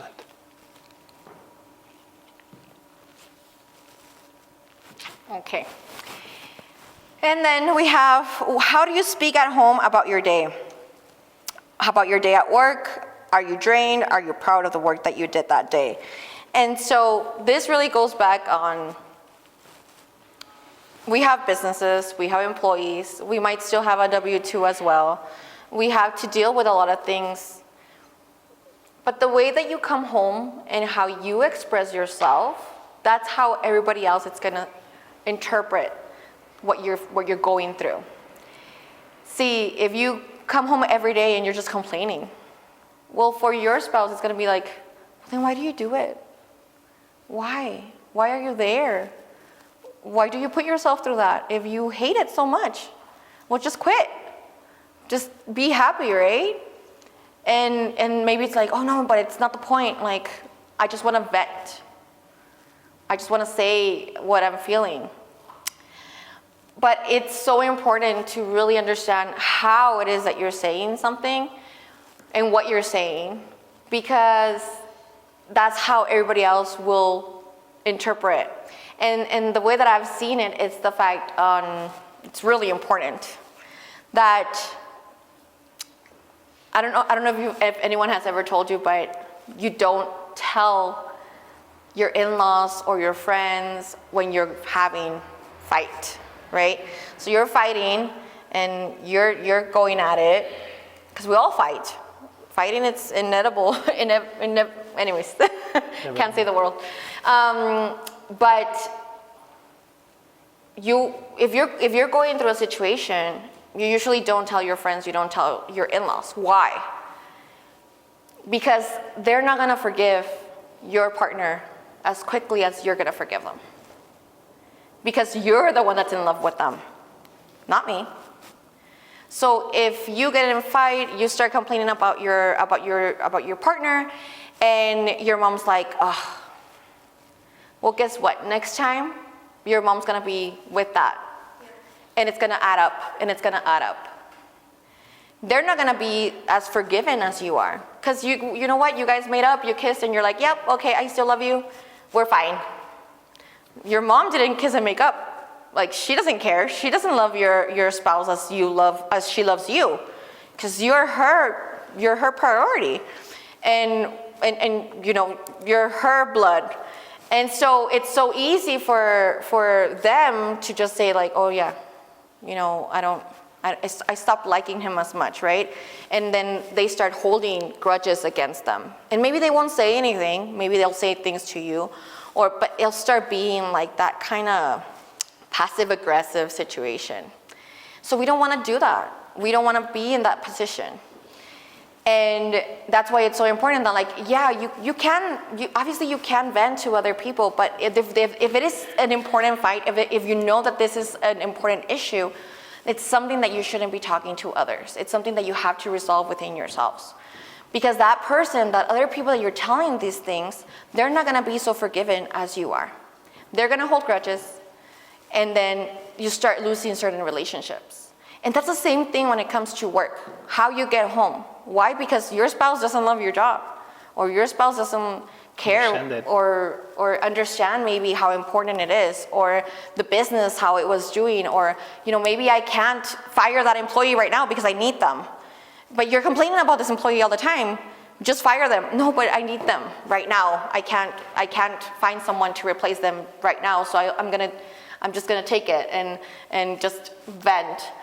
But that's the same thing. It's the same idea of you expressing yourself about the work, really, you have to choose what you're saying, because then that other person is always just going to be, I don't understand why you're doing what you're doing if it doesn't seem to make you happy. Because that is true. I feel that all of the time, we want each other to be happy. You have to be happy on your own. He has to be happy on his own. I'm not responsible for his happiness. He's not responsible for my happiness. You have to choose, and you have to learn, like, what is it that it makes me happy? And if there's something that I hate, and I've really realized, it's like, I hate nagging. Yet that's the thing that I do the most. And I'm like, why? Like, why do I have to be that person that it's always nagging? To the employees, to my daughter, or anything, right? It's like, I'm always that person. But it's not something that I enjoy doing. But I realize that sometimes I have to be that person. I have to be in that situation because I can't get over it just yet. But it doesn't mean that's going to be like that forever. How long has it been since you have had to make sacrifices together? And this is, when did you purchase your last house? When did you purchase maybe a new car that you actually needed because the family is getting bigger? When did you take a day off work to actually spend an afternoon playing with your kids or the football game? So what are the sacrifices that you have done in order to accomplish what you guys desired? And how can you provide that confidence to your partner to make those sacrifices as well? So I want you guys to write down how long has it been and what are the sacrifices you guys did. And the next question. And I'm gonna go back a little bit here. One of the things that I've learned is that to delegate the time-draining tasks, before we move on, I want to talk about this, is that you don't have to find someone to make everything perfect like you would have done it. We know that as business owners, we think that, I have to do it. I have to do everything. Because only if I do it, it's going to be right. And I can be sure that it's right, because if not, I'm going to have to send someone back. And if I hire someone else to do it, I'm going to have to go myself and fix it, and then I'm going to end up doing it at the end of the day. So I might as well just go and do it. And so the reason why we have to choose is the fact that you just have to find someone to do 85% of it right. Yes, I know that you are a business owner, and if I would have done it, it would have been 100% right. We know. I know. Believe me. But that 15% of margin of error, it's giving you back your time. And so you have to choose what's better. Either having 100% job done or getting time back for yourself. And then a lot of times that 15% is not even that it's wrong, it's just not your way. If somebody can get 85% of the right, 85% right, it's pretty good. And the reality that you're going to have 100% of the right every time is not very high. You're probably got about 92. 93, okay. 93, yeah. But I think that the space between it being exactly and the space between the ability to delegate to somebody else is typically personal preference. Because if you have already entrusted them enough to participate with you, they're going to do it. It's just not going to be done like you. My kid will go and tell Marlon, my daughter, go put your shoes away, your roller skates away, okay? Now I would be like a normal human. I would pick them up, walk in the closet, and set them down.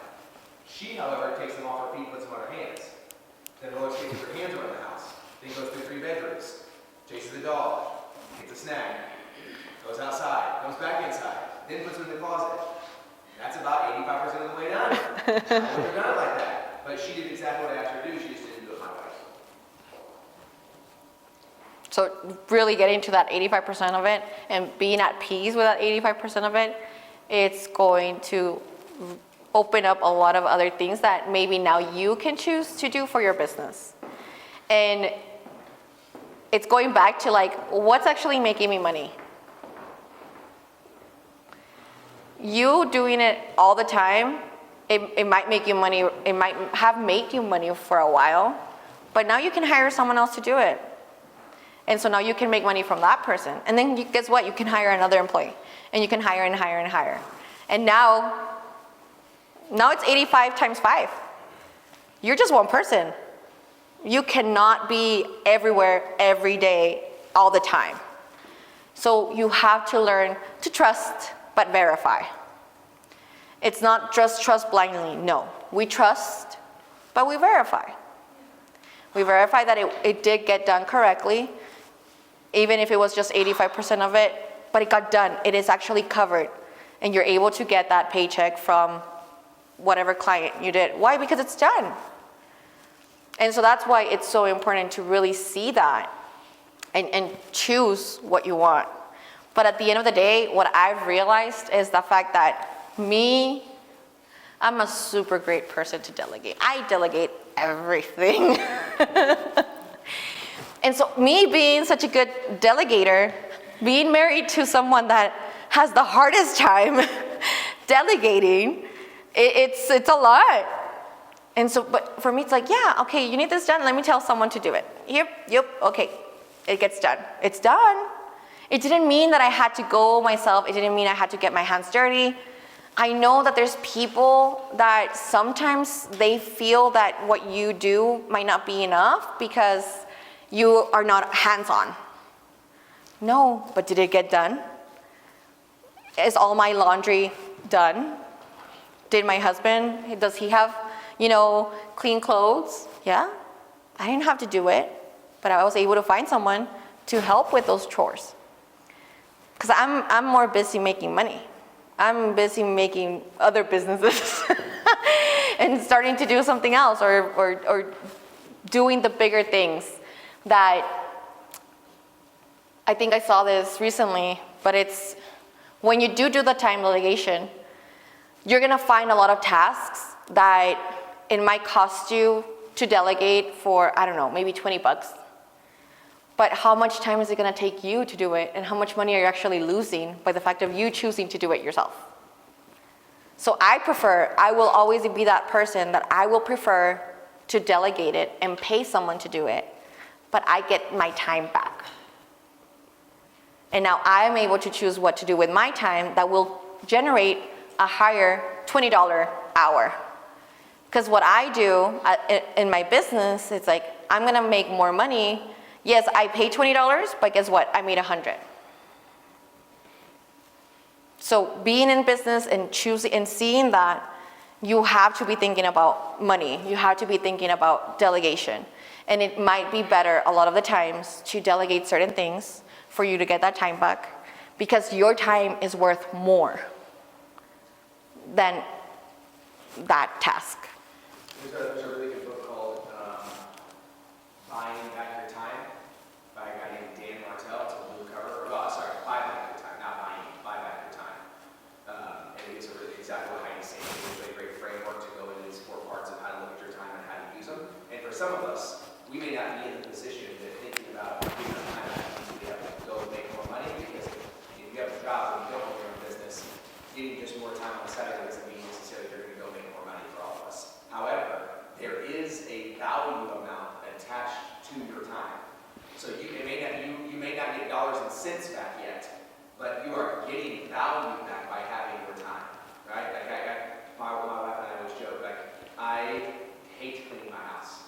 Like, there's a lot of things I'll do. I like mowing the lawn, I like weeding, I like watching the sidewalk, things I can pay for, I like doing, so let me do it. My wife gives me a hard time. However, I hate cleaning. I don't want to think about it.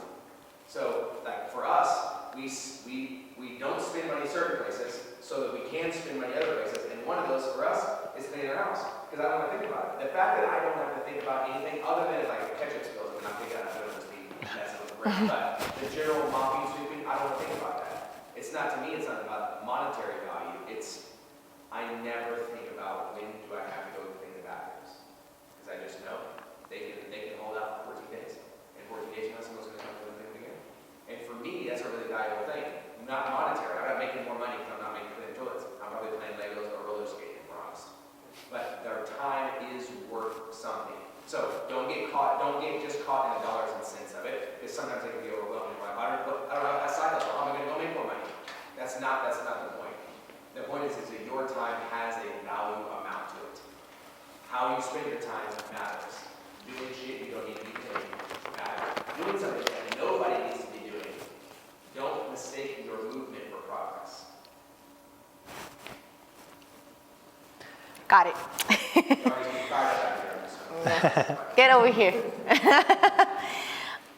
All right, so moving on. We have conflict. It is healthy if you do it right. There's two things that you can avoid. That's debt and taxes, and we have to add one more, and that's fights. All couples fight. Fighting is inevitable where true intimacy occurs. And one thing that you have to know is that healthy couples actually fight to find a resolution together, but unhealthy couples fight dirty, and they actually aim for personal victory. They don't care about how they're gonna be leaving their partner feeling or the resentment, and that's gonna be building up towards our next topic. The death by 1,000 paper cuts. So we fight, but when you decide to sometimes fight dirty, then that's where it starts building up. There's some resentment that just lingers around. And when you explode, because there's always gonna be, maybe in your partner, there might be someone that's gonna actually just keep it all in.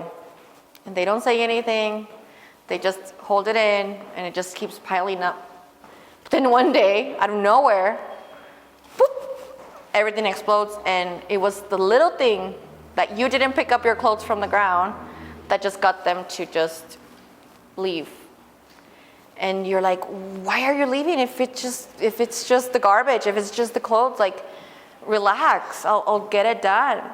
It's not, it wasn't that. It was the fact that it's the death of 1,000 paper cuts. Everything, every little thing that has been building up, every little thing that they have continued to add, it is what made them to break in that moment. And it's really hard to actually explain this because it's not one thing that actually makes the couple break, but it's multiple things throughout the time that it's been going on, and you actually just build up on that resentment, on those feelings. So you actually have to be proactive in order to acknowledge the feeling that you have, in order to, at the time of the conflict, to let your partner know, because it could be very, very dangerous game. Death by 1,000 paper cuts signifies how minor issues can accumulate and eventually lead to a breaking point.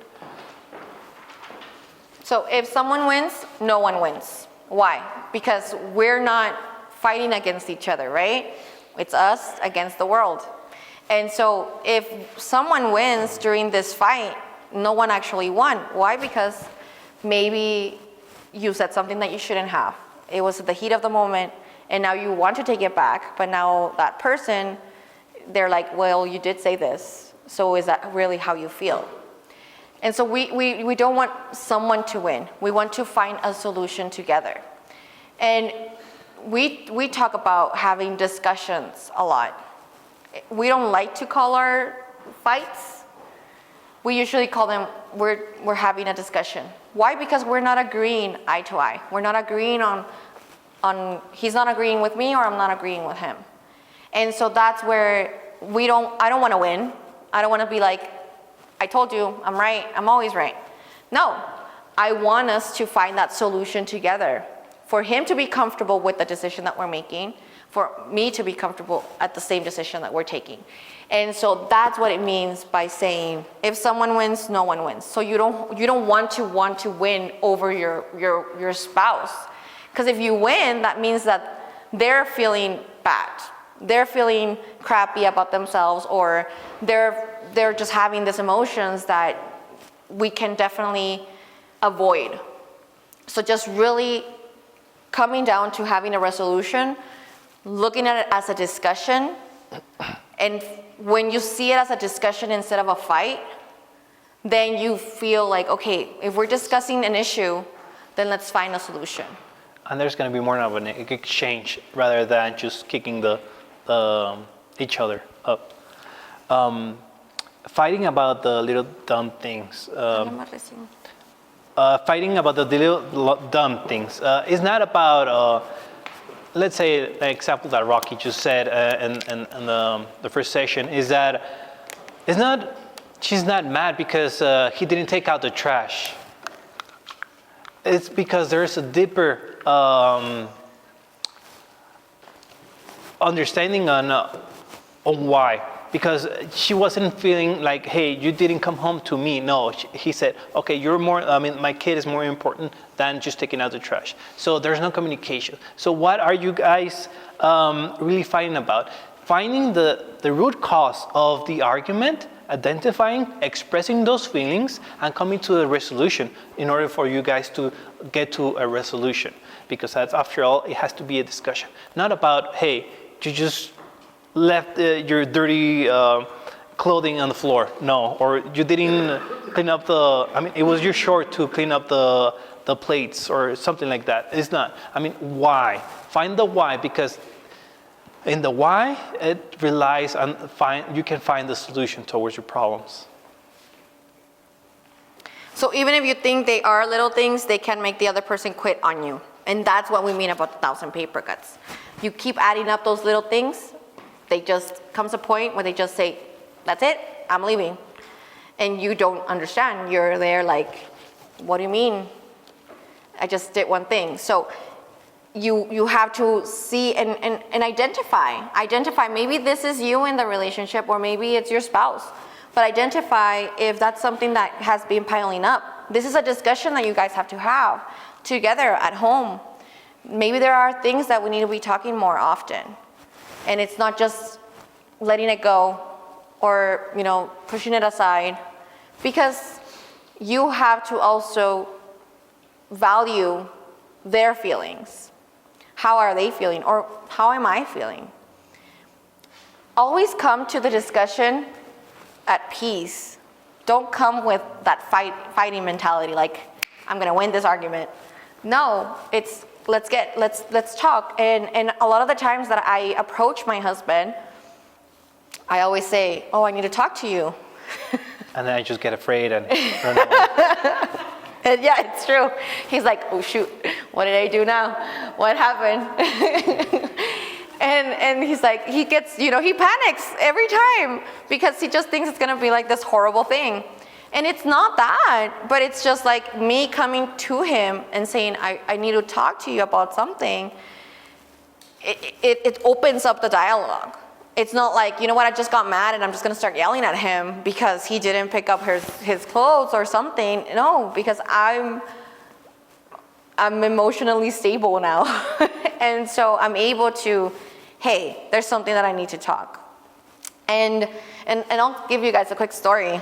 And I think I told you yesterday. But a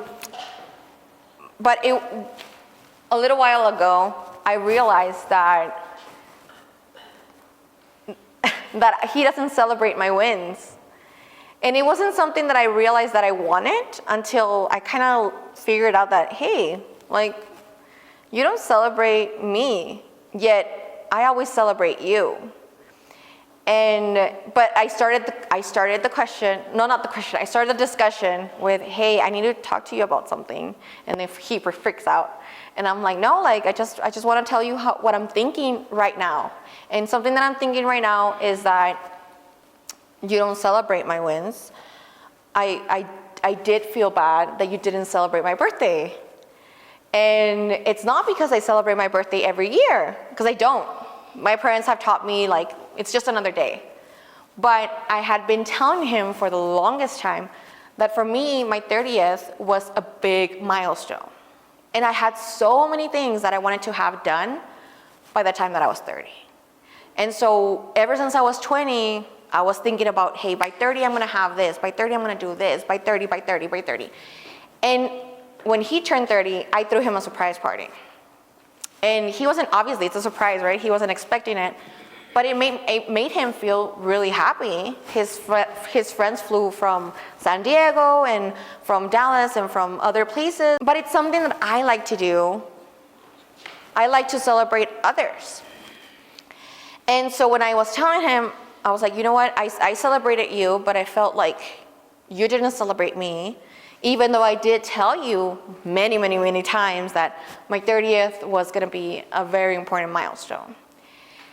And so his answer was like, well, you already turned 30, what can I do now, right? And I was like, it's not the point. I was like, this year, 2023, because we had this discussion in January. And so I was like, just this year in 2023, I turned 30. We purchased all these properties. We got a quadplex. I had a conference. I did this. So I started just telling him all of the things that I feel are accomplishments. And I'm like, and you never took me out to celebrate, right? It was always just like, yeah, we go out to dinner all the time, but there's no meaning behind it. We just ate. And so if you don't put that meaning behind that taking out to dinner, then it's just eating. It doesn't mean anything. But if he says, hey, let's go to Red Lobster, and when the server asks, are you celebrating something? And you say, yeah, we just bought a house. Then now it has a meaning. And so that was something that I felt like you don't celebrate my wins, but I celebrate you. And so it was really crazy because when I said all of these things, he says, oh, maybe you deserve someone better. And I'm like, what the hell? Like, what did I say? So I was just like, no, like that's not what I'm saying. I just want to be celebrated. I'm not telling you that I want to find someone else to celebrate me. Like, I want you to be that person to choose to celebrate me. But it was just it happens a lot. It happens more often than you know. That the words that are coming out of your mind, out of your mouth, are not the same things that he's hearing.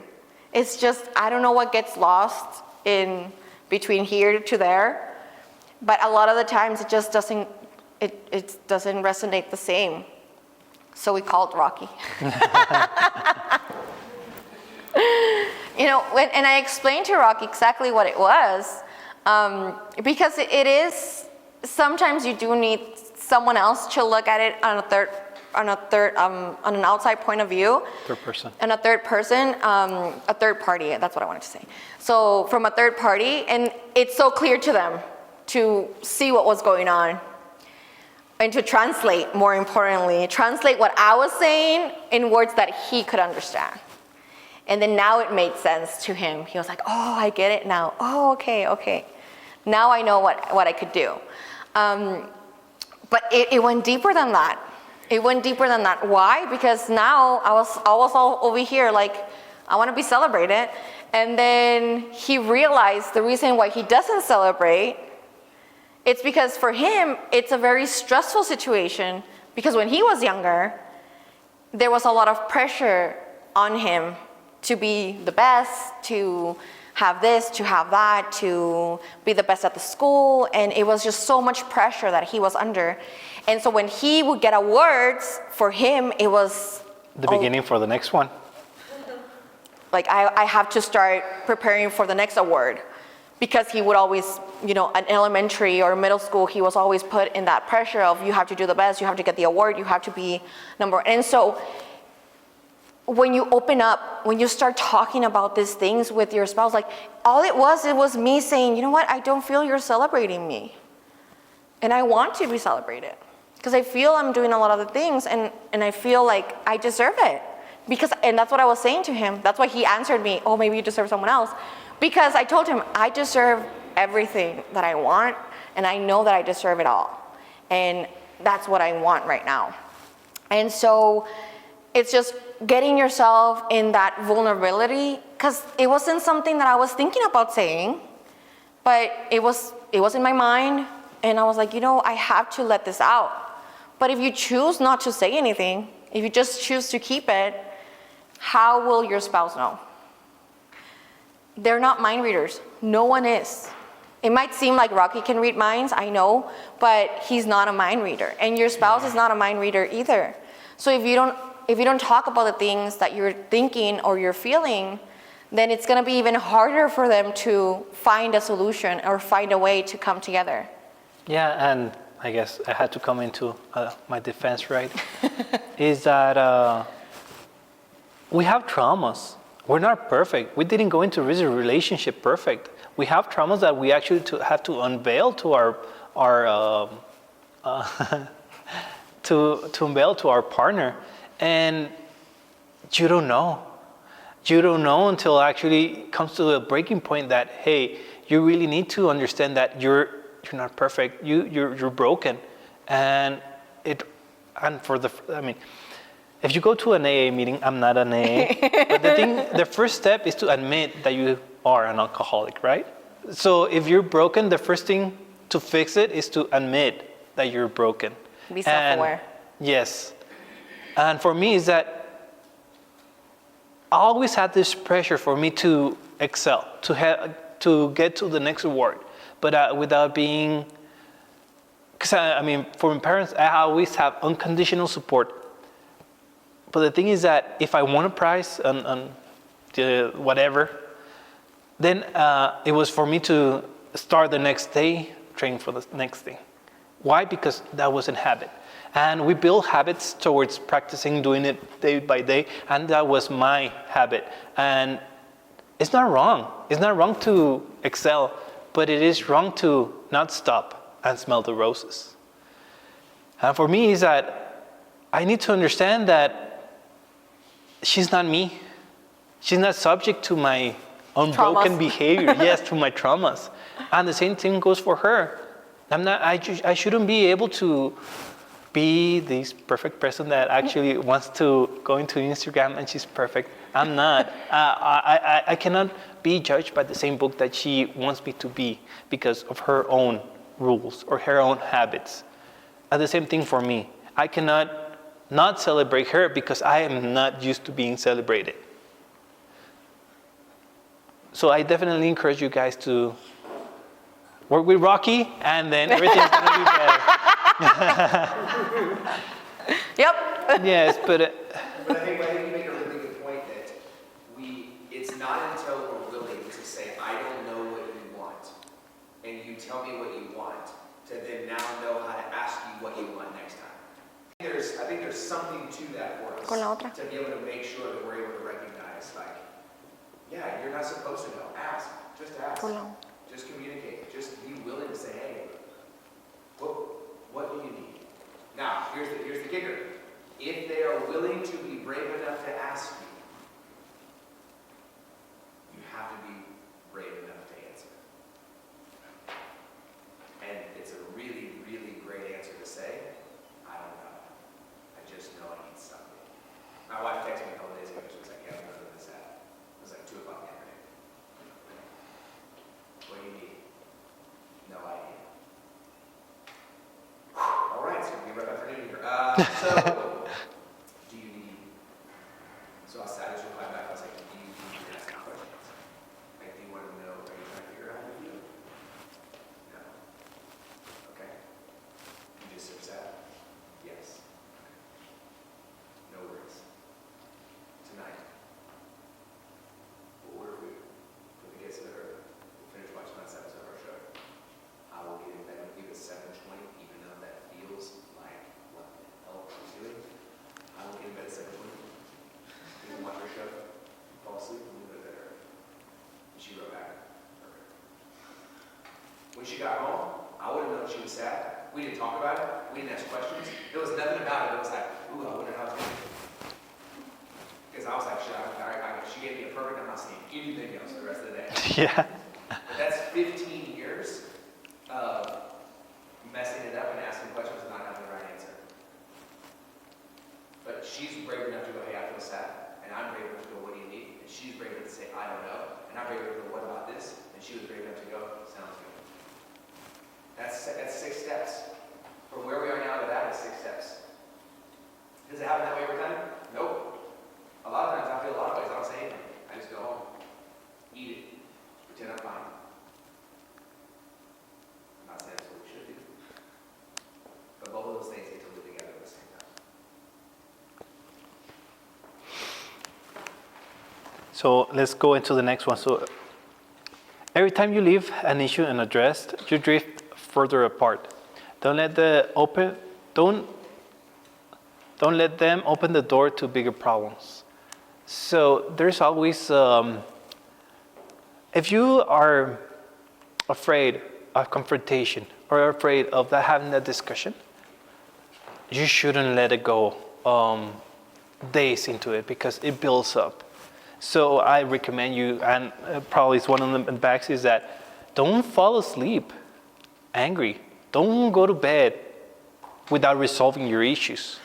Because in the morning, you still have that resentment, but maybe you forgot what was the topic, but the feeling's gonna stay there. And to really talk about this, I wanna also tell you not to be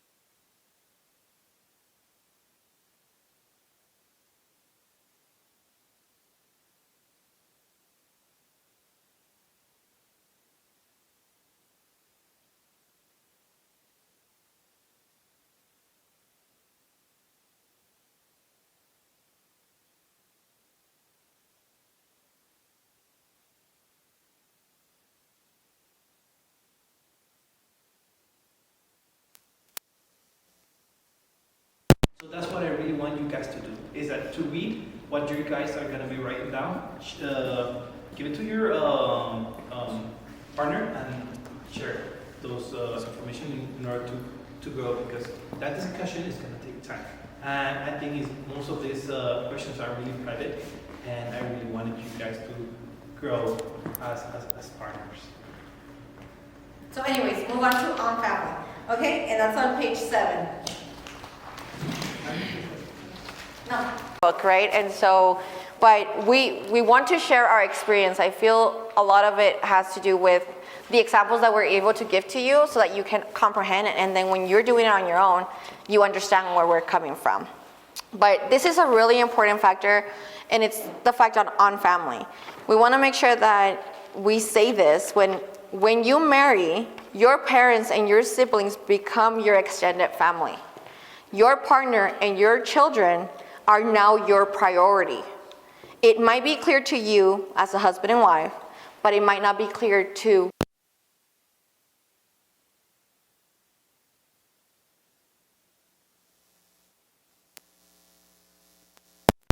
The boundaries are for you to keep people in, the people that you love. When I was telling you about my core is my daughter, my husband, and me. That's it. Anyone else becomes an extended portion of it. And yes, I care for them, and yes, you can continue to care for them, but the family you created, it's more important than the family you came from. It's okay to continue to take care of your own family, but make sure you set the one that you have created with your spouse as priority if you want your marriage to last. And the reason why I added that, even though he didn't want me to say your marriage to last, it is important. It is important for you to say, hey, I want to be together. I choose you every single day. But you can't tell me you're choosing me when you're taking your mom's point of view or your mom's opinion over mine. It's not true. And yes, you might say it, no, you are my priority, but your actions are speaking louder than your words. And so understanding that the family you create is your priority. You have to do anything and everything in yourself to protect them from anything from the outside world or whatever you want. But that's understand that and continue doing that when you have your family, when you have your children. But as of right now, you chose to be with your spouse. You took a vow and you're saying, I'm choosing you. And that's your priority now. All right, learning to talk to each other. We already kind of went over this with Rocky, but it's the whole what is said versus what is heard. And you take this one. The purpose of communication should be to express, be heard, understood, free of judgment, ridicule, or aggression. You have to be able to effectively articulate your thoughts, feelings, and emotions in a way for the receiver that he doesn't misunderstand, but also receives it in a way that doesn't get defensive or dismissive. And this could be like what is heard versus what is said versus what is heard. For me, and I can give it a personal example, sometimes I can listen in my inner voice a different version of what she actually said. Let's say, I told you that we have to do multiple things. Okay, I told you to get the plates for the event. And then for me, it's, why didn't you check? If it was me, I would have checked the bags or some other version of what she actually said. And we miss listening and getting that inner voice to exchange that information. And for in this example, I think it's more verbal. So what the wife said, for example, why did you put the foil in the microwave? Everyone knows it will catch on the house on fire. And what actually the man said, you're a fucking idiot. You put the foil in the microwave? What a dumbass. So we're actually listening to a different version of what I actually said. But one is going to be much dangerous. And it never was said. So what are we actually listening to?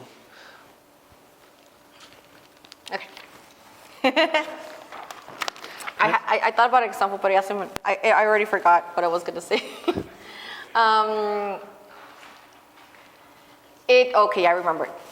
The way when you are listening to your partner, listen to the words that are coming out of their mind, out of their mouth, more than the tone on how it is being said. Listen to what he is saying, not how he is saying it. It's so easy for me personally to say something and then I'm like, really? And I do it with this tone. And yes. And a face. And a face. And then, but realizing that, and I tell him, I was like, don't listen to the tone and don't look at my face. Just hear the words that I'm saying, right? About the plates. It's like, did you check the plates? Oh yeah, these are the plates. Okay, but for me, it's so easy. I cannot hide anything with this face. Like, you can tell anything that I'm thinking with my face. Like, it's just how it is. But that's why I have to always remind him, do not look at my face and do not hear the tone. Just listen to the words, the actual words. If he would just read the words without my tone and without my face, would he understand what I'm saying?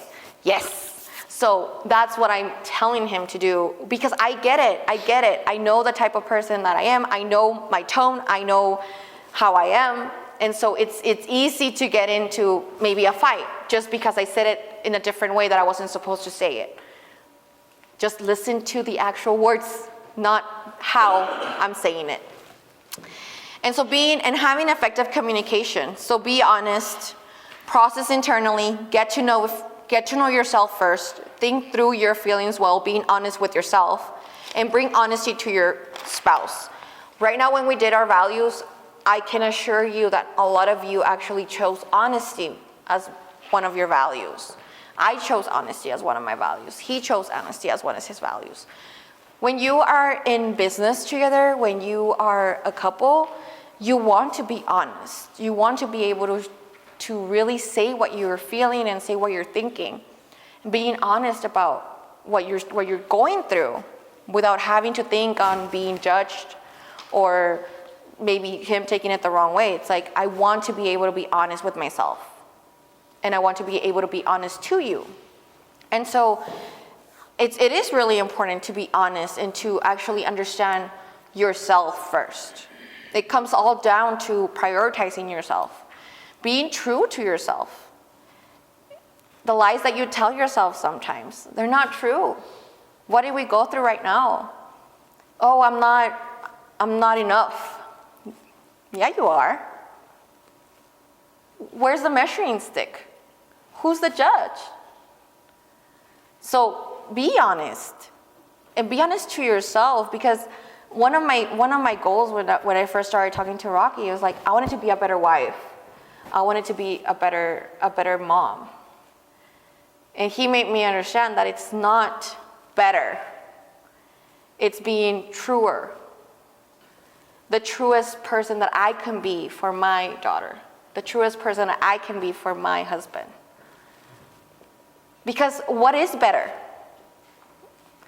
And identifying the reason. Yes, identify the reason behind, and this is for communication. So sometimes we're bothered with our partner for doing something. So sometimes we, like Rocky said, we grab the apple that is closest to the ground, what is easiest. And instead of, hey, you're not throwing away the trash. So it's not about the trash. So first you have to admit to yourself that I'm not okay what you have done. Be honest to yourself and portray those emotions and share them with your partner, and then be transparent. Be transparent and acknowledge the why. The why I'm feeling that way. Why am I feeling? So initiate with the feeling, and then the reason, the root cause on that feeling. Let's say, hey, you didn't take out the trash. Being honest, so you're not doing your role in the house. And then being transparent, then why are not you home? Or why are you working too much? So what is the why that is bothering you? And at last, being vulnerable. The deepest, darkest part of you, it's natural to avoid this. Vulnerability, I can't talk no more, I'm tired. It's scary, but your spouse needs this to support you the right way. And so we go back to being honest with each other, being vulnerable with each other, opening up. I don't know what I don't know. If you don't tell me, I can't just, I'm not a mind reader. And one of the things that we had to learn, especially my husband, it's to open up about his feelings. When we got started, it was just him not saying what he was thinking, not saying what he was feeling, just keeping everything in. And it's not healthy. It's not healthy for the relationship. It's not even healthy for him. Learning to be vulnerable and opening up and saying those things that are bothering you, or saying those dreams that you have. What is your dream? And can you be vulnerable enough to tell your spouse? Or are you afraid they're gonna judge you? That's the whole point of being vulnerable. To open up and to realize that your spouse is not there to be against you. They're there to support you. And if they're there to support you, you're able to share your dreams with them and then make them a reality. I would not be the person that I am today if I wouldn't have him next to me. And I know it will be the same thing. We bring the best version of each other out. We push each other every single day. That's what we're trying to become. And yes, it's a lot of work, but it's choosing to do the hard work. Because we love each other. But it's when you are in a relationship together and then you're also doing business together, you realize very early on that love, it's not enough. You can love this person, but love is not enough. You have to choose that person every day, and their actions is what makes you choose them every day, because they do this for you. They do this for the family. They do this for themselves. It's all of that it's so important for us to realize that we want to thrive in business, we want to thrive as a power couple, then we have to really prioritize ourselves and our relationship and choose each other every single day. So let's get into business. Explore the significance of understanding and respecting each other's viewpoints in business. Recognize your individual strengths in different aspects of the business and leverage them with your partners. So what are you good at and what is your partner good at? We talked about this earlier, not because you don't have to work together to grow together. Even though we're both in business, before me, he already had his business. Me, before him, I already had a business. We grew up with different family businesses. We grew up differently. But we choose to work together. More importantly, we choose to grow together. And if you're not working together with your spouse, it's okay. What he does for my business or for his business or for my business, it's not the same things. So we have to realize, what is it that I'm good at? What is it that he's good at? What are our skills and what are we bringing to the table? I'm not the one that gets their carpentry out. He builds all of these things. He's able to execute my visions. I have nails. I don't get dirty, right? But that doesn't mean that I'm not actually providing a lot of input for the business. Well, those were my designs. I did the design, I'm the project manager, I'm the one hiring contractors and subcontractors and getting everybody involved and making sure that we hit the deadline and making sure that we get all these things done. We all have skills and talents that we can bring into the business. We don't have to be doing the same things. For us, if we're both doing the same thing when it comes to the business, for me, it's a waste of time. Why are we both doing the same thing when we can be tackling different aspects? That's what we're trying to do. We're trying to understand, what is it that you're good at? What do you bring to the table? What does he bring to the table?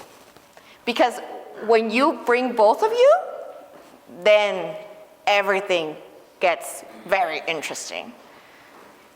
And that's what we've learned, that we don't have to do the same things and we don't have to be good at the same things.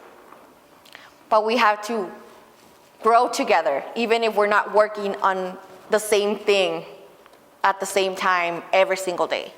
We might be spending 24/7 with each other, but it doesn't mean that we're doing exactly the same thing. Like if he's making, I don't know, a 3D printer, it doesn't mean that I'm gonna be there making a design with him. Like, there's different choices that we can do because we have different skill sets that we bring to the table as business owners. Yes, and we have to, like in any business, you have multiple sectors that actually require different skills. We actually are filling different skills with each of our talents. There's going to be an overlap, that is going to be a compromise between each other. And most of those cases, and we really suggest is that it has to be on the sales. For us, if you can delegate everything else and just do one thing in the business to grow exponentially, it's sales. However, if you're good at accounting, you don't. It's how much leverage is it for you to be in accounting versus doing something else that's going to be growing the business? So, what are some aspects that you're deciding to spend your time on in order to grow? What are the things that you love versus what are the things that you hate? Okay, I love being on the table. I don't want to be making the sales. I actually just reserve myself doing the legal stuff, creating the companies, giving instructions. But the thing is that you know that you can pay for those services. I'm good at it. I love doing it. I know that I have control. But yet, how much money I'm gonna make? How much my business is gonna grow if I stay there? One thing is knowing what are you good at, and one thing that to make the decision whether you're gonna be having someone else work and you verifying it, because like in any small business, you have to do the effort first in order to delegate it. I mean, any businessman, you have to do the sales, the marketing, the operations, the legal, the accounting, everything. But that's at the beginning. Once you start growing, then you have to realize, hey, I love accounting, I love legal, I love whatever, but you now have to delegate. You have to overlap in the front end of the business. You have to be in the marketing. You have to be in the sales. Why? Because that's where money comes in. You cannot grow the business in the back. You have to grow the business from the front. And anything, if it goes bad, if your accountant is 85% competent, the 15%, you're going to make it up with good sales. Even if you have to pay taxes at the end of the year, we all have to pay them. Still. Oh, no, I don't pay taxes. We do. Definitely think about not what skills are you good at, but how the skills that you have together with your spouse are going to grow the business. Because growth is the only way to sustain. If you stay still, like at the same level every day or every time, every year, you're going to die. The business is going to stall. The business is not going to do well. Because being or staying still, you're not going to rise to the interest rates falling or increasing, inflation. Yeah, you always have to increase because we all, on the business side, we always have debt. Debt, you still need to get more money in order to pay the debt, in order to grow. So I definitely ask you guys, and this is a decision that I took recently because I always was managing. I was taking care of the business. I wasn't taking care of the sales and the growth. So I definitely recommend you not to stall on what you're good at, but become better at getting your business grow. And I'll add a point to that is the fact that you guys have to make a decision on what type of business owner you want to be. See, there's self-employed. Self-employed means that you just don't want a boss. You don't want to answer to anyone. Doesn't mean that you're actually a business owner, that it's growing, that it's going to be a millionaire, let's suppose. No, like there's two different things, and I've seen it. I've seen it where there's people that the only reason why they started a business was because they didn't want to have someone telling them what to do and having a schedule and having someone giving them a paycheck. They wanted to be their own boss. I'm a business owner. That's not the reason why I created a business. I created a business because I'm gonna make money, and that's gonna be the legacy that I'm gonna leave for my daughter. I'm gonna build generational wealth. I'm not doing this business just to make ends meet, just to survive. A lot of the times when someone is self-employed, they really just do enough to survive, to pay their bills, to do enough. That's enough, okay. They don't grow, they don't have employees. So really choose what you wanna be, who you wanna be. But if that business owner that you want to become, it's because you want to provide more, create more, then go all in, and go all in together. And define the roles and responsibilities of each partner in decision-making processes. And one of the last things here that I want to talk about, it's do not involve third parties in business decisions, particularly in the context of having family ties. When you decide to get in business with your family, things start getting really messy, really fast. So you have to make sure that there are your boundaries. This is how it is, these are the roles, this is how we work. The business belongs to you guys, not anyone else. The decisions that happen have to be with you and your core in mind, not everyone else. Yes, you can help, yes, you can take care of someone else, but the point is you have to first think and prioritize your core. That's all. And if you guys are fine, everything is fine. Even maybe outside of that core, something's happening, maybe there's other things that are happening. But if you guys are okay, then everything's okay. You have to choose that's your priority. And so real things, and it's sacrifices as a couple. And so we wanna talk about the picture that you see, which is, this is called time over money. But the picture that you see here, you see two donkeys trying to eat each hay, right? Separately. And they keep pulling away from each other. And it's not until they realize that, hey, if we actually get together, eat here first, then we can move on the other side and eat over here. So, what is it really telling you? It's to choose that path, but choose it together. So sometimes as business owners, we choose to stop or slow down opportunities to spend time together. We need to take time to let go of our personal ambitions in order to move towards a single goal. We will get there faster and it will be more rewarding. Pulling towards different ends will end in a conflict. Once we accomplish our goals, we can retake our personal goals and accomplish them together with a lot more fulfillment. And so really what this says is the fact that you choose that. I think, like I've said, choices, it's so important. But when we started, ever since the beginning, we started dating, we got married, everything, and we saw this, and we really understood how if we choose to be together, we're gonna get there faster. If we're working towards the same goal, we're gonna get there faster. Maybe if you're by yourself or if you guys are doing it separately, it doesn't mean you're not gonna get there. It just might be harder to get there, or it might take a longer time for you to get there. But when you choose to do it together, you are gonna get there faster.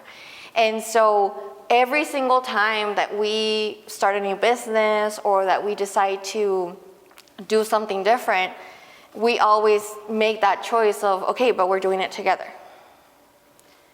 Because if we take that decision, then we know that, okay, we're gonna be able to get there faster, we're gonna be able to make more, we're gonna grow a lot more because we're doing it together. And if there's something that for me, my happiness is having them. That's all that matters to me. So as long as I have my family with me, it doesn't matter where I go because I have them. That's all that matters for me. And really seeing that and continue to see that with my parents and to see that with his parents. My parents and his parents, they've always been in business together as well. And so we learned that maybe, but it was the choice that we made to continue to grow our business together and having our family be there along the way. It's so easy for me to sometimes not have to worry about the balance that everybody worries about, the work-life balance that everybody says, because I know that as long as I have my family with me, that's all I need. And it's really important when you get married or you get in business together, how you're able to understand this and just make that choice. Yes, and everybody has a career or they have personal goals as a single person, but you can retake them. You can retake them once you guys come to a compromise. And hey, I know that there's some goals that I've been having for a long time, and yet I haven't talked to my wife about them. Why? Because it's much important for us to get to the place that we want together. And for that is for us to be first financially independent.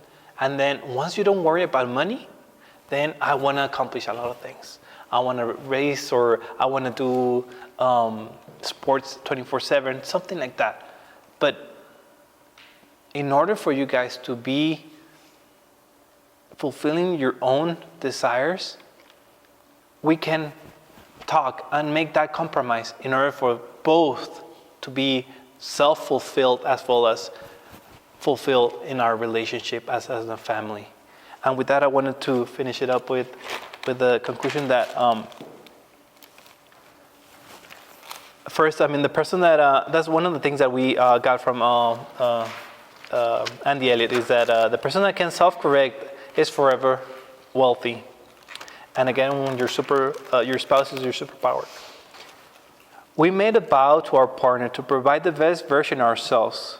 We pledge to honor and care for them in sickness and in health, for better or worse, for richer and poorer.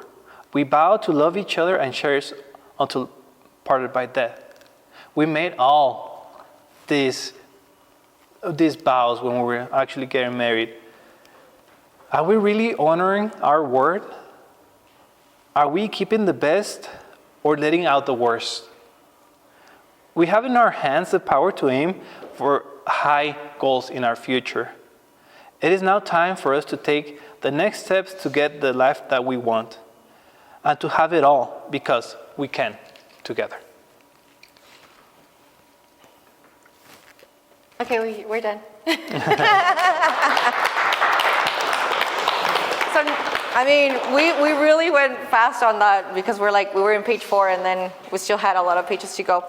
But now we can really talk about anything. I think,